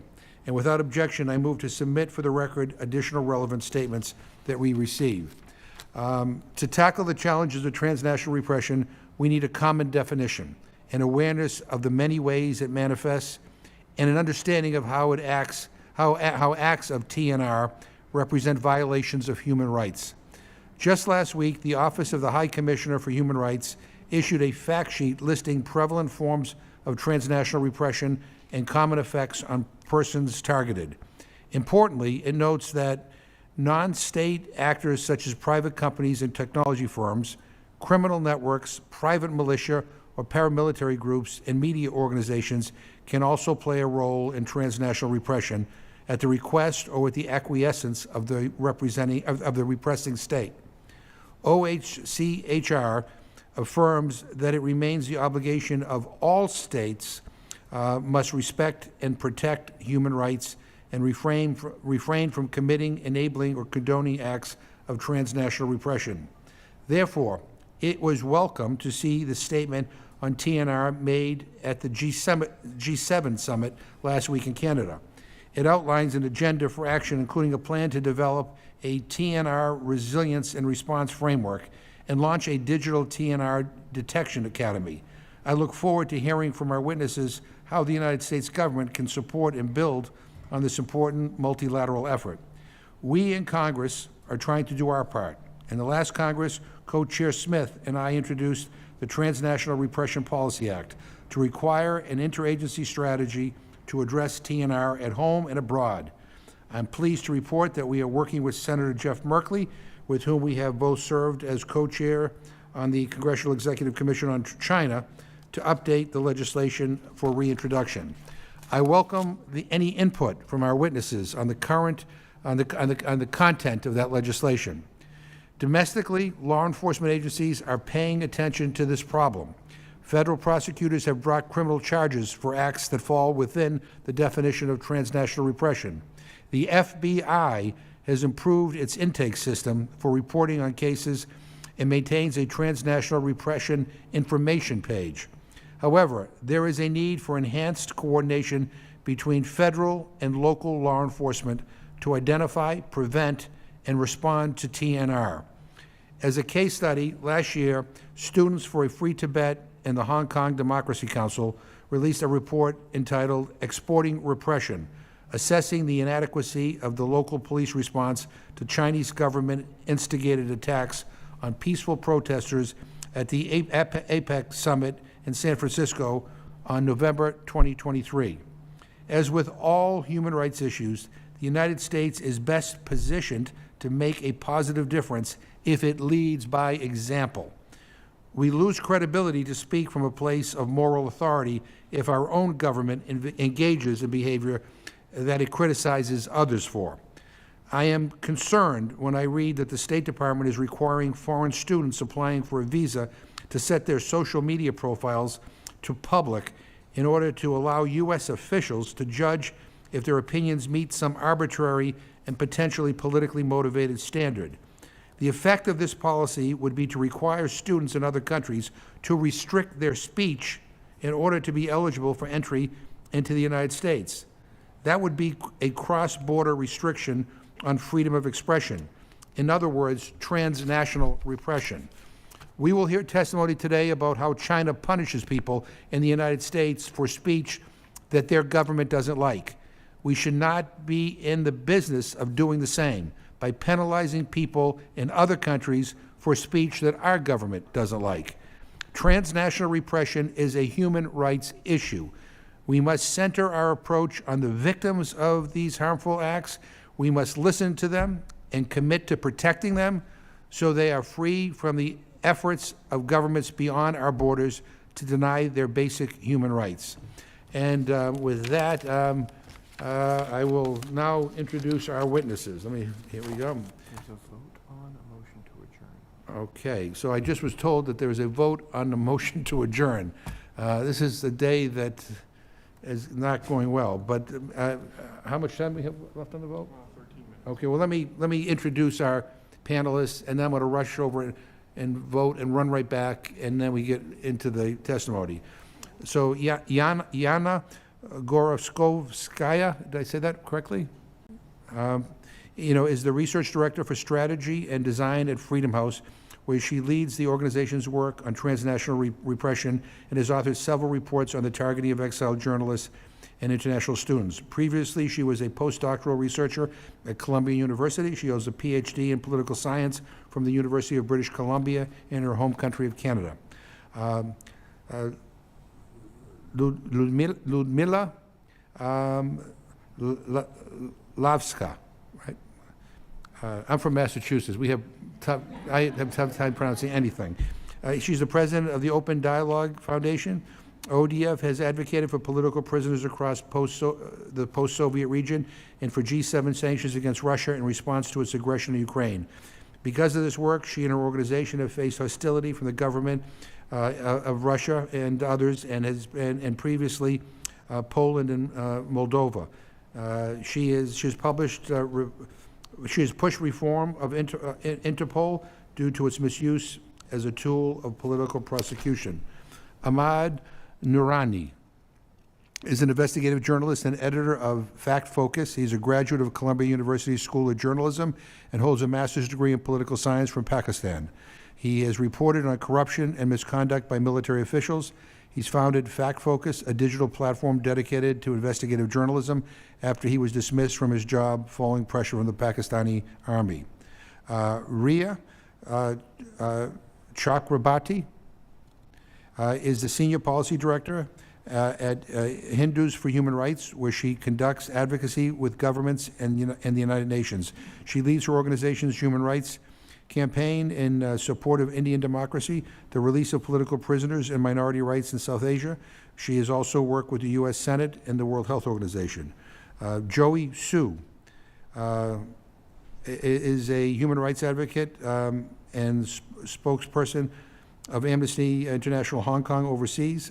As a student leader, she helped organize the 2019 pro-democracy protests in Hong Kong. She also serves as the on the Executive Council of the World Liberty Congress.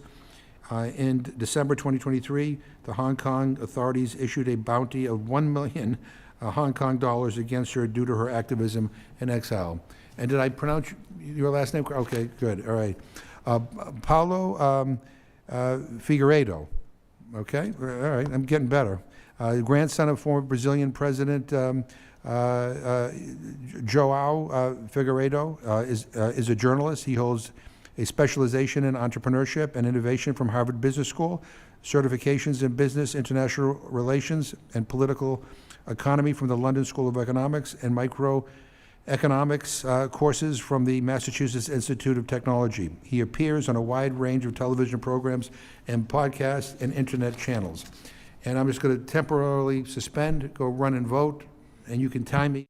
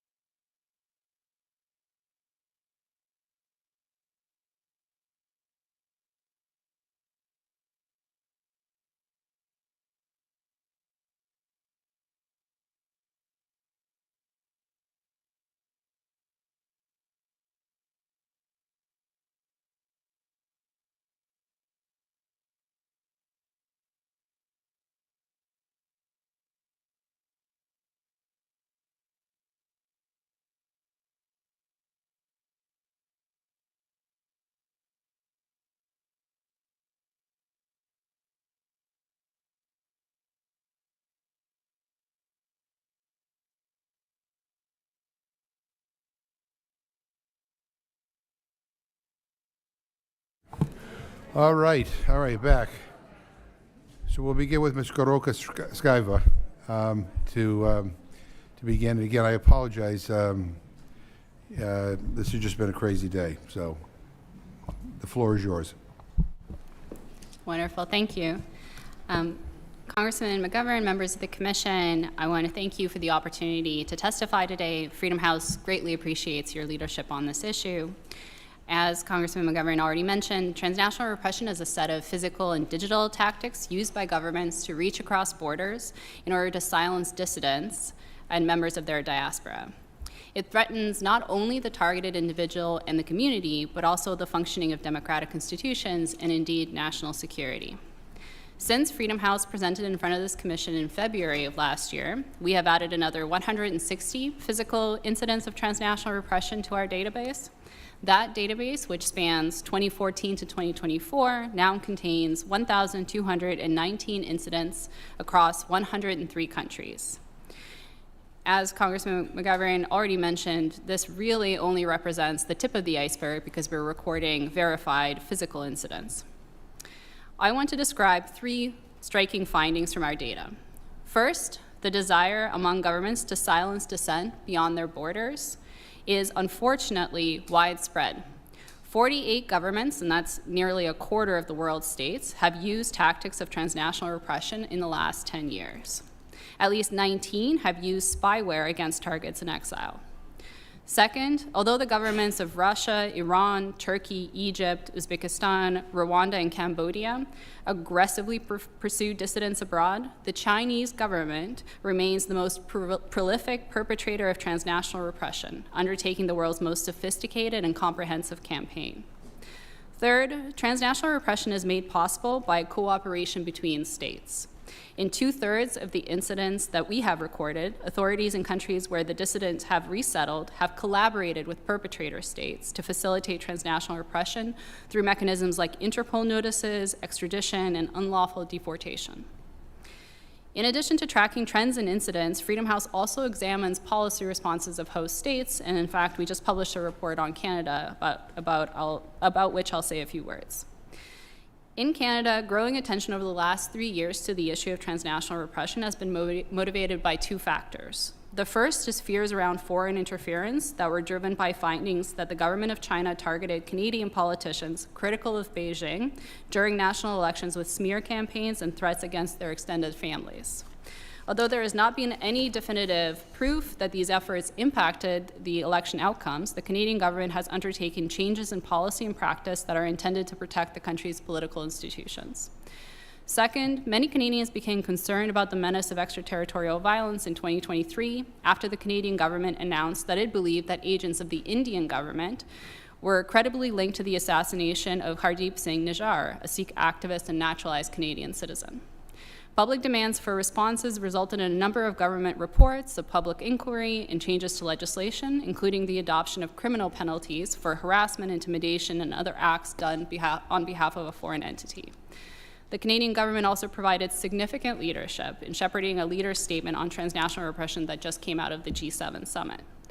I'd be happy to answer questions about any of these responses, but I want to conclude my testimony by highlighting one strategy of the Canadian government that we at Freedom House think is especially helpful in addressing transnational repression, and that is direct community engagement. In early 2025, agencies of the Canadian government began holding community meetings with diasporas across Canadian cities. These meetings provided information about newly adopted legislation as well as tactics of and ways to report transnational repression. Importantly, these meetings included police from local jurisdictions. Meetings like these help mitigate the threat posed by foreign governments by bringing diasporas closer to the agencies and institutions of their host government, and that includes police forces. Ultimately, these are the kinds of connections that help build resilience. Autocrats around the world are hoping that democratic governments will not protect exiles and diasporas in the exercise of their fundamental freedoms. We must prove them wrong. Alongside community engagement of the type that the Canadian government is doing, Freedom House also recommends that governments, 1, adopt an official government-wide definition of transnational repression that can be used across departments and in official communication. 2, provide training for federal, state, and local law enforcement on tactics of transnational repression. And 3, raise transnational repression as a priority issue with partner governments at international fora, while also pursuing accountability for perpetrator governments through sanctions, visa restrictions, export controls over technology used for transnational repression, like commercial spyware. Again, thank you very much for your leadership, and I look forward to your questions. Thank you very much, Ms. Kozlowska. Chairman McGovern, thank you so much. I appreciate really the opportunity to address one of the most urgent and sophisticated way of transnational repression, weaponization of financial and cybersecurity regulation by authoritarian regimes, along with mutual legal assistance agreements.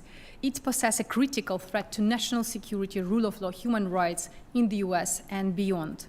Open Dialogue Foundation experience itself and collected evidences how authoritarian regimes and their proxies are now systematically weaponizing important regulatory recommendations developed by the Financial Action Task Force. Many authoritarian regimes have used such tactics to target our organization. For example, dissemination of false information against us, fabricating criminal cases, or using strategical litigations against us to undermine our economic reputation. As a result, our bank account, crypto asset services provider accounts, crowdfunding platform accounts were terminated. Our financial data was weaponized, both against donors, recipients of the funds, our partners, and our family members transnationally. This is what we call transnational financial repression. How was it possible?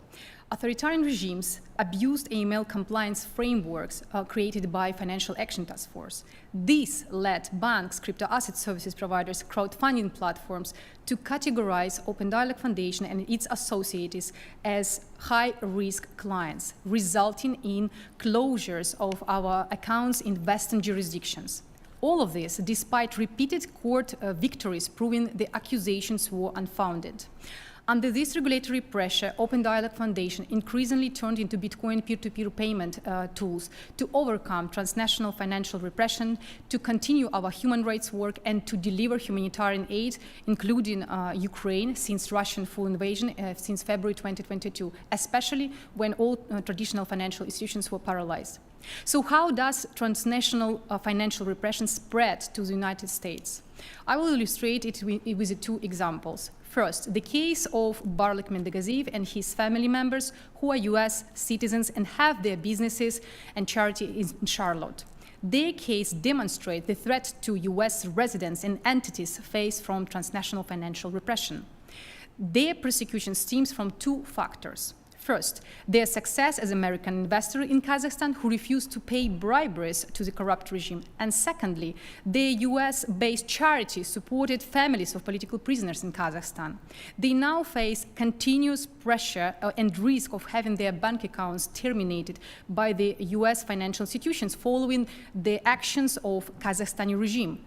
Barlik's case, along with his brother's Bekizhan imprisonment as a political hostage in Kazakhstan, exemplified transnational repression that has been officially documented in the 3 US State Department human rights report between 2021 and 2023. However, there are no effective regulatory remedies to prevent this kind of persecution or defend US residents, entities, or especially philanthropists supporting pro-democracy movement from these kind of attacks.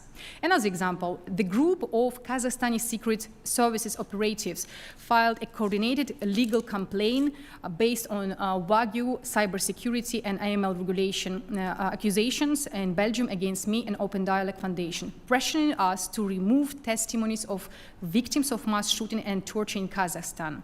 These operatives, while posing as a private citizen acting on behalf of their minor children, demanded full access to my personal and organization financial records, communication, and travel data, both in the United States and in European Union. Luckily, because of the previous transnational repression, Belgium provided me protection, and Belgian police and judges, investigative judges, explicitly refused to share my data and help us to document this case. I stop here, and I'm very grateful for your leadership in this issue. I'm looking forward for our discussion. Thank you. Thank you. Mr. Nourani. Mr. Chairman, thank you for allowing me to appear before you. I am Ahmed Nourani.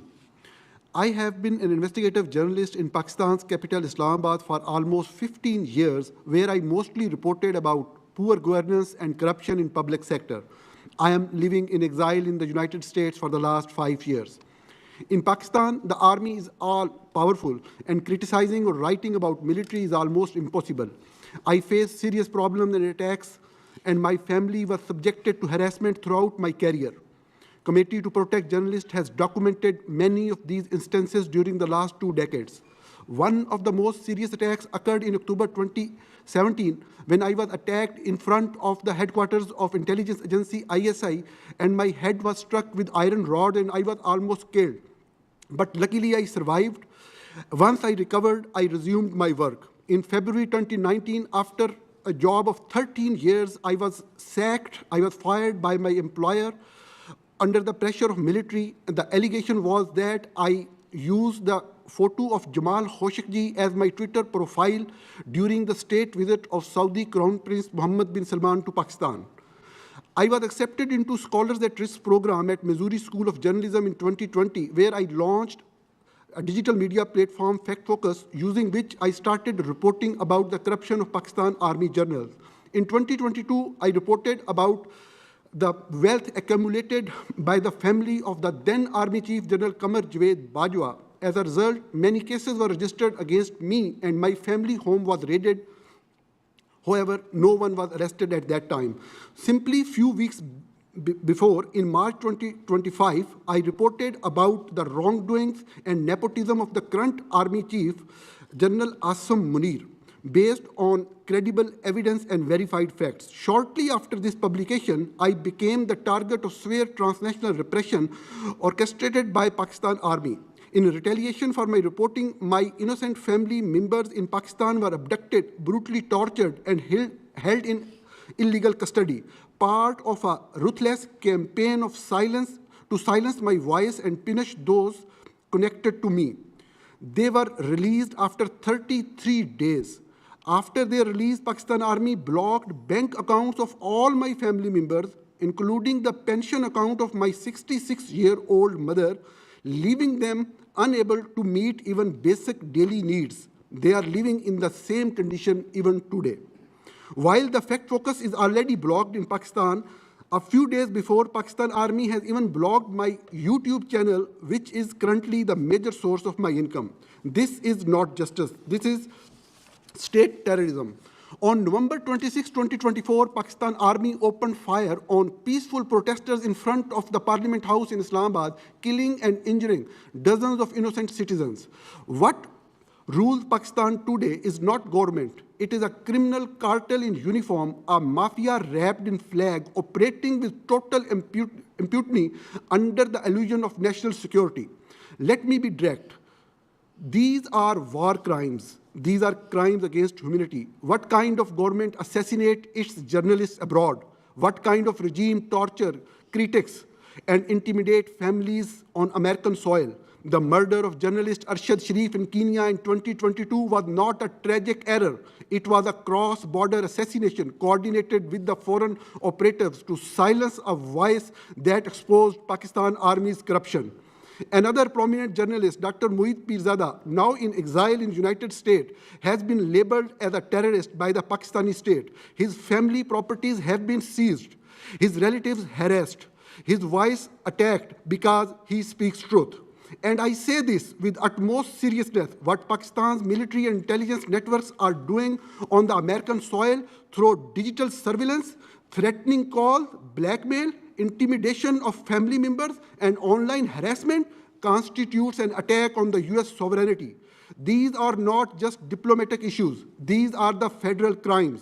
They violate the Civil Rights Act, The Foreign Agents Registration Act, FORA, the very principle of political asylum and the safety that the United States promises to those fleeing tyranny. We are witnessing transnational repression in its most aggressive form, carried out by the journals wearing medals stained with the blood of their own people. And today, the machinery of repression is being led by General Asam Munir, the current Chief of the Army Staff. Under his command, the military has intensified the crackdown on dissent, criminalized journalism, and extended policy of abduction, activists, torturing citizens, and rigging elections. Mass trials of the military courts to threatening against exiles living in the West, Asam Munir has accelerated every tool of tyranny. His hands are no more cleaner than his predecessors. They may be bloodier. Let me remind this commission. Many politicians, including the chief of the biggest political party of the country, are rotting in solitary confinement on the fabricated charges. Thousands of peaceful protesters, citizens remain jailed without due process. The Constitution has been gutted, replaced by the martial law in all but name. Judges are coerced, blackmailed, and silenced. Election Commission is completely under military control, and it facilitated the army in rigging February 24 elections. Media is crushed. Journalists have to self-censor or have to face what I am facing or my family faced. X, formerly Twitter, was banned for more than a year. This is not democracy. It is military dictatorship cloaked in civilian clothes, run by the war criminals, mafias, and intelligence operatives who fear only one thing, the truth.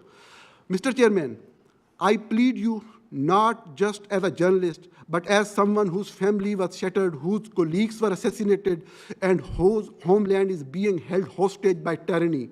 Number one, launch a formal congressional investigation into the transnational repression by the Pakistani state actors on the United States soil and provide immediate justice to my family, which is in terrible situation right now. Number two, enforce global Magnitsky sanctions on all responsible for torture, extrajudicial killing, election rigging, and censorship, including generals like Asam Munir, ISI officials, and civilian collaborators. Number three, condition all U.S. aid, military cooperation, and financial support to Pakistan on verifiable reforms and independent judiciary, free elections, and end to the political persecution and media freedom. Publicly condemn and classify the Islamabad massacre, the killing of the journalist Arshad Sharif, and ongoing systematic torture as crimes against humanity. Today, I ask you not to rest. Stand with truth, stand with justice, stand with the people of Pakistan, and tell the tyrants your crime will not go unpunished. Thank you. Thank you very much. Ms. Chakrabarti. Chairman McGovern and distinguished members of the Commission, thank you for the opportunity to testify before you today. So last week, Prime Minister Narendra Modi was in Canada for the G7 summit, where Prime Minister Mark Carney raised the issue of the Indian government's alleged attacks on Sikh Canadians and Americans, including the murder of Hardeep Singh Nijjar and surveillance of former Canadian MP Jagmeet Singh. While the U.S. government last year indicted Indian intelligence officer Vikash Yadav in a connected murder, Canadian intelligence officials also revealed that they had evidence that the North American murder plots were orchestrated by India's Home Minister Amit Shah. According to the Sikh Coalition and SALDEF, Sikh Americans continue to report credible threats against the community. These incidents are only the beginning. As we shared last year, the Indian government's transnational repression of Americans includes diverse strategies to intimidate critics both online and offline. India continues to use disinformation to intimidate critics of Modi and his Hindu nationalist government. As we and others have reported in the past, Hindu nationalist troll armies are often cultivated by the ruling Bharatiya Janata Party and other influencers in their political system. This ecosystem has directed harassment towards private individuals, and BJP leaders and cabinet ministers spread disinformation about American citizens and organizations. After the Biden administration announced criminal and civil corruption charges against leaders of the Adani Group, the BJP's official account spread anti-Semitic disinformation to intimidate U.S. officials to throw out the case against Modi's closest business ally. Earlier this year, Disinfo Labs, which is run by an Indian intelligence officer, alleged that Freedom House served as a front for shadowy Western foundations and the Five Eyes to whitewash anti-Indian terrorism through the term transnational repression. The Indian government has also tried to censor foreign critics of the Prime Minister. Both Hindus for Human Rights and Indian American Muslim Council have had our Twitter accounts withheld in India since October 2023, and Sikh Coalition's content has been withheld previously. As of this month, IAMC's Instagram account has also been withheld by the Indian government. The government of India has also begun deporting foreign journalists like Avani Diaz of the Australian Broadcasting Corporation because of a report she produced on Nijjar's death in Canada. Critics of the Indian government also often find themselves unable to enter India. As Freedom House noted last August, Kashmiri Americans in particular have borne the brunt of India's weaponization of the Indian immigration system. And as the Indian government escalates repression in Kashmir in the aftermath of the Pahalgam attack, we anticipate a new wave of repression against the Kashmiri diaspora.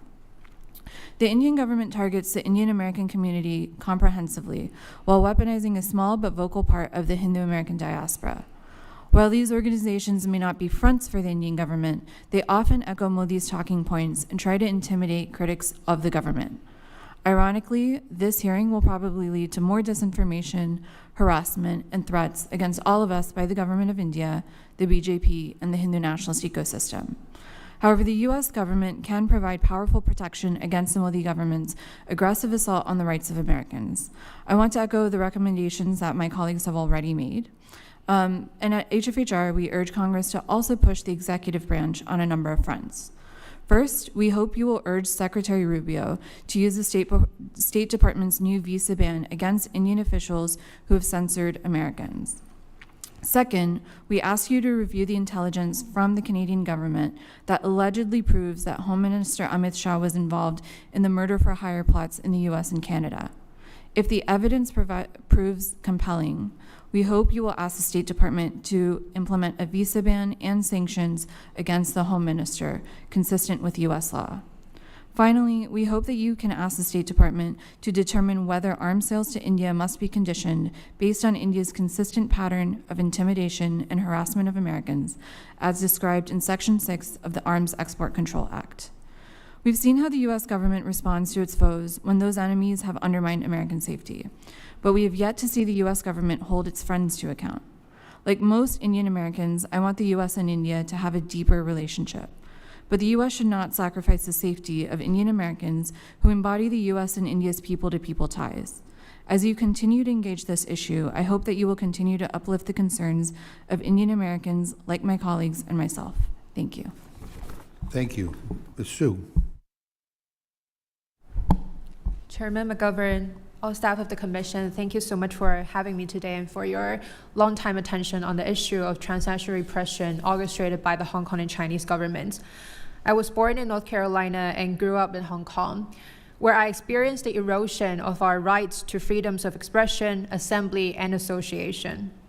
I fought back and became a target of the government, forcing me to flee Hong Kong in 2020.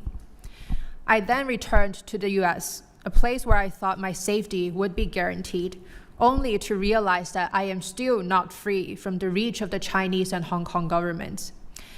On December 13, 2023, I woke up to the news that I had become the first and by far the only US citizen now wanted by the Hong Kong authorities for allegedly violating the national security law by colluding with foreign or external forces, which is referring to my engagement with my congressional members.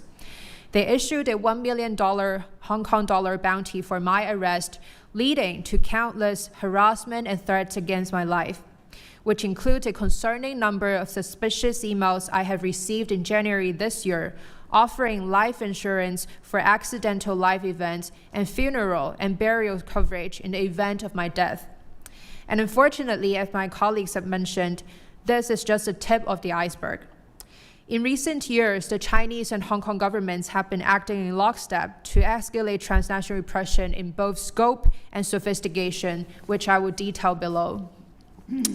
First, the use of bounties and international arrest warrants against activists has intensified.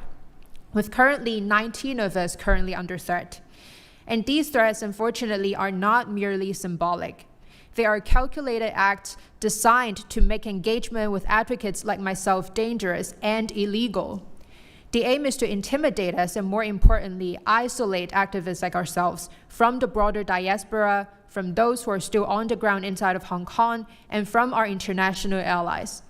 And this is mirroring the Chinese government's long-standing efforts to sever ties between Tibetans in exile and those inside of Tibet by making any forms of communication unsafe, creating a disconnect to weaken pro-democracy movements abroad and to eliminate momentum that fuels the resistance inside.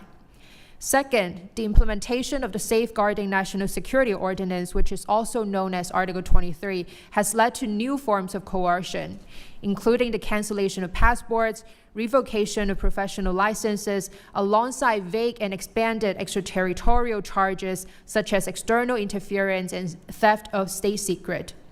The colonial-era sedition law inside of Hong Kong has also continued to be weaponized to punish speech and organizing from abroad. These actions intensify the disconnect and isolation and marks a shift in focus from targeting only the outspoken, high-profile advocates to everyone and anyone within our diaspora communities. And third, the targeting of our loved ones back home. The Hong Kong police have summoned family members of wanted activists for interrogation about our activities. Our family members have been surveilled and threatened, and even recently charged under Article 23. This is hostage-taking, plain and simple. It seeks to hold our loved ones hostage to push and silence us through guilt and the ever-present threat of retaliation. This escalation against Hong Kongers echoes past tactics used by the Chinese government against exiled Uyghur and Chinese dissidents. And with this tactic of coercion by proxy, their aim to control us and politically deactivate our community through fear is very clear. The Chinese government's transnational repression doesn't stop at borders. It follows us wherever we go.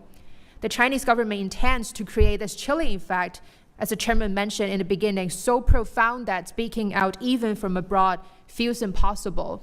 This is their way to normalize their authoritarian practices globally by exploiting the democracies that we have fled to, including here in the United States.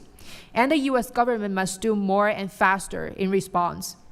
First, to prioritize transnational repression across government agencies as a key human rights and national security issue, followed by coordinated interagency response. And second, tighten enforcement of the Foreign Agents Registration Act, FARA, against entities acting on behalf of foreign governments in surveilling and silencing dissidents, including Chinese state actors and their proxies in business, media, in the diaspora, and beyond. And third, to pass the Hong Kong Economic and Trade Office Certification Act to shut down these offices, which have long served as unchecked political operatives and espionage tools of the Chinese government under diplomatic guise. And fourth, to maintain and increase federal funding for organizations that document, investigate, expose, and disrupt transnational repression, including the National Endowment for Democracy, Radio Free Asia, Voice of America, and more. And last but not least, but a very important one, to expand humanitarian protection pathways, because the fear of deportation for our community members leads individuals to disengage from reporting and to talking about transnational repression, silencing the very crucial and critical voices that could have informed US policy. And today I again bear this uncertain risk by testifying here before this commission, but this cause has always been bigger than myself. And as long as I have a community and have a platform, I will not be silenced. I will continue to speak out for myself, for my friends who are now behind bars, and for those who are still resisting inside of Hong Kong on the ground. And thank you again for shedding light on this issue, and I look forward to answering your questions. Oh, thank you for being here. I thank all those who have testified for being here. It's important. And I now want to yield to Mr. Figueiredo.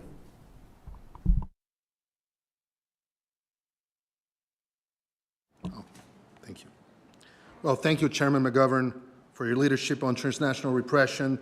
While we disagree on some policies, as democracy should, I appreciate your commitment to this critical issue. My first encounter with transnational repression began in 2019, when Brazilian authorities decreed my preventive arrest in a highly politicized case involving President Trump.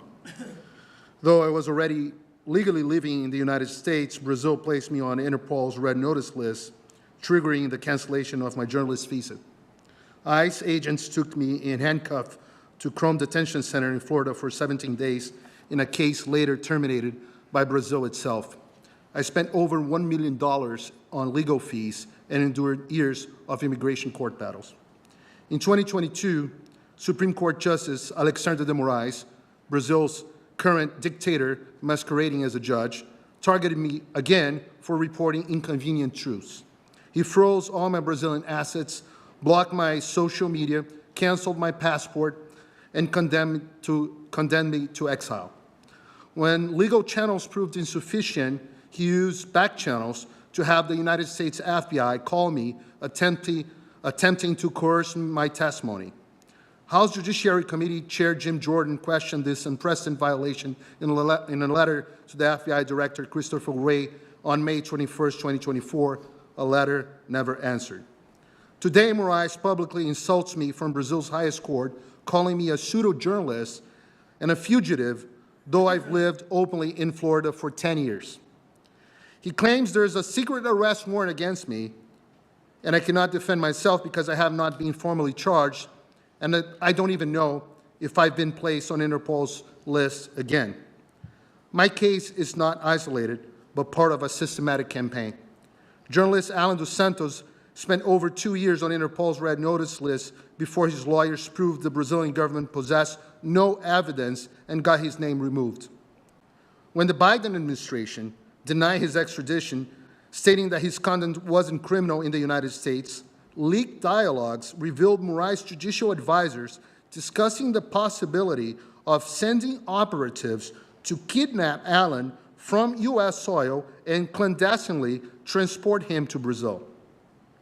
His warrant remains open in Brazil, and he continues facing millions in fines for posts made on U.S. soil. My colleague Rodrigo Constantino, an American citizen, faces similar persecution. Even award-winning journalist, American journalist Michael Schellenberger has been targeted by Moraes. Stop for a moment to contemplate the gravity of what I'm saying. We're witnessing a foreign government agent systematically persecuting American journalists and permanent residents for journalistic content published on American soil. But the persecution extends beyond journalists to democratic elected officials. Eduardo Bolsonaro, Brazil's most voted congressman and son of former President Bolsonaro, had a case opened against him by Moraes for denouncing Brazilian abuses to this very Congress. He lives here in exile now, fearing arrest upon his return. Just last month, yes, another congresswoman, Carla Zambelli, Brazil's most voted woman for Congress, had preemptive arrest decreed by Moraes. She was in the United States for medical treatment, but managed to reach Italy, where she holds Italian citizenship, before being placed on Interpol's red notice list. Sadly, 2 days later, the State Department canceled her U.S. visa.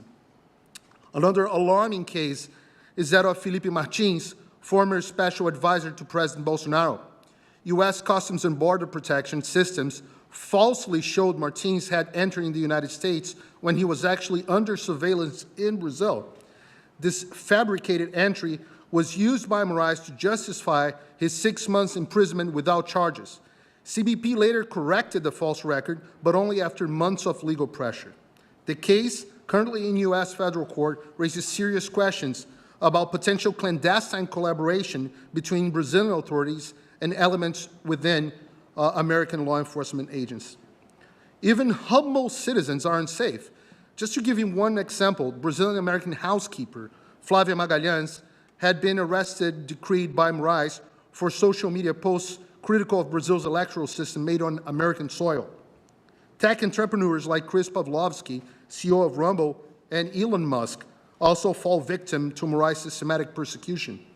In fact, Moraes has attempted to transform tech companies, American tech companies, into unwitting instruments of his repression. An unknown number of Brazilians have their social media accounts blocked by his orders, including individuals residing on American territory.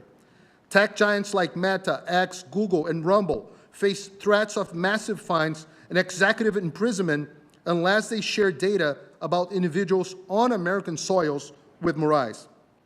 Don't take my word for it. Similar conduct under Maritime threats led Rumble to take the unprecedented step of suing Maritime on U.S. federal court in Florida. On February 25, 2025, U.S. federal judge Mary Scriven ruled that Maritime's orders were unenforceable in the United States and prohibited anyone from attempting to enforce them. Maritime's response was swift and vindictive. He branded CEO Chris Pavlovsky as a criminal and banned the platform entirely in Brazil. This weaponization of corporate fear contributed to X's temporary departure from Brazil in 2024, with Elon Musk remaining under investigation and even the unrelated company SpaceX being targeted. Faced with such retaliation, other companies like Google and Meta simply comply with Maritime, despite formally recognize the illegitimacy of his orders. The implications for national security are staggering. Imagine if any judge from any country in the world could order an American companies to provide data about individuals on American soil. The U.S. Department of Justice sent Brazil a warning letter dated May 7, 2025, lecturing Brazil authorities not to invade American jurisdiction. Let me reiterate my urgent warning to Congress, to this Congress last year. Without decisive American action, we'll have an enormous Venezuela on steroids in South America's heart. Since then, the situation has gotten significantly worse. The United States has powerful tools like the Global Magnitsky Act for human rights violations, such as freedom of expression, press, and due process. So I urge this commission to recommend sanctions against Maritime within the next 30 days. However, these actions are insufficient. We need legislation specifically targeting transnational repression, a bipartisan imperative. This commission should also recommend that the government should also stop considering Interpol red notices for visas, pressure Interpol to adopt rigorous criteria for politically motivated cases, and create asylum exceptions for transnational repression victims. When foreign courts override First Amendment, when U.S. citizens are silenced on American speech, when our systems are manipulated against dissidents, we face an assault on American sovereignty and constitutional democracy itself. Thank you for your attention on this critical matter. I welcome your questions. Well, thank you very much. And I just wanted to say, I think Mr. Smith is stuck on the floor, right? I mean, correct. Yeah. And anyway, I know he wanted to be here. But I have some questions here I'm going to ask, and if you could keep your answers succinct, because I'm not sure how long we have the room for, but I want to get through as many as I can. Let me begin with, to Mr. Noorani and Ms. Chakrabarti and Ms. Su. The FBI has improved its capacity to accept claims of transnational repression through its call centers and reformed its operations with a focus on transnational repression. But from a community perspective, do you feel that the FBI is responsive? What would you like to see the FBI do that they're not doing? And do you see a need for more coordination or training with local law enforcement? Yeah. Basically, the states like Pakistan, which are involved in all this kind of repression against the dissent and against its critics, also know all these developments which are taking place across the globe or in the countries like United States. After the incident that my family faced, I approached FBI through their call center and registered all my details. And they contacted me and they interviewed me at length and asked me all kind of questions. But they asked me for very solid evidence, like video evidence of kidnapping or something like that. And to my surprise, when I contacted my family and people there in Pakistan, I came to know that special efforts were made by the special units of Pakistan Army, not at the time of kidnapping of my family, but after, one day after the kidnapping incident, the military officials remained present in the street in which my home is situated, and they ensured to take the possession of the CCTV footage from each and every house in that street. so that nobody can provide me with the CCTV footage. So these regimes, like in Pakistan, they know that what they have to do while committing these kind of acts. So they ensure that they not leave any kind of evidence. Though when my two brothers were released by the Pakistan army, and they staged a drama that they were kidnapped by some dacoits, and after a police encounter they are released. Even if they were kidnapped by some kind of dacoits, their bank accounts are blocked even today. My mother's bank account is blocked even today. There are evidences, but FBI people demand too much evidence, which they say which is crucial for them to proceed and contact the other country. Okay. That kind of evidence is not present in all situations. Yeah. Ms. Chakrabarti? Yes, so with the Indian American community, especially after the revelations that Hardeep Singh Nijjar was assassinated in Canada and the DOJ's indictment of an Indian individual in the attempted murder of Pannu, we've seen FBI field officers be really proactive and responsive and like asking about different forms of transnational repression, trying to understand the various ways in which the Indian government represses the Indian American community. And I know that our organization and our Indian American, Muslim, and Sikh colleagues have also worked directly with the FBI to make sure that those resources are available in community languages and are they're asking questions that community members can answer. But since this administration took office, one thing that has been a real concern, and I want to give some benefit of the doubt that the FBI director is not going to be a bridge between the Hindu nationalists and in the U.S., but he has expressed support for policies of the Indian government that are widely seen as being very Hindu nationalist. So, for example, the building of a temple on the grounds of a raised mosque in India.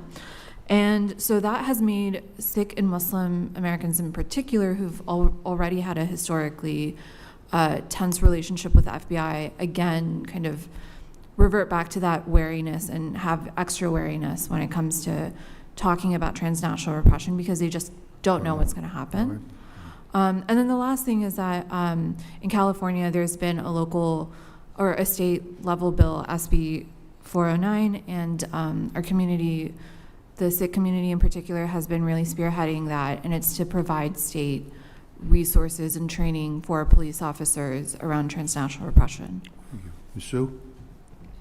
Thank you, Mr. Chairman, for the question. I want to acknowledge that over the past few years, with our community's advocacy and obviously the increasing awareness in the United States in regards to transnational repression, the responses and available mechanisms at the FBI have improved. However, I think the first and foremost challenge that we are facing when it comes to coordination and communication with the FBI is obviously that with the restructuring happening across government agencies and with the funding cuts, our communities are not sure if transnational repression is going to remain a priority at the FBI and other agencies.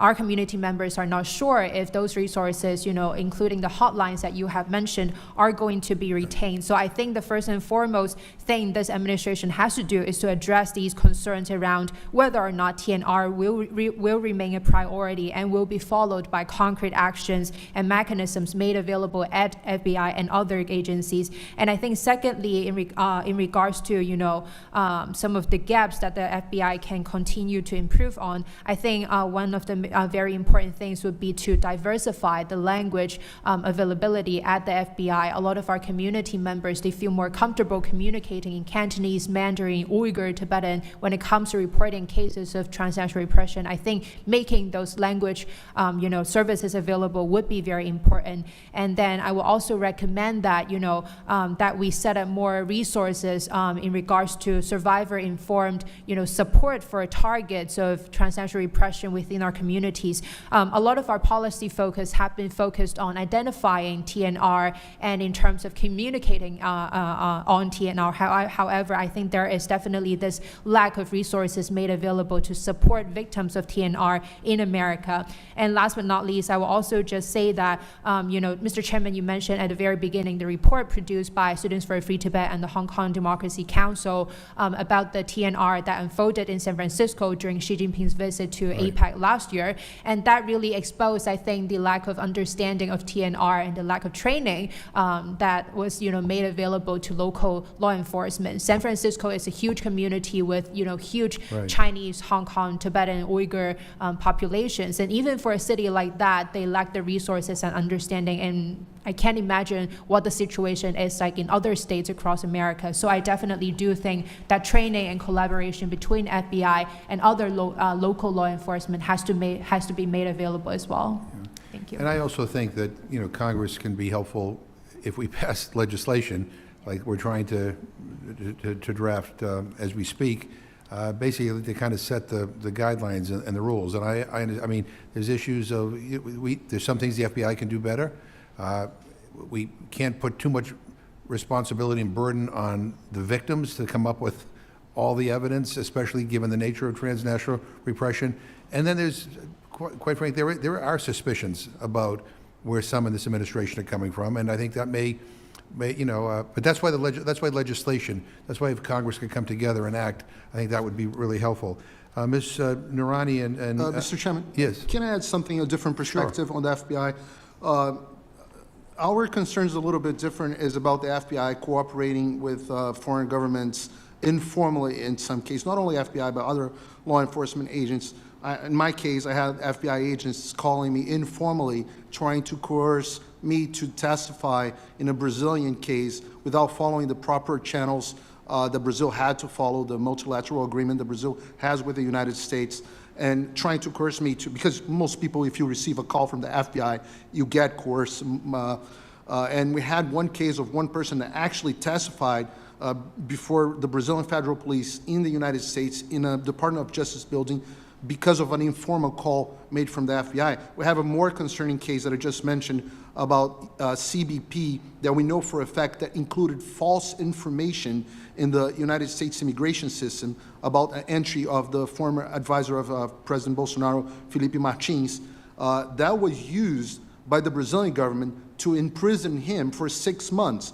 And that was, we know for a fact it was false, and the case is pending on U.S. federal court. So my concern is from a different perspective. It's not what the FBI is not doing to prevent transnational repression, but is the FBI cooperating informally on transnational repression. Mr. Noorani and Ms. Grynkewich, I'm going to get this right by the time this hearing's over. The report of Irene Khan, the Special Rapporteur on Freedom of Expression, told the UN Human Rights Council last year that, and I quote, international human rights and refugee law provide a strong framework to protect journalists in exile. In practice, however, the individuals remain highly vulnerable because of the failure of states, both origin and host countries, to uphold their international obligations. There is no international legal gap, but there is a dangerous protection gap. So the report calls on states to take action to protect journalists at risk of transnational repression and promote the norm supporting the valuable role of independent public service media, including exiled journalists in promoting democracy, development, and human rights. Mr. Noorani, how would you assess the U.S. government's record to protect you specifically, and also to create a climate in which journalists and journalism is respected and worthy of protection? And Ms. Grynkewich, how would you rate the U.S. government on defending freedom of the press? So basically, I can't say that U.S. government has not helped me. I might not have been alive today if the U.S. government not allowed me to enter in the country and have not allowed me to live here as a legal resident. So I am all thankful to the US government. But the issue is that we are discussing right now the transnational repression. So if any journalist working from here and reporting professionally, or producing professional journalistic work, how he or his family can be targeted. If that journalist provides undeniable evidence of targeting of his family or the attacks on his family, the United States should at least take up the issue with the said government. Or if there are so many incidents of this kind coming from the same country, I think different kind of sanctions should be imposed on such countries, because there are not so many countries which are doing so. I think there are a few right now where there are these kind of regimes which violate human rights on continuous basis, and especially target dissent and media. So the answer to your question is the US government has really helped me out in a very difficult situation, but it saved my life, but my family or my associates or my profession or my colleagues are obviously in a very dangerous situation in Pakistan, and US government is not able to help those people who are living there in any way. And obviously, I have to self-censor myself just to save the lives of those who are associated with me. Ms. Gorokovskaya. Thank you. Grynkewich. I don't know if that's helpful or not. Okay. I would say... I'm way off. I think it's just the emphasis is on the wrong part. I would say that the U.S. government has done a lot for exiled journalists up until very recently. What I'm specifically concerned about now are the journalists working for Voice of America and Radio Free Asia, Radio Liberty.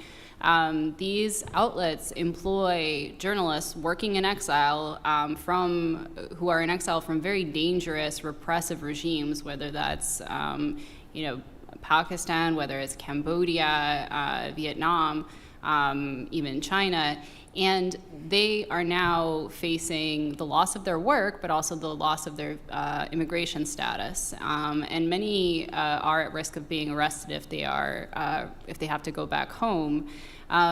So I think that is a huge concern. And I would say that the other thing that does not get, I think, enough attention when it comes to the targeting of journalists, rightfully we look at cases of physical attacks. Those are obviously very serious.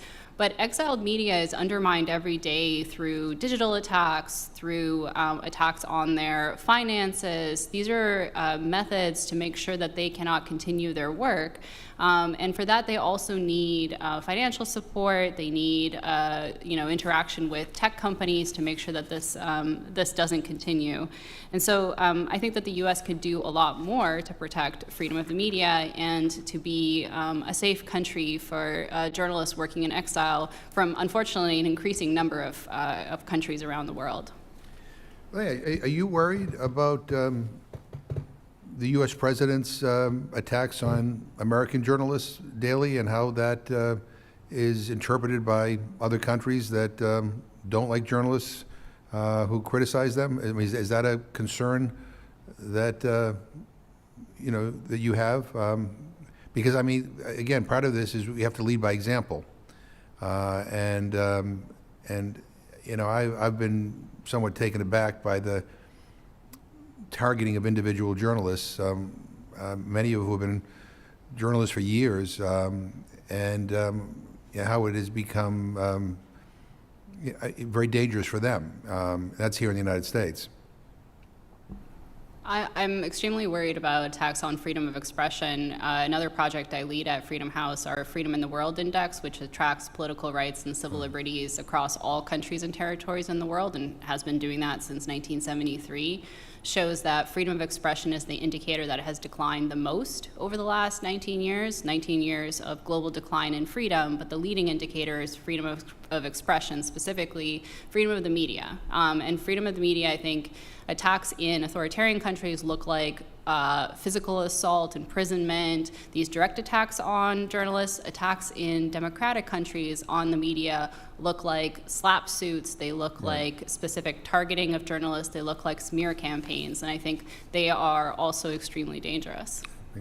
Ms. Su, Anna Kwok of the Hong Kong Democracy Council and Francis Hui of the Committee for Freedom in Hong Kong are two advocates who have helped lobby for the Hong Kong Economic and Trade Office Certification Act, which Co-Chair Smith and I led and it passed the House last year. And I know that relatives of Anna and Francis were recently arrested and taken for questioning. Can you give us any update on their families? Thank you for the question, Chairman. First of all, I want to applaud you and thank you for introducing again the Hong Kong Economic and Trade Office Certification Act. I think that is a very, very important legislation that, as you know, our community have been advocating so hardly for since last year, the first introduction, and hopefully we do want to see that legislation being passed in this Congress. DOGE ETOs have long been used as a backdoor for foreign political influence here in the United States to advance the Chinese government's interest in Washington, D.C. They have spent a total of over 200 million just to lobby for policies and then to influence public opinion in favor of the Chinese government. So I think that really speaks to the importance of having that legislation passed to stop these offices from continuing to operate in the United States as espionage tools by the Beijing government. I think that's very important. And then to your point on our family members and friends being taken as hostages back in Hong Kong, I think that is a trend that we are seeing as an increasingly common tactic employed by the Hong Kong government, which I think is very concerning because we do see this parallel to what the Chinese government have been using for the past decades against Uyghur activists, Chinese dissidents, and the Tibetan community.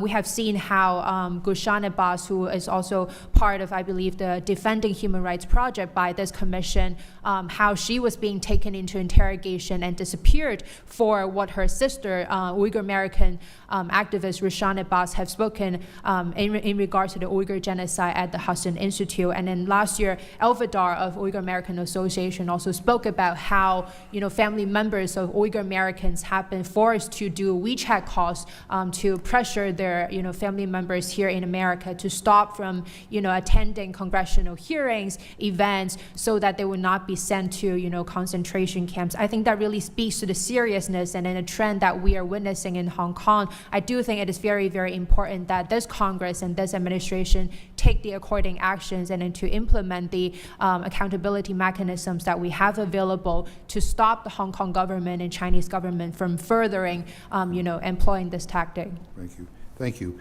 Ms. Chakrabarti, the U.S. Commission on International Religious Freedom, USCIRF, has recommended for the 6th year in a row that the State Department designate India as a country of particular concern, CPC, for engaging in and tolerating systemic, ongoing, and egregious religious freedom violations, including transnational repression against Sikhs in North America.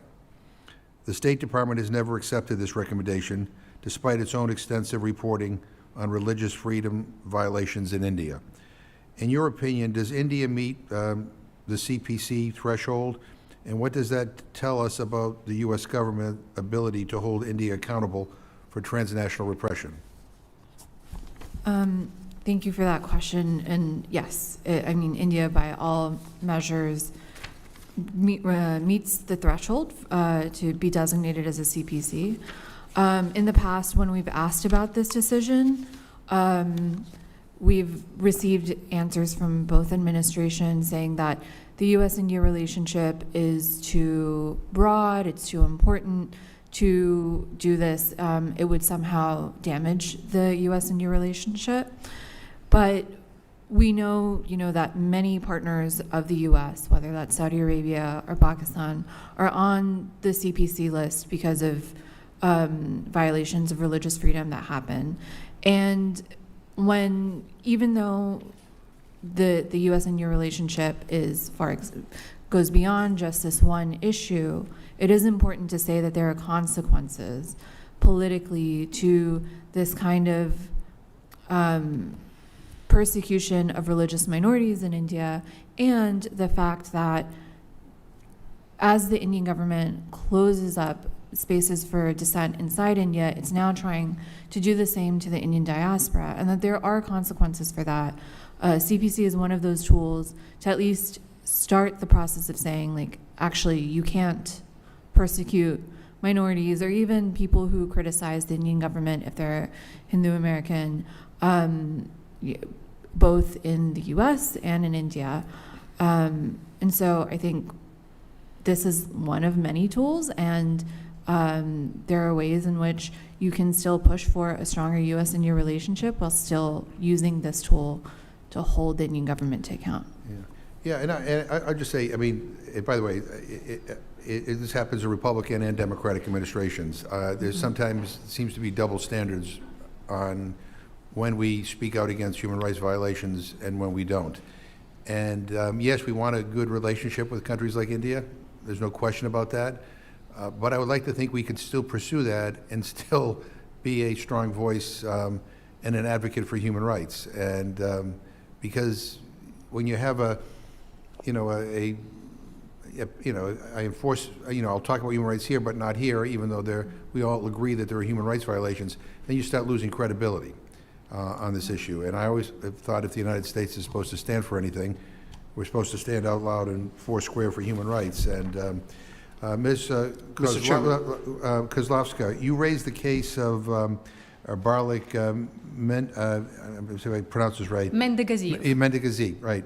And how his brother has been imprisoned in Kazakhstan in retaliation for Barlik's advocacy, as documented in the State Department's annual human rights report, and how their financial services were terminated by U.S. financial institutions. What specific actions do you ask that the U.S. government take on their behalf, whether it's justice, treasury, or state?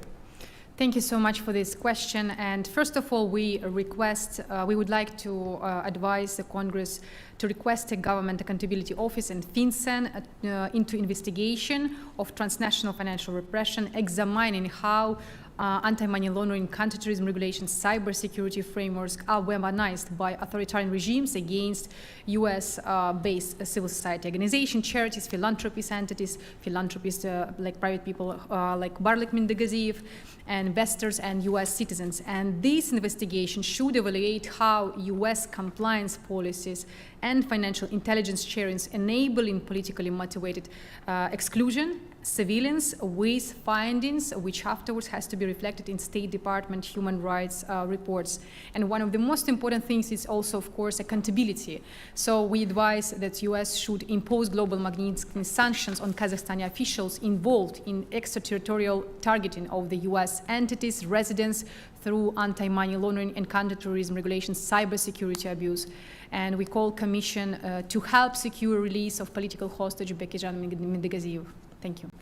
Well, in your testimony, it calls for the Treasury Department to issue a financial crimes enforcement network advisory highlighting foreign governments' misuse of anti-money laundering, anti-terrorism financing tools to target U.S. entities and residents in transnational repression. Has the State Department, as the Treasury Department, have they made any steps in this regard? If not, what do you think is a productive pressure point? And do you believe that the United States is currently a safe haven for human rights defenders? Or have these regulatory abuses created an environment where even legitimate civil society work faces financial persecution? I mean, do you feel safe operating in the United States?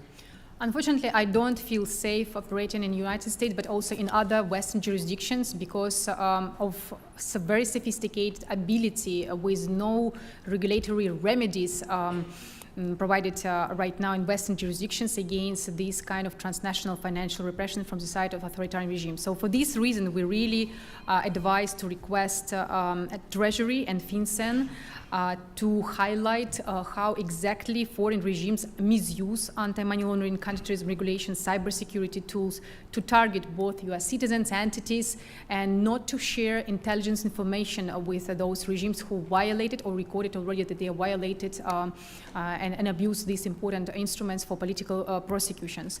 Myself, for example, we also expose this Open Dialogue Foundation how sanctions are evaded. So we have a case which Open Dialogue Foundation, myself, legally harassed in Western legal systems, including we expect a legal request here in US because of, for example, Russian allies like Kyrgyz Bakai Bank suing Open Dialogue Foundation for our reports where we exposing how sanctions were circumvented with support of financial institutions from Kazakhstan and Kyrgyzstan.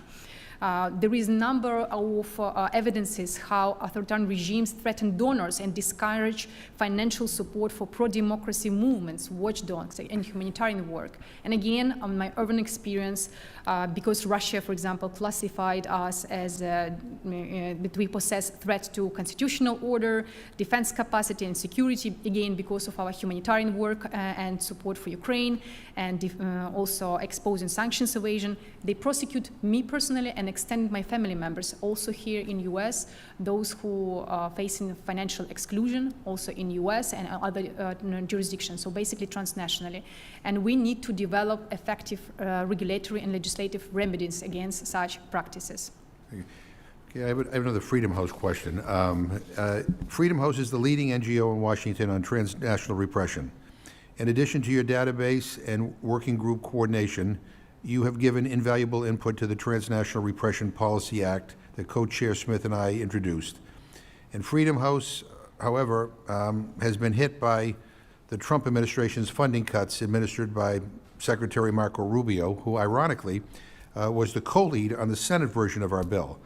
And Freedom House's website says, quote, a new program approved by the U.S. State Department in October 2024 would have allowed us to work with partners on 5 continents to develop innovative, effective, locally responsive ways of stopping transnational repression in places where it is most common and most dangerous for dissidents.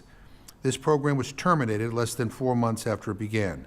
The cancellation of this and related programs will set back the United States' efforts to prevent authoritarian actors from attacking and intimidating people living in democratic nations. That's from your website. I mean, do you agree? I mean, how has this partner organization, how has this affected partner organizations and countries where you have worked? For those in authoritarian states, has the funding cut added to their risk? Well, our own work on transnational repression has been greatly affected. So the program that you cite, we had just gotten it off the ground. And in fact, what we were doing was scoping work in the countries that we selected. We selected a group of countries based on how many dissidents and diasporas lived in those countries and how receptive the governments of those countries were to policy progress on transnational repression. And in fact, we were doing scoping work on the ground, figuring out who our partners would be. A lot of this work is based on trust and knowledge and connections. And unfortunately, then that work, is not going to continue. And I think that diasporas in those countries are more exposed to transnational repression without this type of work. And I would say also our capacity to just track transnational repression. I mean, I'm so grateful to you, Chairman, and others who have quoted our research on transnational repression, including our database. But our work on that is also challenging because our staff has shrunk. In fact, all of the people who work on transnational repression at Freedom House are in this room right now. There are 3 of us. And so tracking this global phenomenon has just become incredibly difficult, and we know that it's not decreasing. And I think our biggest concern is that if the U.S. steps back on work on transnational repression, both adversaries and our partner countries will feel emboldened. As I mentioned, 48 governments engage in tactics of transnational repression, and those are just the ones that we know of physical tactics. I would expect that the number is higher. And so it's not just about funding, it's also about taking a leadership role internationally on this issue. Thank you. Ms. Sue, you have worked at the National Democratic Institute, one of the core institutes of the National Endowment for Democracy, which the Trump administration is now seeking to eliminate. How do the activities of the NED, Radio Free Asia, and the Voice of America help address transnational repression in the United States? Do they help us understand how relatives of America are punished under TNR inside Xinjiang, Tibet, and Hong Kong? Yes, Mr. Chairman. I am here obviously in my Amnesty International capacity. Amnesty International does not receive any kinds of governmental funding, but as I have mentioned, as my colleague from Freedom House has mentioned, this funding cut has greatly impacted nonprofit organizations, non-governmental organizations, and the civil society as a whole in terms of our capacity to document, investigate, expose, and to disrupt transnational repression happening not just in the US, but elsewhere across the world as well. As I have mentioned, addressing transnational repression, I think, really requires a collective effort from all sectors of the society. It wouldn't be possible that we address the issue of TNR simply by the efforts, invested by the FBI or the Department of Homeland Security. That just would not be possible. There are so many areas that the government agencies cannot effectively reach due to barriers, as I have mentioned, related to language, capacity, and expertise. And this is where civil society organizations really come into place and are best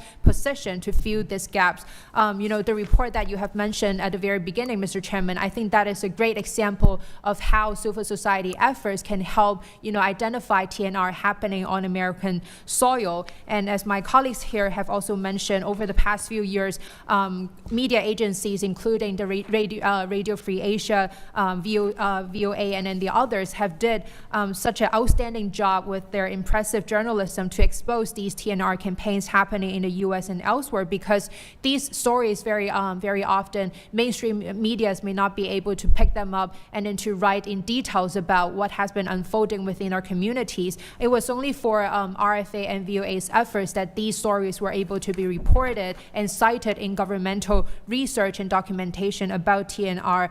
And last but not least, I will also want to mention that, the National Endowment for Democracy, as you have mentioned, have been greatly impacted by this funding cut.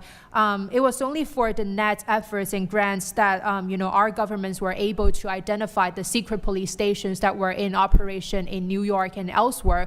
It was only for the net support that our civil society organizations were able to map out TNR activities happening in our country, and that could inform policy recommendations that will inform our national security and human rights policy. So I do think it is very important that we maintain and increase federal funding for these agencies immediately. Sure, okay, thank you. Mr. Chairman. Yes. The flip side of that, as you correctly mentioned, that sometimes the United States government has a double standard dealing with transnational repression and freedom of speech and other issues, is that in Brazil, the National Endowment of Democracy was crucial to actually implement all the measures to persecute journalists. They were the ones that funded all the disinformation combat programs that were used and weaponized by Justice Moraes and other justices of the Brazilian Supreme Court and Superior Electoral Court to censor journalists. So we can even talk about specifically partnerships that they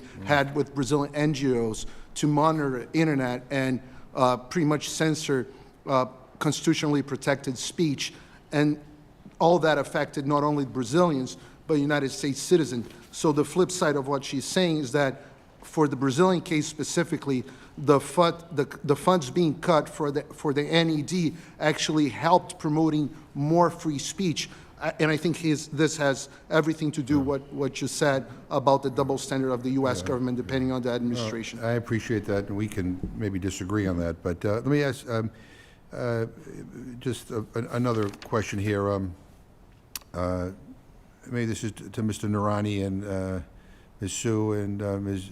Chakrabarti. Diaspora groups are often the target of transnational repression, as we've heard here today. But sadly, they can also include perpetrators of transnational repression offenses. We want law enforcement to engage with diaspora committee members to gather information, provide resources, and create avenues for protection. But we must also admit that scrutiny can come with risks from overzealous police forces or politicization. Many civil rights advocates concluded the now abandoned China initiative of the Justice Department led to racial profiling, intolerance, and discrimination against people of Chinese heritage. As policymakers, what guidelines should we consider for law enforcement to help protect anti-TNR efforts from developing into weapons of bias? And is there any way that we can help diaspora communities to develop resilience against fear and divisions caused by rumors of infiltrators in the community? So basically, I think I will not be able to give a suggestion that how the working of the law enforcement in the United States can be improved to help on this count. My understanding is this, that this is an issue which can be dealt at the government level because the law enforcement can help us here. The transnational repression is about something happening in some other jurisdiction, in some other country. So basically, the policy of the government needs to be changed. And I think you know it better, that what needs to be changed. I am no one to ask United States to have relations with only the democratic countries and not have relations with the dictatorships. But I can say that United States should at least consider it very seriously while making any kind of relationship with any dictator who is acting as a criminal, and even any civilian ruler who is acting as a criminal, who is violating human rights in his country or in her country. So in case of Pakistan, like the Army Chief Asim Munir, who is running the show, who is running the government, is facing charges of killing dozens of people in last few months, and he was welcomed in the White House simply few days back. So these kind of things, they just encourage such kind of tyrants in their countries to expedite whatever they are doing, encourage them to do more atrocities against their own citizens. So the answer to your question is, I think more than improving the law enforcement inside the United States, this issue of transnational repression has more to do with improving the legislation and coming up with a very good policy at the government end, that United States may continue to have any kind of relations with any country, but at least where there are very clear indications or instances of human rights violations or torture or killings, at least United States should take up those matters with the concerned governments, continuing routine or normal relationship, but at least keep on taking up those issues, especially the issues of torture or killings or transnational repression, which involve the people who are living on the United States soil. Mr. Chakrabarti? So there's a lot here. I think one of the things that we've been struggling with is, how do you get the U.S. government or any government to dream of like a TNR response that keeps communities safe but doesn't necessarily inspire overzealous law enforcement, which could lead to over-surveillance, right. Especially for religious minority communities in this country. And so a few things that have been useful, right?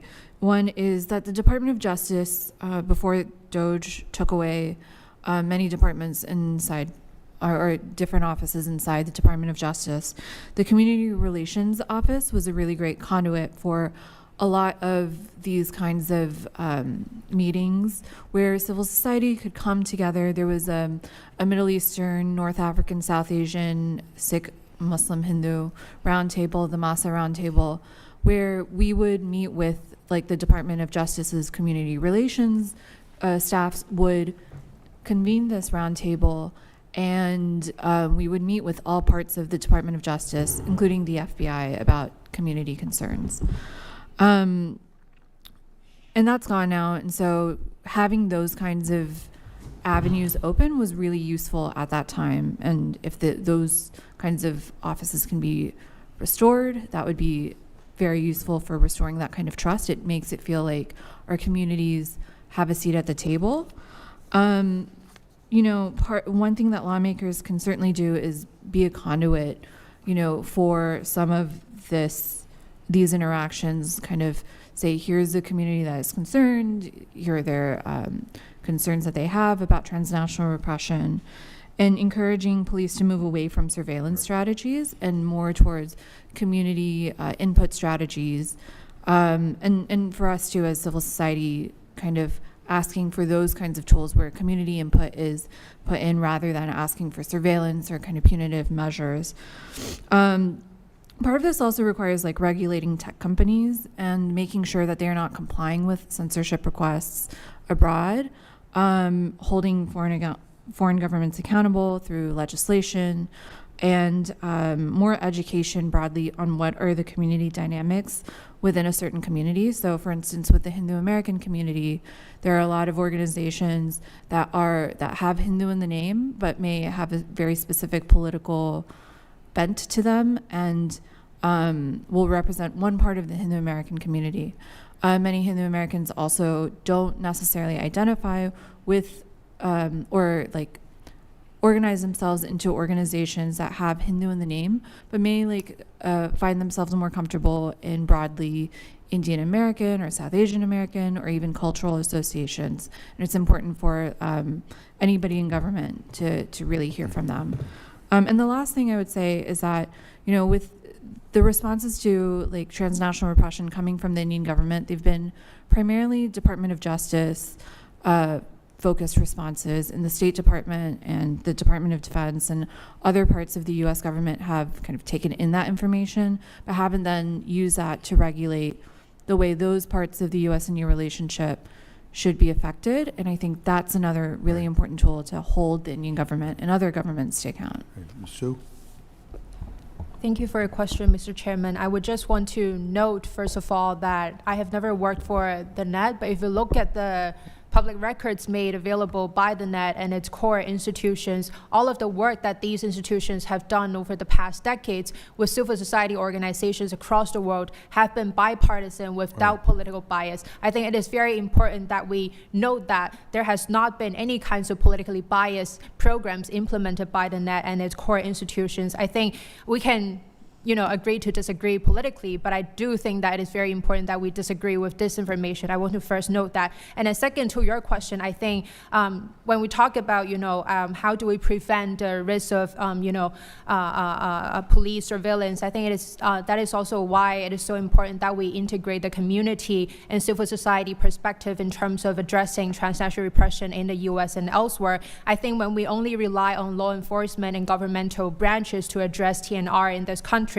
that leads to potentially the endless expansion of law enforcement powers, which then increases the risk of surveillance by the police or other governmental agencies. So I think this is where community perspectives and civil society-led efforts really come into place. It is so important that we solicit the advantages and expertise that community members have, their experiences of TNR, their analysis of TNR, to be integrated into our policy implementations to be able to address TNR not just from a governmental law enforcement perspective, but then really a whole of government approach. Thank you. May I respond to the NED thing?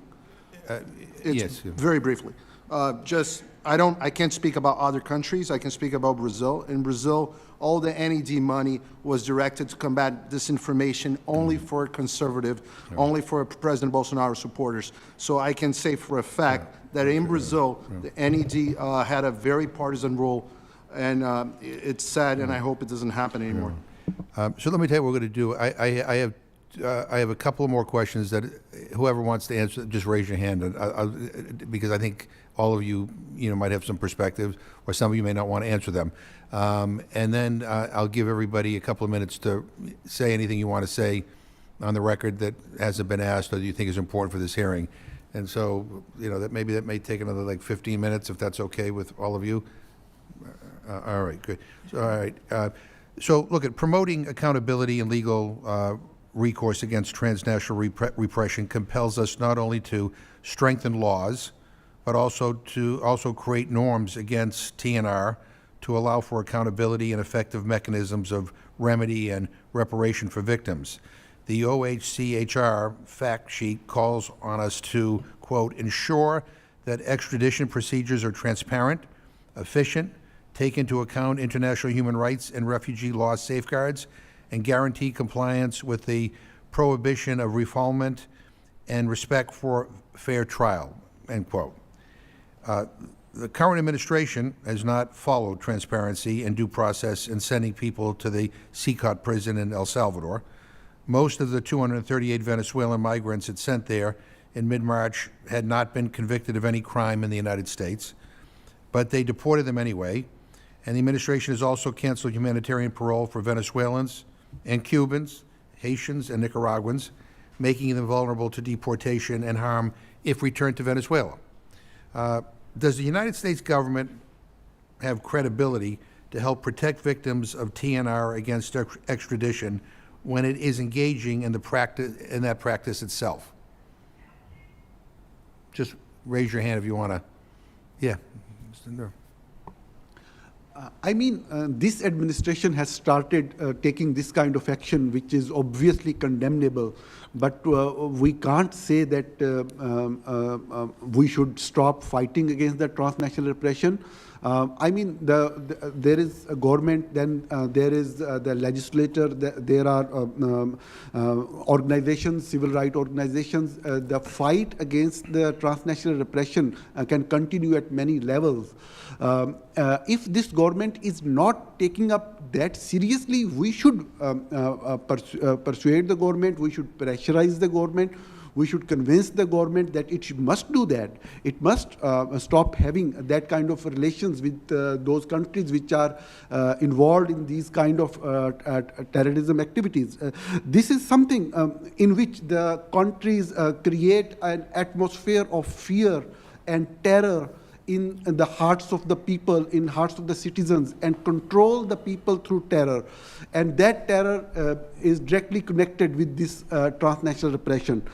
You are right, there are many problems at present with the US government, but obviously US has to fight against the transnational repression. US has to fight. Yeah, no, Anyway. and I'm not suggesting that we shouldn't. I'm just suggesting in terms of how our complaints of transnational repression are viewed by countries or taken seriously by countries when we engage in these kinds of things. Two people raised their hand.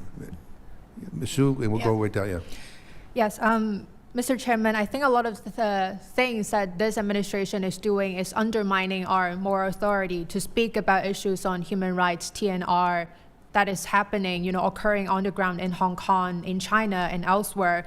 I think, when we have police officers who are on the ground in Los Angeles aiming and shooting the Australian journalist simply for reporting about the protest, when we're sending legal residents of the United States without due process to a foreign country, I think this really undermines our moral authority to talk about the detention of Jimmy Lai, who is currently in prison for over 1,000 days inside of Hong Kong. That undermines our moral authority to talk about, China's illiberal influence everywhere across the world.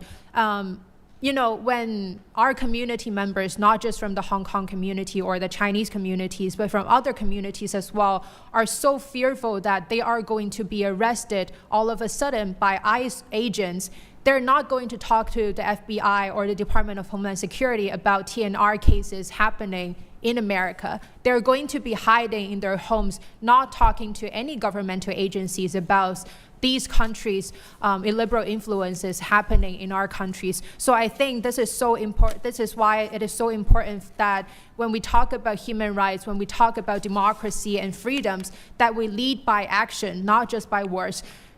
Words are public statements that are not followed by concrete policy actions or actions that respect and defend human rights and democracy are meaningless. And specifically in the case of Hong Kong, when our communities are seeing the revocation of temporary protected statuses for the Venezuelan and other communities, our community members are fearful that our friends and colleagues, DED status under the Deferred and Forced Departure Program are going to be taken away anytime. So I do really hope that, Congress and this administration would figure out a way to work in a bipartisan manner to increase protection measures for our community members who are vulnerable and at the risk right now of deportation and would face, imprisonment if deported back to Hong Kong, China, and elsewhere. Ms. Chakrabarty? So With your question, the first thing I thought of was right after Trump was inaugurated, Indian activists and journalists said basically, well, welcome to what we've been facing for the last decade. And that has been true. I think what the president has done so far looks very similar to what India looked like in 2019. But even so, and even given, quite frankly, I think the U.S. lost a lot of its human rights credibility with the actions of like backing the Israeli government as it has committed atrocious war crimes in Gaza. Even so, when the U.S. and particularly when members of Congress speak out about human rights issues and transnational repression, it does create an impact. So last year when Secretary Blinken talked about India as having committed egregious religious freedom violations, the opposition in India started also talking about the state of religious minorities in India. And so members of Congress have a role to play, even as the Trump administration may engage in these issues, to engage, even as the Trump administration engages in what we could characterize as transnational repression, for members of Congress to be kind of a vocal bulwark against that, and to say that like this is not okay, to bring bills up, to protest in the way that like Senator Padilla had done, or like Comptroller Lander in New York City had done earlier this year, or earlier this month actually. Those actions matter, and that shows that there is at least people in power who are willing to stand against transnational repression, and they have credibility that can carry over to people who are fighting for democracy in their home countries and other countries as well. Anybody else want to say? I mean, the final question I was going to ask, many of you have already answered, and that is, do you see a difference in how the U.S. government approaches cases of transnational repression when committed by governments that are considered strategic partners and allies, and when committed by unfriendly governments? And just, to ask just how important it is to apply consistent standards against transnational repression. And other places, I think in India, we've fallen short, right? I don't know whether anybody wants to comment on any of that, but I do think, again, I think credibility is important when you're trying to be effective. And if it looks like you're politicizing who you're helping and who you're not helping, and who you're protecting and who you're not protecting, I think that's problematic for our effectiveness in combating transnational repression. But you're not a witness, so I can't call on you. But I appreciate it. We had audience participation. But let me give you all the last word. To say whatever you want to say for the record. Again, I know Congressman Smith wanted to be here, and this was one of these screwy days that none of us anticipated. So, but I've found this all very, very, very helpful. So why don't we just kind of go across, Mr. Figueiredo? Why don't we begin with you, and we'll just work our way across the panel and say whatever you want to say for the record, and just take a couple of minutes. I'll be very brief. First of all, I think this is a bipartisan issue, and was very impressed hearing the testimony of my colleagues with very different backgrounds, but it looks like the tactics of transnational repressions are very similar, and that the United States still does not have the proper legislation to deal with. So I'd like to commend you, Mr. Chairman, on your efforts with your co-chairs, Smith, about this, trying to fight this issue. I think this is still the freest country in the world. I feel very safe here being a journalist. I have been feeling very safe, the safest I can be in any country. And unfortunately, that's not the truth for all my Brazilian friends, and not because of the actions of the United States government against us, but because of the actions against the Brazilian government against us. And that double standard that you mentioned is absolutely true. Brazil is the largest democracy in the Southern Hemisphere. it's not actually a democracy anymore, but it used to be. And we're in a very sad situation right now. I could talk about several human rights violations from due process against regular people. We have over 1,000 political prisoners in Brazil. We have journalists, we have congressmen being censored. We have everything that you see in a dictatorship, but some people still does not treat Brazil as a dictatorship as it is right now. We're seeing more and more coverage of the press. A couple of weeks ago, I'd say less than a month ago, Secretary Rubio said that he was evaluating applying the Magnitsky Global Act against Alexander de Moraes, who is the de facto dictator of Brazil. And I just want to say that we hope that this happens very fast, because the country's at the turning point, and if the United States doesn't act fast enough, I think we'll be at the point of no return. The president of Brazil, the former president of Brazil, who is leading all the polls for the 2026 election, is at the brink of being in prison on false and political accusations, and all his supporters are being persecuted some way or the other. And all this started with a lot of support from the Biden administration. So I just hope that it's not a matter of a partisan issue. I just hope the United States reverse its course and start using its foreign policy to promote what always done, which is democracy and freedom. Well, thank you very much, and I'm glad you feel safe as a journalist in the United States. I'm not sure I feel very safe as a politician in the United States, but that's the reality. Do you have any politicians arrested in the United States? We have two of the most voted congressmen. You just saw a sitting United States senator tackled to the ground and handcuffed. Yeah. And you're seeing people targets of political assassination in this country. So I mean, I'm just telling you. You're welcome to go to Brazil and give it a try. It's much worse. I'm trying there. to save our democracy. Ms. Sue. Unfortunately, just like you, Mr. Chairman, I do not feel safe, being in my own country. I can still feel the long arms of the Hong Kong and Chinese government extending over my head. Every day I receive, harassment messages and threats against my life. And, my partner, who is also in the audience, is a Hong Kong organizer from Massachusetts. He has been organizing, solidarity protests for Hong Kong since 2019. And since 2019, there have been, massive orchestrated counter-protests, clearly supported by the Chinese consulate and then their state-affiliated actors, threatening violence or even, the usage of guns against these pro-democracy activists who are simply trying to speak out for Hong Kong, for our deserved human rights and, freedoms and democracy. And 6 years have passed. It is currently 2025, and we're still not seeing sufficient, strong enough policy actions and response from our own government.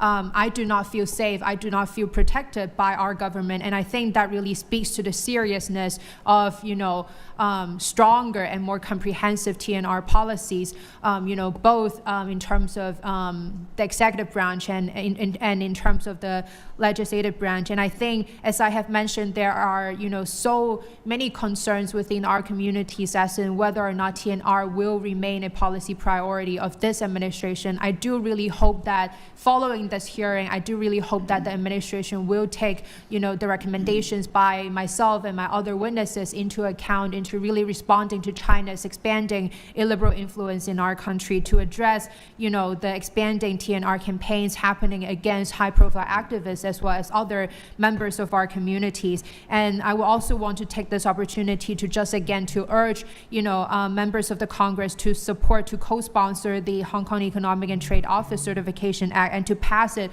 as soon as possible. Last year, we were able to advance it to the Senate, and unfortunately, as the last term of Congress was ending, we were not able to get it passed and signed into law. And I really hope that in this Congress, we will be able to see the legislation proposal signed into law, and we see that these offices are shut down and will no longer be able able to operate on American soil as the Chinese government's, political operatives and espionage tool. I think that's very important. And last but not least, I will also want to advocate for more permanent, humanitarian protection pathways for members of my Hong Kong diaspora community and all other members of our diaspora communities currently facing TNR and oppression by the Chinese government. I think it is so important that we expand these pathways to people and victims experiencing TNR for voicing for their support and our deserved rights for our community members.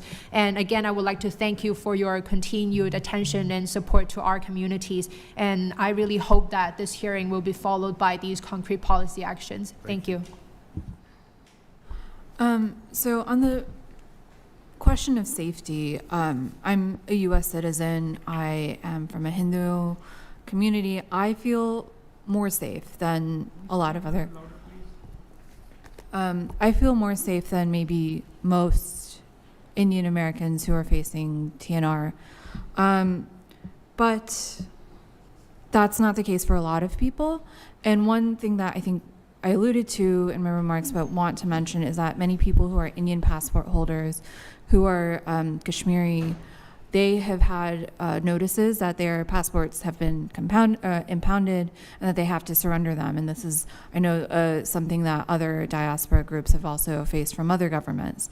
And so for people who may be criticizing the Indian government and who are Kashmiri, they will face statelessness, and oftentimes they're often talking about other issues that face Muslim Americans in this country as well, and could face deportation because of many of the things that they do. And I also know that we've talked a lot about what more can the U.S. government do to fill gaps that exist. And I absolutely agree with all of that. In the case of India, though, one thing that we've been frustrated by is that some of the tools that are already available that have been used against, say, Chinese officials or Russian officials haven't been used against Indian officials that we have evidence have been involved in TNR in some way. And so, yes, we do need to close all of these gaps, but we also need the political will to hold particularly officials from partner governments to account for actions that enemy governments also do. Thank you. And maybe we can work with you on some specifics. Make sure your mic.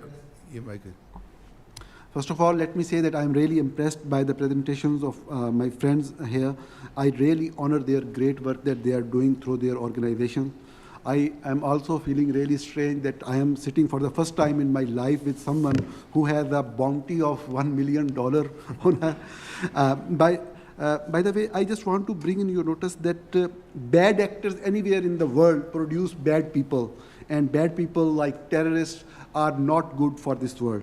The dictators have only this thing in their favor, that they create such kind of characters in the societies. They try to, you can say, suppress people, the people's freedom by creating proxies, by creating, you can say, extremist groups, and then control the overall dissent. They create terror in the societies, an atmosphere of fear in the societies by creating terrorist groups or extremist groups, not for the other world, but to control their own people.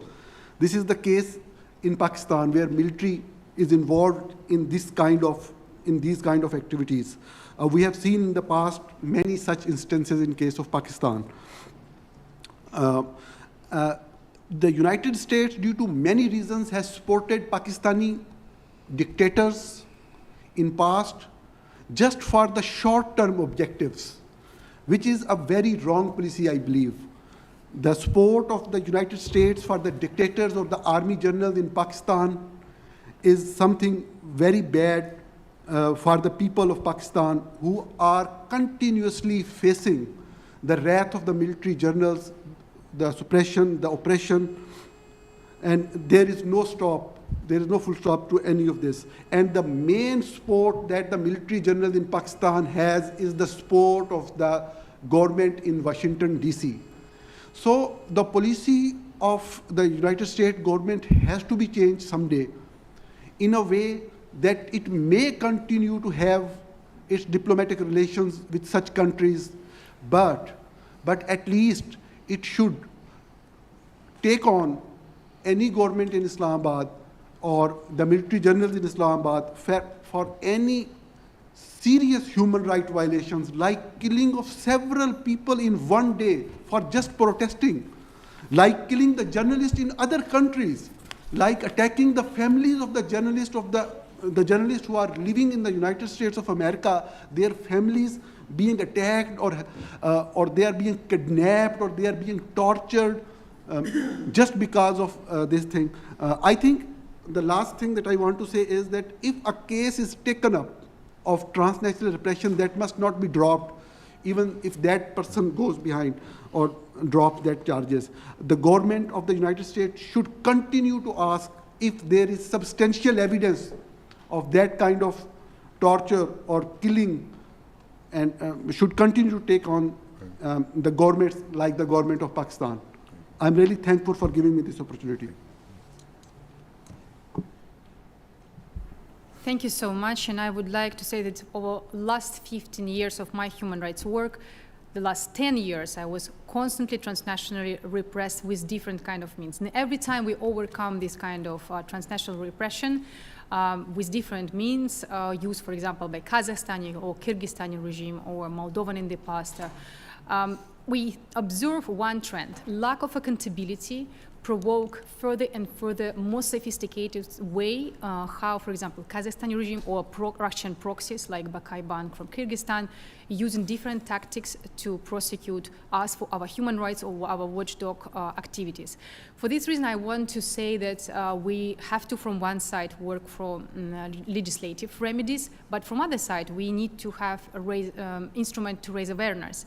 And for example, US State Department Human Rights Report was one of the main tools for this kind of raising awareness, what different tactics every time evaluating were used by different countries against civil society representatives. Right now, we haven't seen the last year report, and we would like to see this kind of instrument still existing.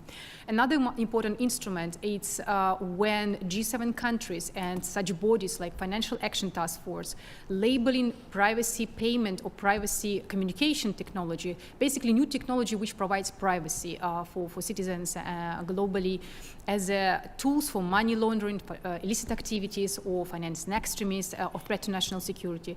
This is a key instrument to undermine afterwards any kind of tools, any kind of security for activists globally, but also in Western jurisdictions. And that is why we also advocate for neutral language for this kind of privacy payment tools.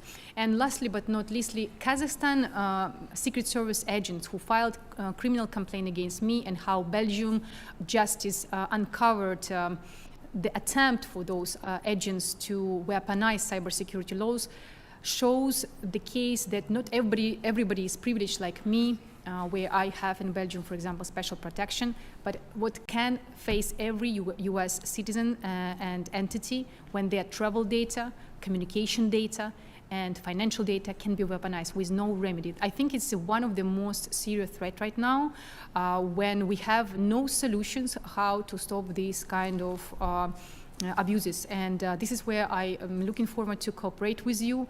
I'm really grateful for this hearing, because more people aware about these kind of abuses, more we can be protected. Thank you so much. Thank you.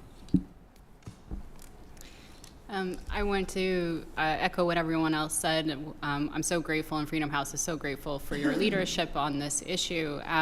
Just reflecting, Freedom House started working on transnational repression well, we published our first report in 2021, and in fact, that was a time when transnational repression was really just a subject studied by academics, and our communications team urged us not to use the term transnational repression. They were worried it was too difficult and wouldn't become popular. I think, 5 years later, Freedom House and other organizations who represent people working from exile, human rights defenders, have shown that democracy is not an island, and that you're not necessarily safe just because you've left the territory of a repressive state. And I think that's really important. And so maybe I want to end on a hopeful note. I don't know how often you get a hopeful note here, but there's a lot of momentum. There's a lot of things to be excited about. So the G7 just issued a leader statement on transnational repression. The European Parliament is issuing 2 reports this year on the targeting of human rights defenders in Europe with transnational repression. Chairman, you already mentioned the OHCHR, the brief that they issued, which was in the works for 2 years, but is a really important step forward. The UN Special Rapporteur on Freedom of Expression published a report on exiled journalists being targeted by transnational repression. Canada had an inquiry that devoted a lot of attention to transnational repression. The UK Parliamentary Committee for Human Rights is having an inquiry on transnational repression. This is a lot of really important work, and I think even more so, this work has brought together diasporas from many different communities, and that, I think, is really important for building solidarity. Just some concrete things to end on. I think the executive branch can continue to work through the G7, specifically the rapid response mechanism on transnational repression, which the United States started and which can continue. I would also second the ask to publish the human rights reports by the State Department. They have a section on transnational repression, which is really important to maintain. And then Congress, I think establishing a definition of transnational repression in legislation is very important, and so is directing training for police forces, but also providing direct support to communities and diasporas that are targeted by transnational repression, because ultimately those communities can come up with ways to protect themselves, but they need support in doing that. And so I want to thank you again for organizing this hearing and for the opportunity to testify. Well, I want to thank you all for being here, and I promise I'll end on a hopeful note, but I do want to just point out something that worries me deeply, and that is I fear that the issue of human rights is falling off our priority list, and not just in terms of how we deal with issues like transnational repression, but how we deal with, our foreign policy, our military policy, even our financial policies all around the world. And we need to refocus our leaders on the importance of human rights. I mean, the United States, in my view, should be the country that stands unequivocally and foursquare for human rights, defends people who are being repressed, is there for people, is welcoming to people. And I worry that some of the programs and some of the initiatives that will help us deal with things like transnational repression, to help support people who are being victims, are being cut. And I mean, it has to be more than about words. You have to provide the resources to do the research, to do the reporting, to do the monitoring, to help support individuals who are being targeted. And so all of us need to figure out ways to make sure that our leaders don't walk away from what we know works. As much as I have been critical of the Trump administration, and I will continue to be, because some of the stuff coming out of this administration not only bothers me, but scares me. I think it kind of betrays our values. But I will, on a hopeful note, I have a co-chair, Mr. Smith of New Jersey, who is a Republican, who cares every bit as deeply about human rights as I do, and as I know you do. And we're going to continue to work in a bipartisan way on legislation on transnational repression and on other human rights issues. We have maintained this Human Rights Commission because both of us have felt that a lot of the committees of jurisdiction have not focused enough on human rights. And so we want to make sure that there is one entity here that constantly focuses on this issue. So I'm hopeful we can make some progress. And again, I thank you all for your patience in dealing with all the delays. And I thank you for your testimony. And this hearing is adjourned.